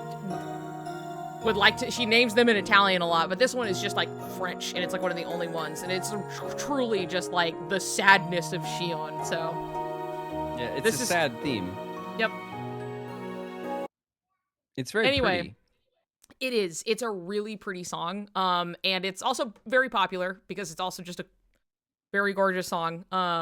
That I went to the Square Enix concert not that long ago, and of the few Kingdom Hearts songs that they put in there, this was one of them. So you can hear Kairi in it a bit. It is actually, Kairi is like, her theme is quoted.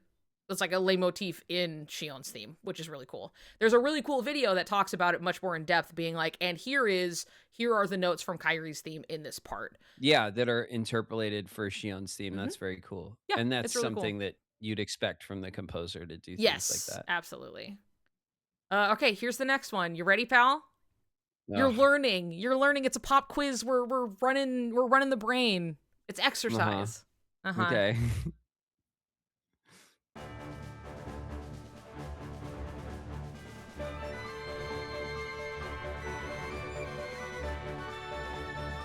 Wait a minute.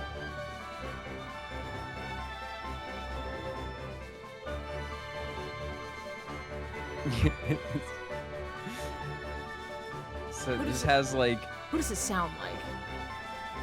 It's just like I want to board the gummy ship and do gummy ship things with this. Yeah.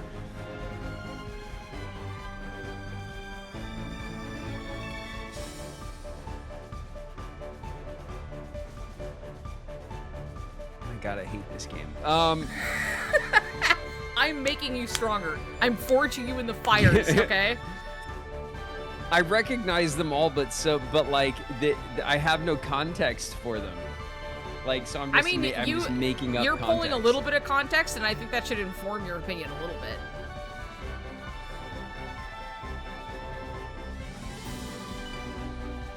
I mean, it's what? It's, to me, it sounds like the Gummy Ship. So what is it? Is it Chippendale's theme? Like, what would it I be? mean, we're talking main characters, right? Important characters you know.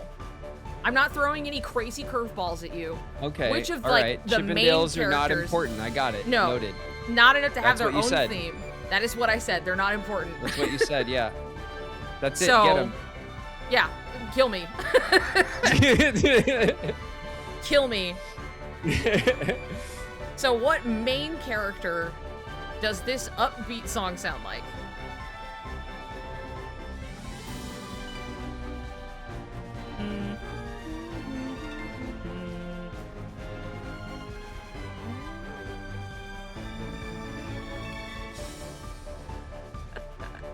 It's I don't feel like it was played enough to be like for Sora. It's definitely a heroic theme.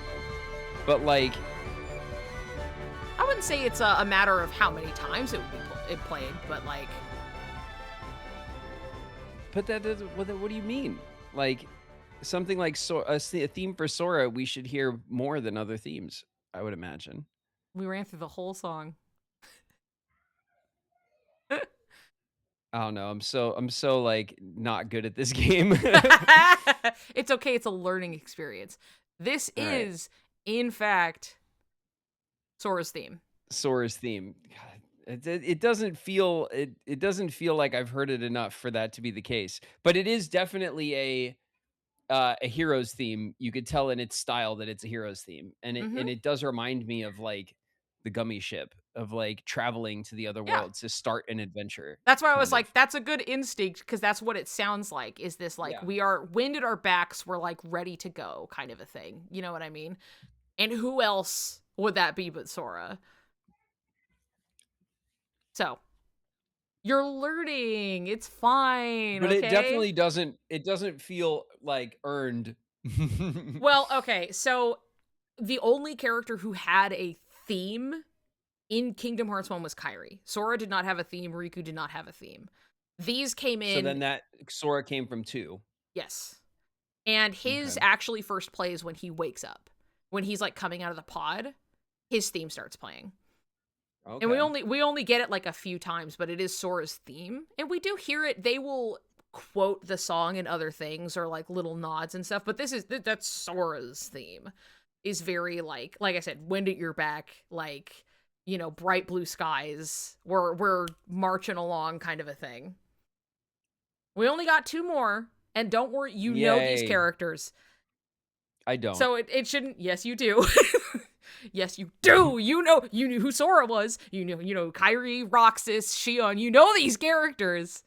Now we're putting a song and putting a name to the song.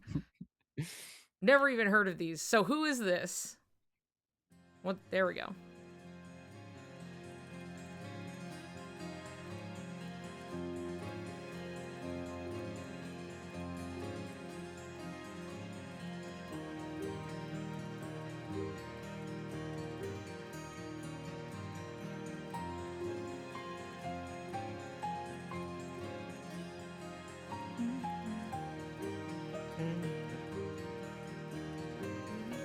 Dun, dun, dun, dun, dun, dun, dun. I know the theme. You absolutely do. Is this one Riku's? This is Riku. If all the ones to get, it better be his. It's got the yearning. It does. It's very I love this, sad. Like, it is, yeah, it's this, I love this, it's like, sad cello and a little that comes angry. in. Yeah, a little bit. As a fun fact, Yoko Shimomura, the composer, Riku is her favorite character. So, she had, like, a little bit where she talked about, like, the character themes when she was making them, because it's like, you're trying to put this character into a song. So, like, she was talking about, like, the cello and everything she wanted to put, like, that's, like, his instrument, is, like, the cello. So. My favorite classical instrument. There you go. They hired the right guy. So that's one that they use as like an instrument cue for him in some places. Is it her favorite character theme or character? She said that her favorite character is Riku. Both. Both, yeah. She said her favorite character is Riku, and that she admires Sora for, like, even when things are, like, so bad, he still somehow picks up and, like, continues and everything. So she really wanted to emphasize that in the song, that it was, like, we are charging ahead, we are still going kind of a thing. But I was going to disown him if he didn't get this one.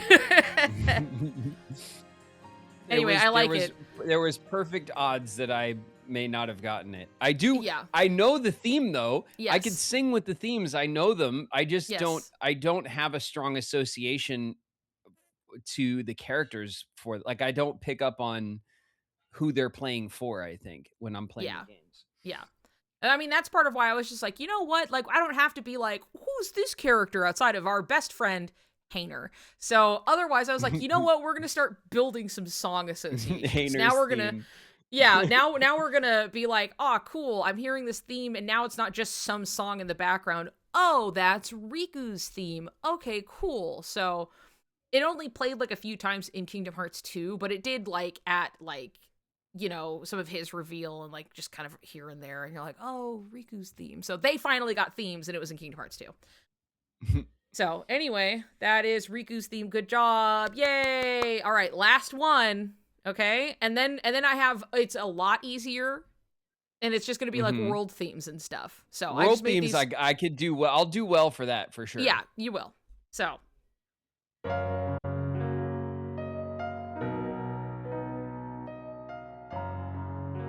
this is Nominee, isn't it?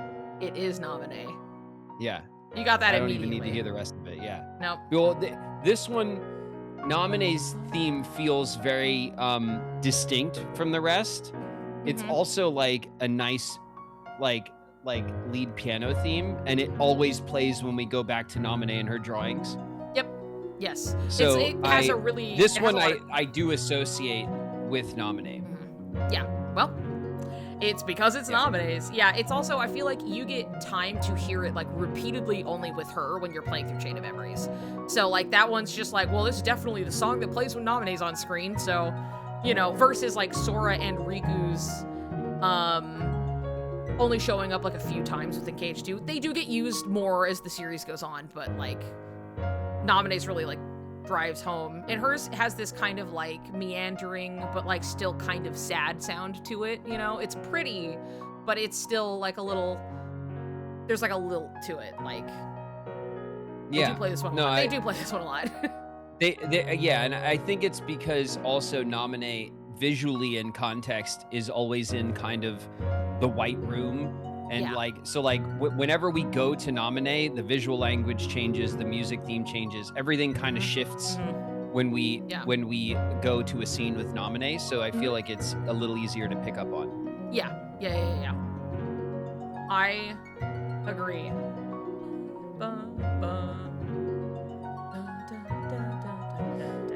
Anyway. I recognized all of the themes. I just didn't associate all of them properly. Yeah. Okay. These are all various themes. Some are some fight music.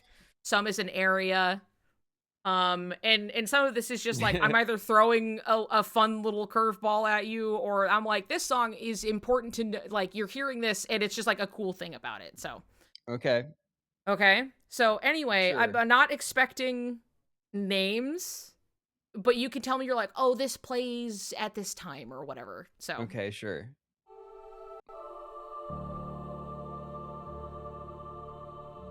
Kingdom Hearts. Yeah. This is the room of chairs. Nope, not quite. Though they are similar. It's not the. No. We play this. It's an organization theme. No, it's not. It's very. It's not. No, it's not. It is a very iconic song of the series, but it has a similar quality to the organization themes. I'll give you that. Oh, much. Interesting. So this plays at the end of 2, when we're going towards the when we're in the I forget what the name of the zone is, but we're going to the final boss. This is playing, right? At the end of 2 or 1? Oh, is it 1? It's 1. I think you're thinking of 1. Yeah. It's 1. Yeah. They're playing at the end, but because it's Ansem that we're going to. Mm-hmm. Yeah, this is so yes and no. It's because it's like quoted in that song. But like, so this is the song that plays when you dive to the heart. So the heart stations, like the princesses in the hearts, or even when Roxas is on Sora's heart station, this is the song that plays, and it is Heart Station. Mm-hmm. So you know the stained glass? Like, Okay. beginning of Kingdom Hearts 1, and Sora is standing on, like, snow white stained glass. Yeah. Okay. Those are when you're called- doing the tutorial. the fight with the what's it called? The guy with the big dark side. I always forget what they're called. The dark sides. In the Yes. first game, when you Yes. select your Yes. weapons and stuff. Mm-hmm. Yes, Okay, that is okay. exactly. That is when this plays. It repeats in the series. That's the original time it plays for the first game. Yes. It is the opening. It really sets a Yeah. mood.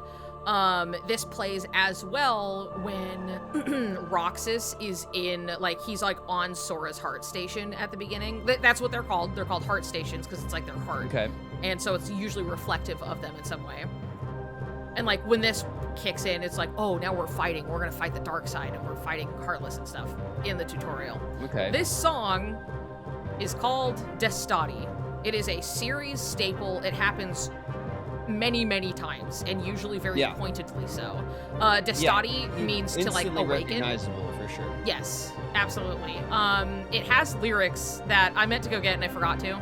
But the lyrics are very pointed because it's like, you know, Sora is like asleep and he's like in this weird what's going on. But like it is, the chorus is reportedly cursed. A rumored curse connected. I have no idea what you guys are talking about. Anyway, Destati's lyrics are really cool. But it is about like awakening. Like it is very much like the Google the curse. You know what? I'm not really somebody who typically Googles curses. It's homework. It's homework for you guys. Yeah. I think any choir in Latin sounds cursed. The curse, Niku. I don't know. Anytime they loaded up the chorus of Destati, something bad would happen. The computers would shut down in the studio whenever it was played during KH1 production. That's really funny. It's like awaken, hold out your hand. Yeah, the lyrics for it are really interesting and also like pointed for the series. But it is like to awaken and to start your journey and to all of this. Okay. Destati Cool. is cool and I like it and they use it a lot. So that's one where I just wanted you to know. And it usually plays at the beginning of the game when you're like in that heart station.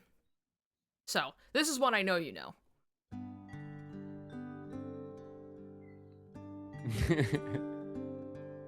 I know you know it. Oh no. What instrument is this? Doo-doo-doo.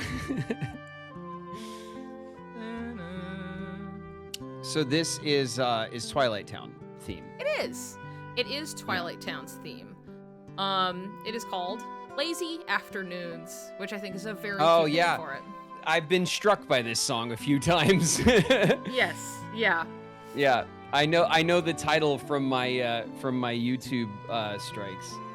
Nice. Yeah. I'm sure that's where you would Yeah. see it. Like, excuse me, Yeah. this is Lazy Afternoons from Kingdom Hearts. And I remember looking it up because I remember being like, "What's lazy afternoons? Like, why am I? what is like, that? You know, It's Twilight Town.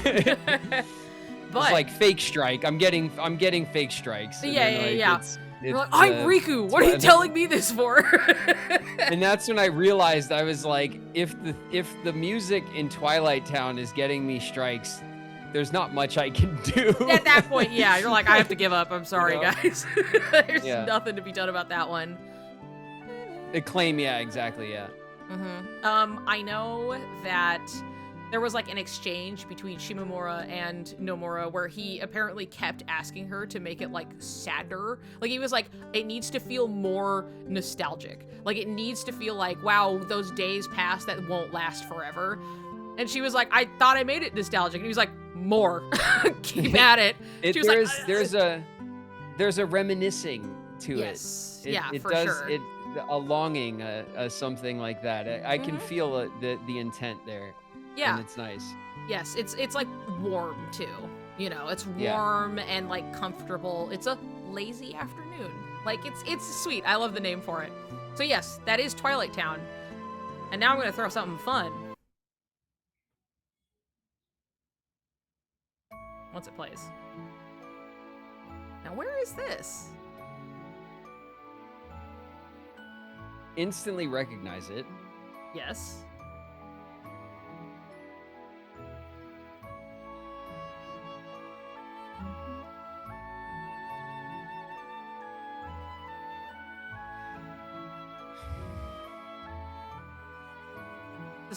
It's a slight bit of a trick question. I'll give you that much.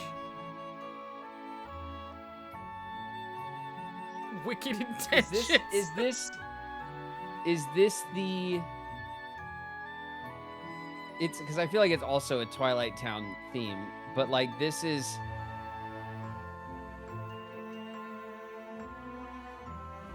Is this associated with like the hideout, or is this like?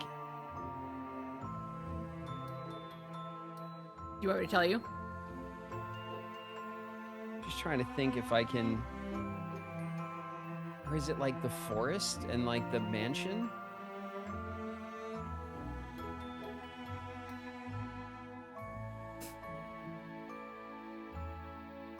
It's a clock tower theme. Okay. All of those were right because this is also Twilight Town. But Oh. specific. Listen. What's really interesting is that when you are playing as Roxas, Twilight Town plays Lazy Afternoons. When you play as Sora, you have Afternoon Streets, which is this song. Okay. Yeah, it's like it is Twilight Town. They are both Twilight Town, and They're that was both one. just Twilight Town, general Yes. Twilight Town themes. Yes, they are. I was so just you like, were. I know it's you a were, Twilight you were, like, Town theme, but I'm listing like, every when part does of Twilight Town, and I was like, when you're does not it wrong. change? Yeah. So it's like every part is like, yes, that is, yeah, it's the mansion, yes, it's the clock tower, yes, it's the, Okay. it's all of those parts, because I thought maybe it was specifically for like when they sit at the clock tower or something, and like that would make sense, but not quite. But there is, I don't but have not that quite, song no. in here when like the Sea Salt Trio sit on the clock tower. There is a song that plays called At Dusk, I Will Think of You. And it's a very sweet little song. But I don't have that in here, Okay. so I'm letting that one All fly. right. Anyway, so All right, that's well, there's your fun. Also just- Twilight Town. Yes, so that's more like to showcase the like, it was an interesting attention to detail that they were like, Roxas's experience of Twilight Town is markedly different than like Sora just experiencing a cute town, right? So like they have different music in Twilight Town because it's different for both of them. So it was just like, let's just make 2 versions of music for this place, including their fight music. So. Cool. Yeah. And with that one, let's see. What did I put here? Oh, yeah, you'll know this one. I don't like when you say you'll know this one. Well, you will know it. One way or another, you're gonna know it. This is the Waltz of Beast Castle. It is! Absolutely. In fact, the name is Here it comes. Waltz of the Damned.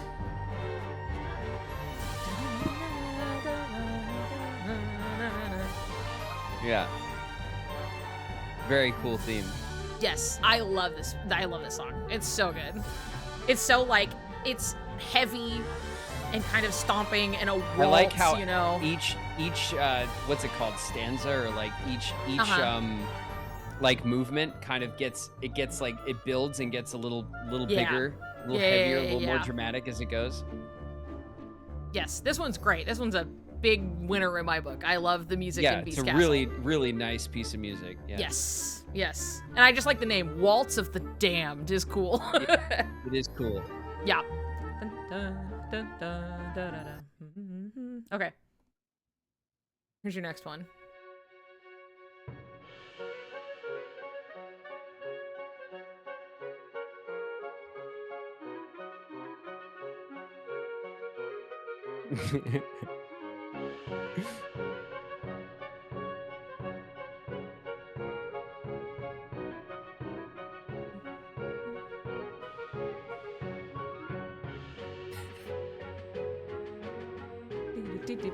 Axel with the resub, 13 months. Thank you. Sorry, I had that alert come in. Don't avoid the. This is let me just think of the name of the zone. It's You'll get it. It'll come to you. It's Timeless River, isn't it? There you go. Yeah, it is Timeless Yeah. River. You can like tell in the even just like the quality of the song that it has that kind of like canned little tinny sound to it of just like old music. But like it is called Monochrome Dreams. Monochrome Dreams. That's a nice Yeah, song, isn't that fun? I like that.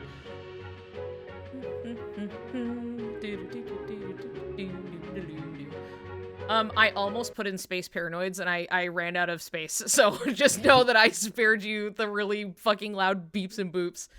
But know that in my heart, Tron is here. I opted for other songs. You know my boy Tron, who I love. Mm-hmm. So but I opted instead for another favorite of mine.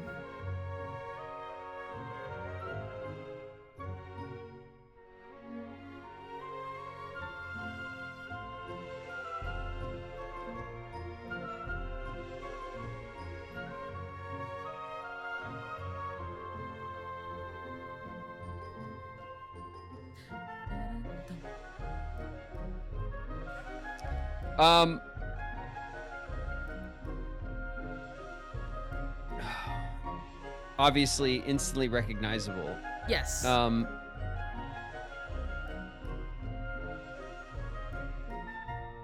Niku with the waltzes. I like them, okay?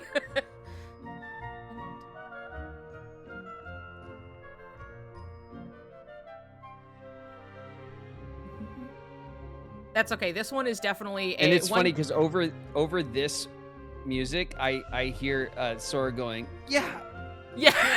Like in my head. Follow that instinct. You're very that's God,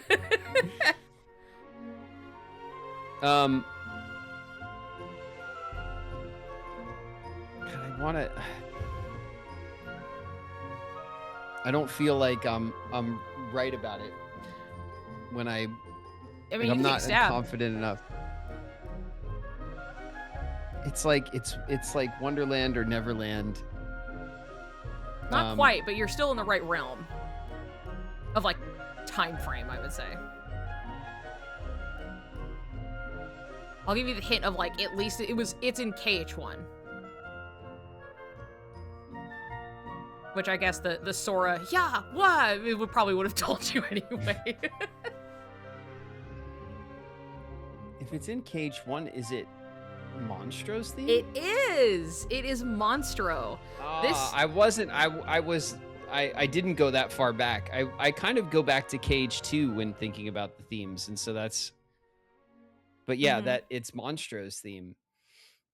Yes, it is Monstro's. It's just I love Monstro as a world, but like I love the music of Monstro. It's one of my favorites.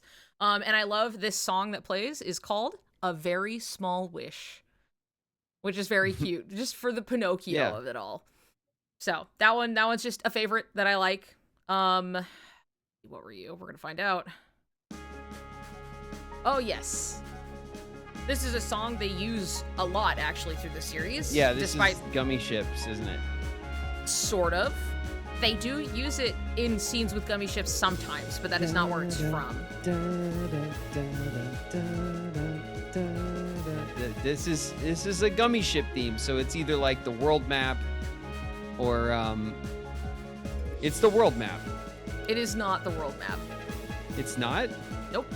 Like I said, it plays sometimes in scenes with Gummy Ships, but those are like usually some cutscenes here and there. But it is not from anything to do with the Gummy Ship. You're lying. I'm not. What is it? It is the fight music from Traverse Town, and it is called Hand in Hand. And they use this song. It's the fight music from Traverse Town? It is.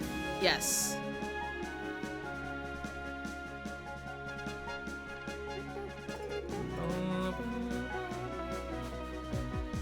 But they often use this because it's just like a I love that it's called Hand in Hand. I think that's really cute. But it is the music you hear when you fight in Traverse Town, and they often have reused this at like ending cutscenes where like they're in the gummy ship or something like that.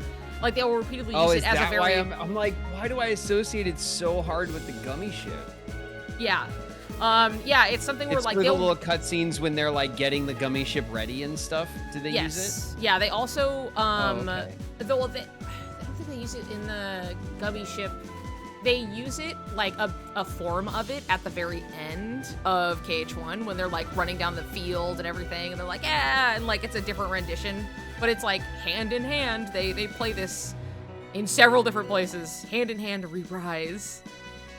It's a very Sora, Donald, and Goofy type theme. That's for sure. I mean, it is called Hand in Hand. There they go, hand in hand. You know, it's very sweet. But like, this is a song that they use repeatedly through the series. So that's why I wanted to bring it up to be like, here's this song. You do know it. It's the Traverse Town fight theme. I definitely recognize it and can sing along with it. Yeah, I just associate it. It instantly made me think about the gummy ship. Yeah, well, I feel like a lot of like things that revolve around Sora and that like kind of upbeat, like it's all kind of together, including the gummy ship. You know what I mean? There's something about it that like relates all together. He's excited to drive a spaceship. I don't know. Okay. Let's see the next one. Oh yes, more fight music. And you do know this one.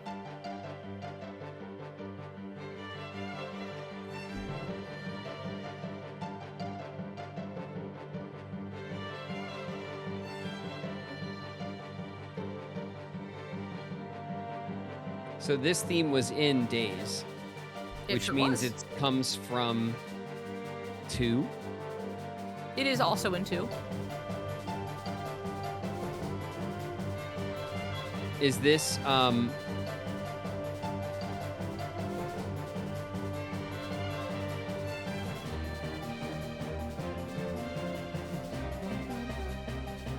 this part of the theme is great.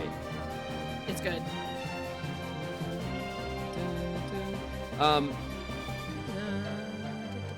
So is it a Traverse Town fight theme?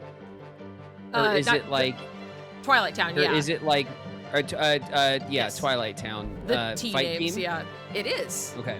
It is the fight music. Sinister Sundown. Another good name. It matches up with Lazy Afternoons as this is the fight music that Roxas experiences. That's why you hear it so much in 358. My second guess would have been like this was the fight theme closer into the mansion.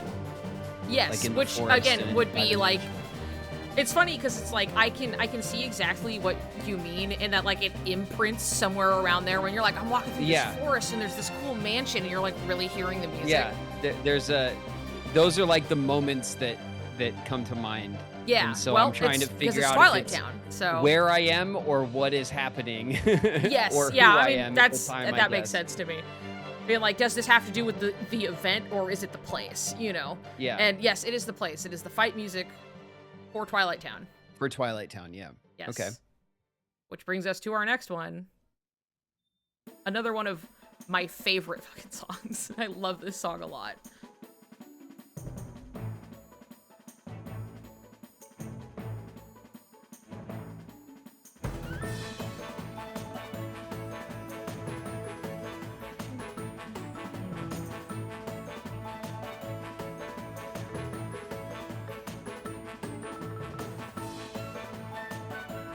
I recognize it, obviously, but I'm not strongly associating it with any particular place. It's got the pace of a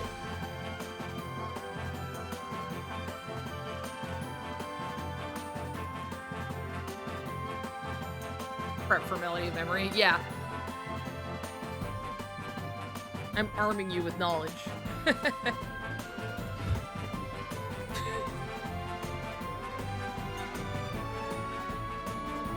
Yeah, I'm trying to associate it with a like specific. Trying to like find the memory in there. Yeah. I don't know if I'm getting it. I want to pull back and say it's like it's map music or it's like something like that, but this is from. Is this from 2 as well? It is. Okay.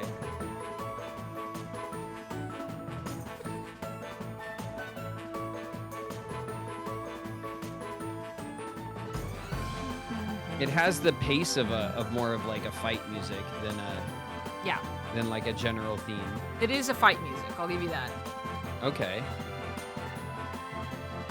What world would have this kind of fight music in it?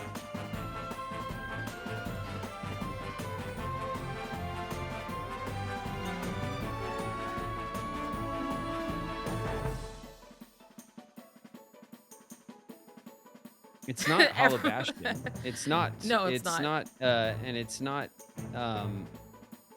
Twilight Town either. You suffered while this song played for like 4 hours. It's true. Oh, it's the castle. No, Is it the not quite. castle? Nope. No, that's What just is like it? plainly the Mickey Mouse March in the castle. So this, yeah. Da, da, da, da, da, da, da, da. Yeah, the Yeah, MOU, yeah. yeah. that I MIP. chose not to put on for. Yeah. No, No, you're right. That is just the Mickey Mouse March, yeah, in the Mhm. castle. Yeah.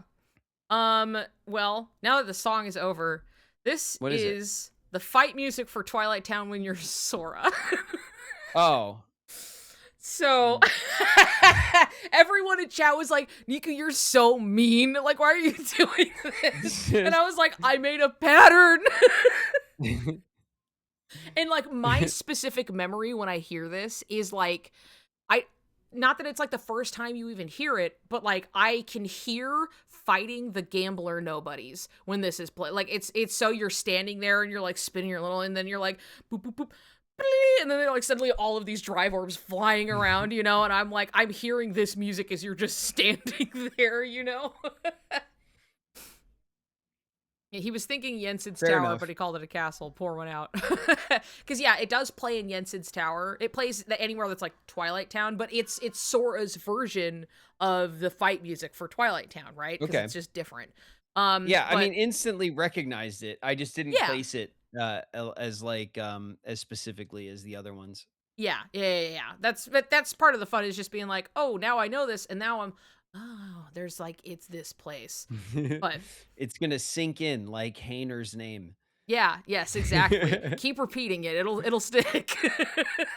Anyway, I like it because it's called Working Together. Again, the Traverse Town being hand in hand, and then Sora's version of Twilight Town is working together, and it's so just like, Yeah, and we're back and it's with for the Donald and trio. Goofy, and we're like, you know, it's such a nice little feeling. I love it.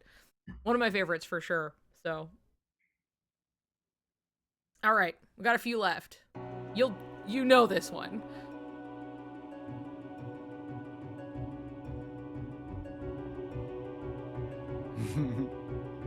You know this one.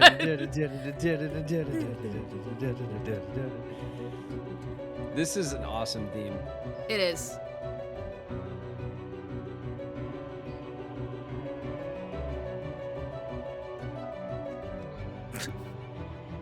I love everyone being like, there's no way you don't know this one, as if it hasn't been the case the entire time. Like somehow, This like is this is Hollow Bastion. It is Hollow and this is Bastion. one of my favorite Yes. themes, I think, in the whole game. That's why I was like, I was balancing these out. I know this one's so good. But that like was it like a flute lead or whatever that Yeah, comes in yeah. is so like is so here all the time. Mm-hmm. This is I always think of like I can see when you're like running around as like the little shadow heartless, and there's like the way he's like when he's like running around, and I can Yeah. really like see that while the music plays. So it's good. Yeah, this so, is a very, very cool theme. I love this. Yes, I love this one. And I love the fight music there too, but I had others I opted to put in. So, especially if it's something where it's like you've heard it more than once in the series, or they, you know. So, that's really loud. You definitely... This is the Cavern of Remembrance. Boom! That was the fastest you've gotten one. I was like, either this is going to take forever, or you're going to immediately hear the song and know. I've gotten them this fast. I answered this one faster, but yeah. Yeah. I love this song. Yeah, this song has a little air of mystery and stuff to it. Yeah. And I'm going down a hall, and then I'm fighting in a hall for 40 years. And the hall hates me and wants me dead. Yeah. But it's definitely... Also, I associate it with the data room. Yeah, exactly. You spend a lot of time Spend there, a lot of time there, yeah. Yes. The Cavern of Remembrance. This song comes back later in a cool way, and I was like really excited when I heard it, so... That's zero spoilers, just like, it was like, they used the song again, and it's awesome. So... But... Cavern of Remembrance. We have one left. And I'm pretty sure you'll get it, but it might take a moment. I have confidence in you, though. Thanks.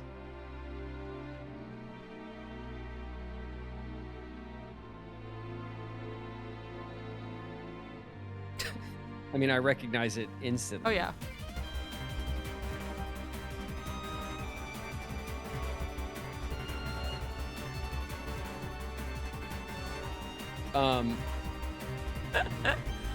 This is traumatically Lingering Will's theme. It is. Which I spent days marinating in. Yes. Yeah. It is. Good job. It's called Rage Awakened. Rage Awakened, indeed. Yeah. Indeed, yeah. Yes, it's like, especially when it first starts, I'm like, I can taste the dirt. You know what I mean? You know what I feel when I hear the theme? Is it rage? The sound of repelling the big orb. Oh yeah, and he's like, and then missing it and having it explode on me. This is like yeah. That's the trauma, like, on repeat when the music comes on in my head. Yep. Yeah, I can like hear that. Like, ding, yep. Ding, like blocking the orb back and forth, hoping that he doesn't turn into a car behind it for some reason and run me over. And then he doesn't the orb just hits run me up anyway. and then just like stalk you in the face, you know. I was thinking about that fight the other day, and I was like, damn, God, that felt so good. Oh man. Oh, Lingering Will so fight. Good. Yep. But I thought that would be a good finisher a hard-won victory. Yes. Lingering Will. Yep. It's such a great fight, though, man. Honestly, like, I don't look back on it. I don't look back on it and I'm like, oh, thank God that's over or whatever. I look back on it and I'm like, yeah. You know what I mean? Like, it's like, oh yeah. There are parts of the fight that don't quite feel fair. There are parts of the timing and there are parts of the patterns. I think the part that doesn't feel fair about the Will fight is that, first of all, some of the tells have variants. Yes. So that it can like really switch it up on you. That can blow an entire run if you anticipate one variant and get another, you know. Yep. But also that will switch moves sometimes, almost like almost instantly. Yeah. So you'll be halfway through preparing kind of one counter and get a different move thrown at you. There's a few things about that feel, especially when you're learning it, feel very unfair. But overall, it's such a well-designed fight, man. It really is. It's such a well-designed fight that it becomes very satisfying when you know that you've got 2/3 of it down and you're just trying to get that good run.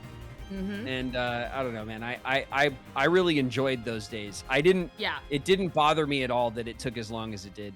I had fun with that fight. I knew that it was going to be like, once you kind of sunk your teeth into it, it was like, there's no going back. You're going to do this until you die or like beat him. Yeah. I knew. We are either here forever or I win. It's the only two options. Yeah. Yep. And everybody just gets to sit back and wait it Yep. out. Be here or don't. There's There was one definitely point in the uh 3rd day where some people in chat were, like, begging me to just cheese it. right. I Yeah. was like, "No, No, we don't make it this far and not no, just go all the way through. you must be new here. Yeah. Did No." you just show up? That's not happening. Yeah. Oh, But it it was good it though. was, I had a hell of a time with that fight. I really enjoyed it. Mhm. It's one of the things that I think I'll look back on most fondly about playing the series is that win, man. It was really good. Oh yeah. You And I look definitely have forward some to fights ahead when of I you. play through 2 on critical, I will be kicking Yes. his ass again, Oh and yeah, it that's gonna be will good. take me maybe longer, I don't know, because by then, I mean, I'm thinking about just going back to Recom for my cards and how hard it's gonna be to get back into the swing of Recom Right. gameplay after being 2 games away from it now. But still, I think, um like, I look forward to, like, revisiting that fight later and Mhm. and seeing how much of it I remember and how much of Oh that muscle yeah. memory comes back, you know? I think it'll be too like by the time you get back to it, you'll have made such like a full like Kingdom Hearts tour that like so many things that maybe weren't second nature to you then will be by the time you get there. It'll just be like, of course I do this, this, and this because I've played Kingdom Hearts. You know what I mean? So it'll be an interesting and different experience because I had that when I played through on normal when I was fighting the data battles and I was just like I don't have time for I'm not dealing with this right now. And then when I finally went back to fight it and I played on critical and I was just like I actually know what I'm doing now and like I am doing this on critical and actually engaging with it and it was so much like more doable than when I knew nothing playing on normal. Like I was just like, "Oh, Yeah, yeah. I've grown," Kingdom and you Hearts 2 feel can it. be very overwhelming with how mechanically dense it is, Yeah. and I Yeah. know that there are nuances to the mechanics of Kingdom Hearts 2 that I did not Yeah. grasp fully and that's I think some people got frustrated with me about. First time But, playing the like game, you but my know? first time playing Yeah, through on Proud, and on I Proud, think that, and you beat Lingering Will. yeah, and I still think I kind of, like I earned a lot of that game sense, you know? Yeah, And that's part of what I love about games, you know? I love kind of that, like, I'm not gonna let this game beat me. I'm yeah, gonna figure it out, you know? yes. Like, that's one of the things that I look for in games, you know? So, Mhm, mhm. Kingdom Hearts 2 is a lot of fun. It was and I mean, I spent damn near 6 months playing it. Yeah, yeah, you're really, like, So, playing through it. I'm very excited for a number of reasons for when you get to Kingdom Hearts 3, including cool, really hard boss fights that I think you will enjoy a lot for a lot of the same reasons. So, know that you have things to look forward yeah, to. yeah. Yeah, no, I mean, I'm Mhm. enjoying the series as a whole, and I Yeah. guess this is kind of a great way to kind of button up our Yep. conversation, but, like, Yes. like, um playing through the series has been really satisfying, and it's, Mhm. it's really fun to play. I'm so relieved, I guess, in a way that not only about, like, kind of experiencing my performance in the series and being happy with that is a great personal relief, but it's also equally as much of a relief to just enjoy the games and Yeah. to not feel like it's a chore to play them. Like, they're Mhm. really fun games. It just So turns out they're actually just really good games and they they're like actually feel just good to great games. play. It Yeah. makes the job really easy, you know? Yep. Yeah, it turns out you can just enjoy them for being good video games at the same time. So, pretty Yeah. cool. Yeah, I'm glad. I figured like it was very early on when you were like I'm playing Hollow Knight and I'm doing these things and the way you would describe like what you enjoyed about it, I was like, "Oh, you're going to have a great time. Don't worry about it. I know that you're going to have a great time playing Kingdom Hearts." And it was true because I'm always right. So, It was true, yeah. and made good time. Look, I paced that out so well. Like we were talking about Lingering Will at the end a little bit, but we ended practically like right at 6 p.m. Are No, you but proud of me? this is totally fine. This is, You proud? yes, I am proud of you, yes. Thanks. Thank you. Are you proud? Tell me you're Yes. proud of me. I'm very proud. We did this perfectly. We are Yes. going to wrap it up, you guys, because I Hmm. need to spend some family time and get ready for my my Your big weekend day. adventure. Your big day Yeah. tomorrow. Um I'm sure everybody is going to be tuning in for it. I'm Hmm. very happy that everything will be accessible. Yes. Yeah. I know that was a big concern when it was all first announced, if it was going to be accessible or not. I'm happy that Hmm. they made that call. Yeah. Um, so yeah, I don't know. Wish me luck, you guys. I Um, you're gonna do great up there, pal. I've set you up for success. You know more than most that current. You're gonna get up there and you're gonna show them you're a rock star. Come on. yeah, yeah. Um, Watch party at Niku's. You what's up, bet. Soul?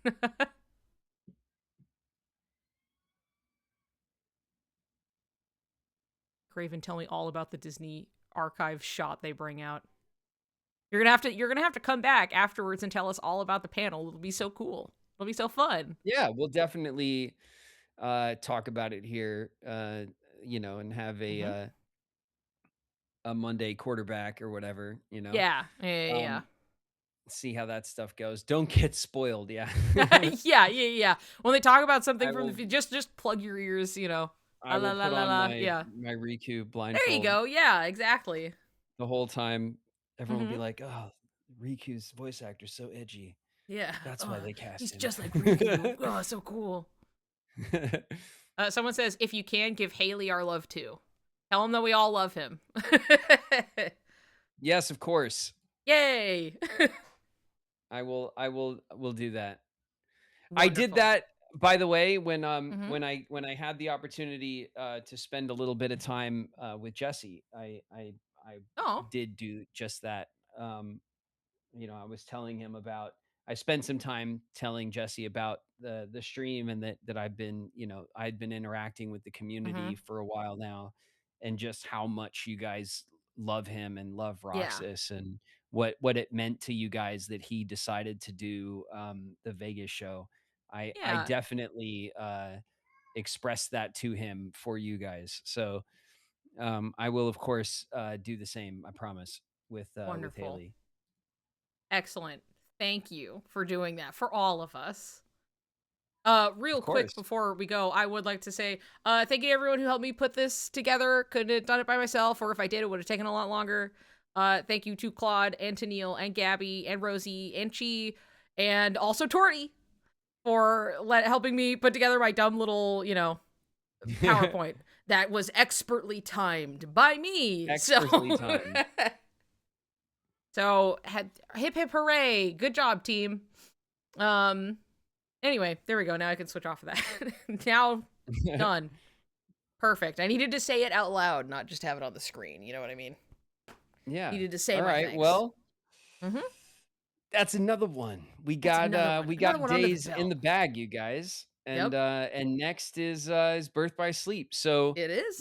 we're gonna I'm obviously gonna turn my attention to the weekend festivities, and then next week we'll start thinking out loud here on the Mm-hmm. stream about when we'll turn our attention to Birth by Sleep, and give me at least a week to kind of like, put some posts together on the different platforms and stuff, so we can Mm-hmm. spread the word that we're changing games. Um, but yeah, thank you guys for hanging out with me while I play through the series. It's been a lot of fun, and I've really Mm-hmm. enjoyed like getting to know the community and the games like at the same time. Mm-hmm. Mm-hmm. You're really getting all of it at once. Concentrated. Yeah. Birth by fire. I mean, by sleep. Excuse me. Anyway. Oh, I also thank you, Holla, for your slide. There we go. That was the last one. Got brought up, and I was like, oh, I forgot. Okay. Anyway, yes, wonderful. I'm glad that we could do this once again. It was a great time, Yes, we'll do it again. and we'll do it once again. We will keep doing it. Yes, we will continue the Thank you, trend. Niku. Thank you for Mm-hmm. all your effort. to Absolutely. put all this stuff together and orchestrate a long form discussion about the games as we play Yeah. through them. Yeah. It is appreciated by me. I'm happy. I hear a lot of people that are like, that's my favorite part. When we get to this part, I'm like, yippee! So I'm happy to know that people like it. So anyway, I love Niku Riku Power Hour so much. Well, we have to keep doing it for the views, if anything. So, the Of people course, demand. the people demand. That's right. And Well, what it's are we now but clowns tradition, on a stage? and you can't break tradition now. No, no, I would never do that. Anyway, I also still look really bad on your stream, so I think we can end it Terrible, here. yeah. I look awful. You look great on my. Everything looks awesome on my side, so I don't know. That tracks, Yeah, doesn't it? it does. But I appreciate it. I'm sorry that that my stream doesn't want to I blame show off Twitch. Don't your worry about it. I don't blame you for I this. also blame Twitch. We Yeah. do the best we can. We're shaking hands on that.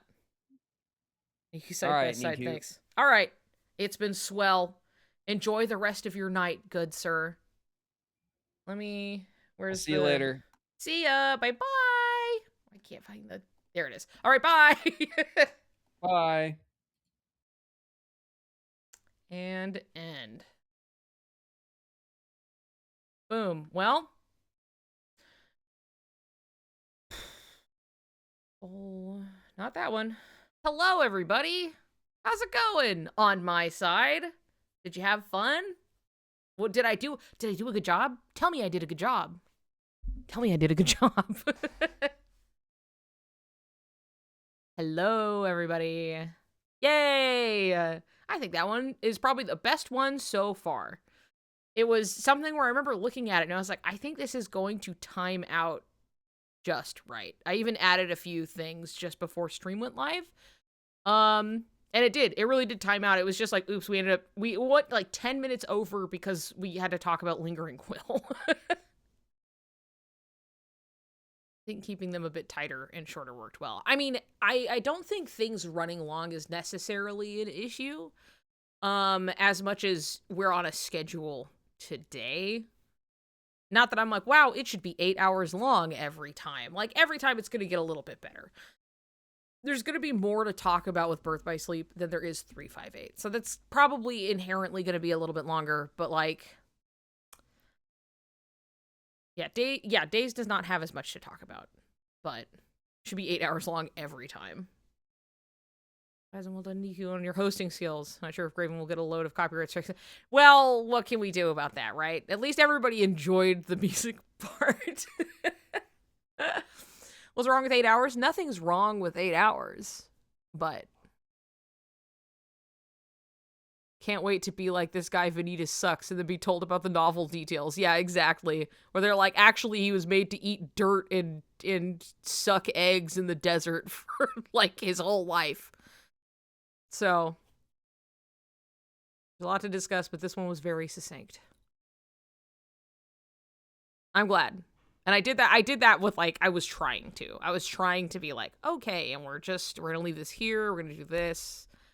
I'll leave this part out, we'll look at this thing, it's fine. And I had, people look at it at least, but yep, he is signing off. Well, he should be, because he's got stuff to do, and then he wanted to be able to do his things and then get to bed on time, because he has a big day tomorrow. So, I wanted to make sure at the very least that, we were timely. He did request, 6 p.m. hard cutoff, and I was like, I think we will make it exactly to 6 p.m. I was keeping an eye on the clock. We're good. It was good. It worked out just fine. So, Disney Entertainment Showcase starts in 40 minutes. I'd force you to big walk with me, but I'm sick and I can barely talk. I'm sorry that you're sick. A lot of people have been sick recently, including DCS, that they're finally feeling a bit better from. Now they can function, but anyway, there is this showcase that people have been talking about that I did not know. And I think people are expecting to see something because it's It's not being streamed or anything, but it'll be... I see. So people in attendance will talk about it. And then we will find news.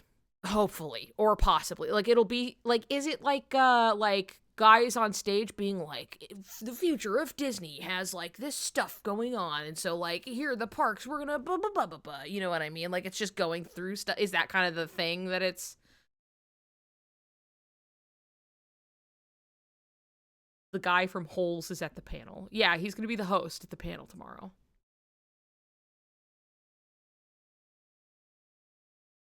Pretty sure that's about right. Disney TED Talk. Yeah, I've seen videos of it in the past. The guy from Holes. Zero from Holes is going to be the host of the Kingdom Hearts panel tomorrow. Graven's gone. Post Beepus. Dude, it's Beepus. He's here. Beepy. Guess I could just hop back on stream if something Kingdom Hearts happens. Holes World. I'm tired of this, Grandpa. Anyway, hi Flo. Welcome over. Enjoy, get beepy posting. Holes World, please. I still remember this art that somebody drew of like Sora, Donald, and Goofy coming out of one of the holes in Holes. And, like, you know, just the kids being there, like, looking at them. And, like, it was just drawn really well. And I just still remember that piece of art.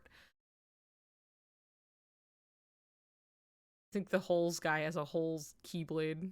Makes Sora dig holes. I must leave, but howdy. Peep on. Thank you, Flo. Thank you. Sayonari. What even is Holes? Man, I've never seen it. Okay, all right. Holes, beloved movie from people love the book. They made it a movie. It had Shia LaBeouf when he was younger and less insane. And it's basically about, if I had to... Do you know... Okay, one, for starters, I've never read Holes. I have watched Holes. But, like, you know...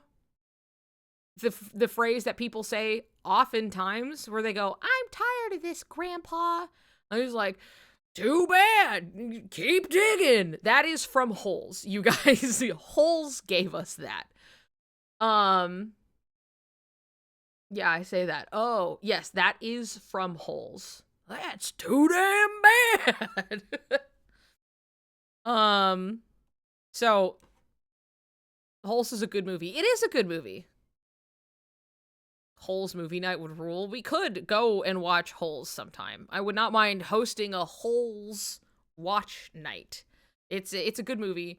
But like, you know, it features a bunch of kids at basically like a correction kind of camp, like wayward boys, like, and they have to go and dig holes in a desert that was like a lake bed basically. And like, you learn a lot about like the past and its history, and honestly it's been a minute, so I could not give you I cannot give you a proper summary of the movie other than like I remember a lot of scenes from it, and like it's a little foggy in there, so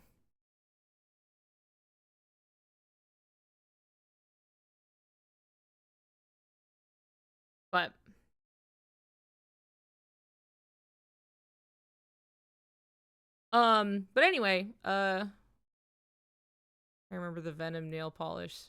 Sickest shit ever. See, it's actually, like, I've seen the movie Holes. I do not remember all of what happens in Holes. I don't remember. But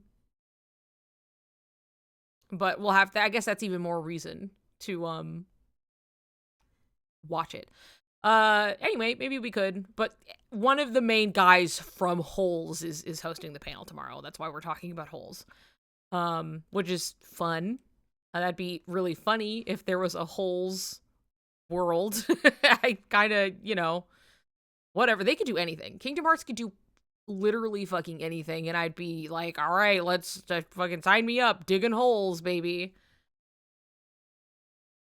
But we'll just have to see. That said, I was like, I could like vamp for an hour and see if we get news, but like I am very hungry. And I did not eat a whole lot. The kid gets framed for stealing a pair of expensive shoes, I remember that, and sent to this camp and makes friends with the other boys there and teaches one of them to read and whatnot, and they end up uncovering a mystery involving the holes that they're digging. Still waiting for them to announce Coco because we know it's going to happen and I'm going to have to sit down and watch it. Yes, you will. Would you be down with a Cars world? Sora tries to... Listen to me. Cars is probably one of the last things. I would take Star Wars over Cars any fucking day. I don't hate Cars, but having revisited it as an adult, there are some things in Cars that I'm like, it's, I don't need this. It's okay. That's okay. But like, if Kingdom Hearts, decided that they were like really gonna actually do Cars, I trust them to make me give a shit about it. Kingdom Hearts can endear me to anything. I did not give a rat's ass about Frozen and just didn't really like it. And then now I'm actually quite fond of what it was able to accomplish. That said, I'm also older and wiser and less like gut reaction judgmental on some things. So like I can look at something better and be like, it did this well, and then like it did this not so well, and like what held it back or what have you. But like now I'm like, yay, Elsa. She sure is like Riku. If we ever got Cars before we got Luca, I'd be pissed just a little bit. But it's something where like Kingdom Hearts could successfully endear me to something, and I trust them to execute whatever they're seeking to do well enough. So in that, I have the conceit of, if they did it, sure. Let's see what they do. It is not something I would be like, oh, put Cars in, guys, unless it was like a mini game a la like Remy the Rat Makes Us Cook. Like if you were like, I'm watching some race thing or some other mini game or something, and it was Cars, like, you did great, Niku. I gotta watch the first half of the VOD because I was at work, but it's always a fun time. YouTube said thank you so much and said goodnight to 480p Niku. Thank you, YouTube. I forgot to bring up the chat. Usually I do, and it slipped my mind. So I was so preoccupied with the hosting and the talking that I forgot. Anyway, Coco, I swear to God, Coco's like a shoo-in. It's going to be one of those things where, like, Graven is like, I thought everyone would be surprised about Coco. And, like, it's the same as, like, Frozen. We were like, we all expected Frozen to be in. And we all expect Coco to show up. So, I hope it's OG Trilogy Star Wars. I so hope. Well, I mean, given the Redwood Forest that they're in, would place it in the original trilogy. I really want to go to Radiator Springs. Listen, I may not like Cars much, for a number of reasons, but the Radiator Springs ride where you're zipping around like real fast in the racing, I love that ride. And I also like how they designed Cars Land. It looks good. It pisses me off, but they have it. I've only seen Cars 2. If you're gonna see any Cars, I would at least say watch the first one. You don't have to watch Cars 3, that's okay. Is it a really gorgeous looking movie as far as like the environment and everything that they do? Because it's crazy what they can accomplish? Yeah. I don't like that movie for many reasons. I'm a Zoomer, so Cars is just in my blood. I understand that. Cars, the first movie, like came out, I think, when I was in like early middle school. I'm pretty sure.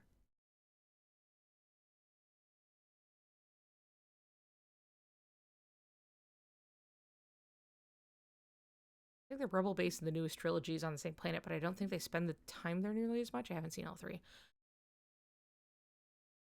I would think if you were going for iconic, like, locations, right, that it would likely be the original trilogy. And I can see a lot more in that being utilized for Kingdom Hearts, but they could do anything. I started at the park, the car's ride was malfunctioning, and you could hear one of the riders enthusiastically whooping while the car slowly drove down a hill.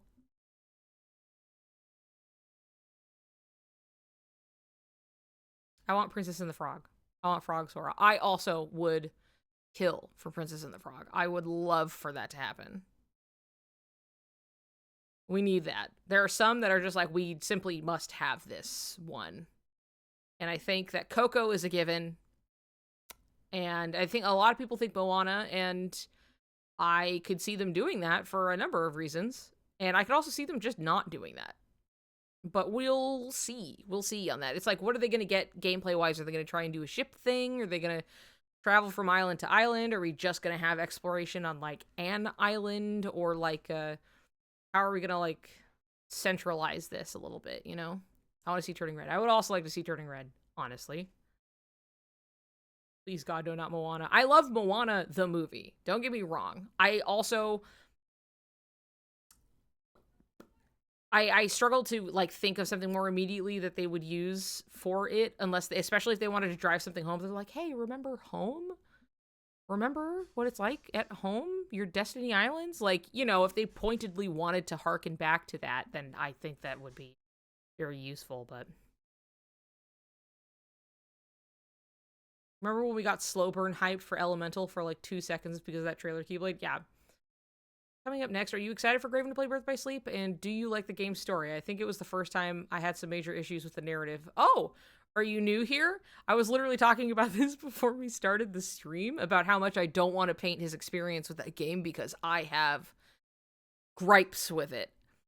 I don't hate it. I don't hate it. I think that it was really ambitious, and I think because of that and the PSP having issues with development, that it struggles. I think it's not the story it could have been, you know what I mean? But, like, listen, Niku, I have dreamt of a world based on the Emperor's New Groove. Dude, I would fucking... there are so many favorites I would love to see, you know?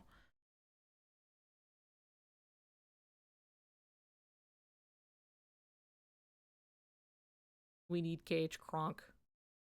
Every time I see you mention the game you don't like, you never said the name. Okay, fair. Fair enough.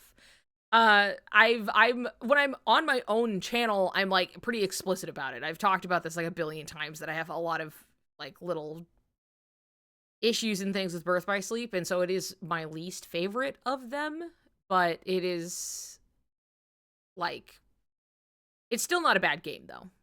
I want that to be so clear. Like, I have my gripes with it, and I'm always surprised at the lack of nuanced view on the game. When I came into the fandom for the first time, I was just talking about this with Tennille the other night, and it was like, yeah, I expected more discussion about, like, yeah, I tried to do this, but, like, I didn't really do this well, and blah, blah, blah, blah, blah, and any problems, but all I walked into was everyone being like, this one is my most favorite ever forever, and I was like, okay, well, that can still be true, but, like, nobody's talking about these problems I have with it. The Entertainment Showcase auditorium is huge. How do you... Empice posted a pic of the convention hall, because he did get in. He was there. Even on your stream, I mean, the game isn't bad, but Terra's issues could have been reconciled easily. Isn't actually evil, and Xehanort clearly was. Yeah, there's plenty of stuff there. The advice people that travel and parking from the con center takes an hour and a half for that showcase. Good. Whew. NPC. Oh, NPC. I get it. I get it. Duh. Okay.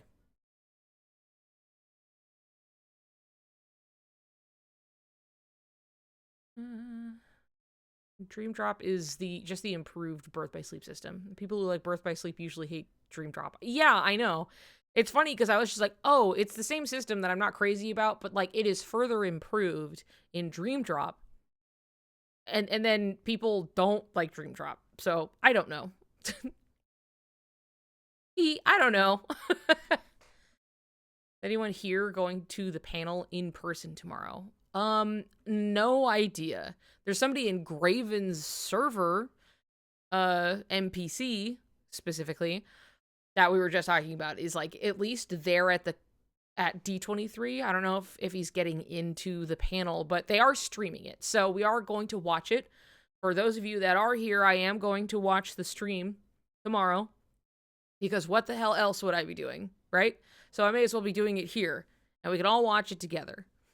I'm I'm very excited. I also, Kippen texted me and was like, what if we did a pre-stream, co-stream draw time until the panel? So I might be doing that with Kippen up until the panel. That'll be fun.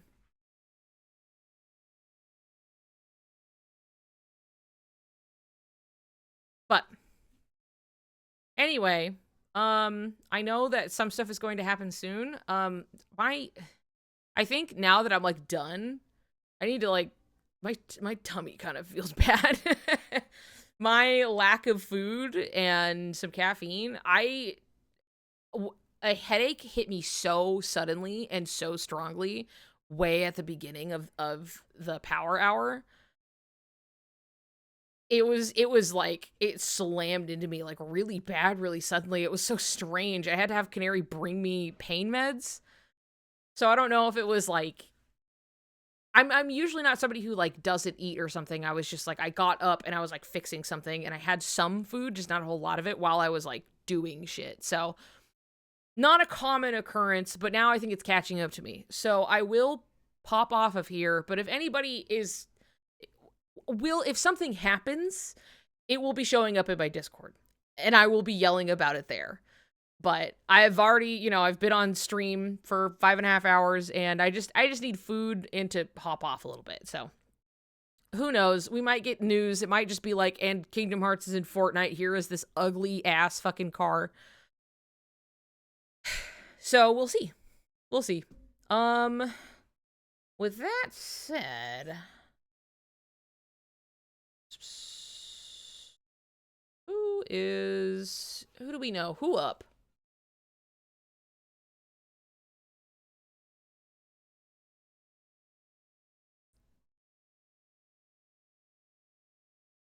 Ha.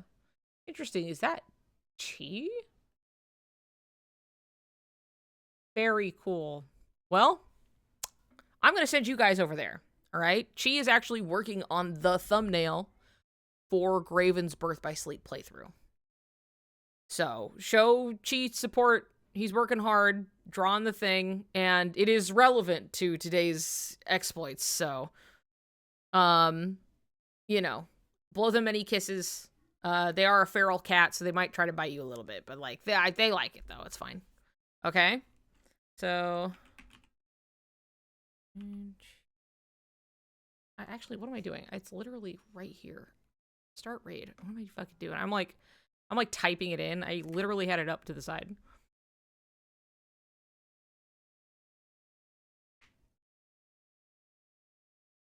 Okay. All right. Everybody play nice. Everybody be good. I'll see you guys tomorrow, okay? I'll start ahead of the panel. So we'll be around. And then we're going to have a great time, okay? I'll see you later. I'll see you tomorrow. Goodbye.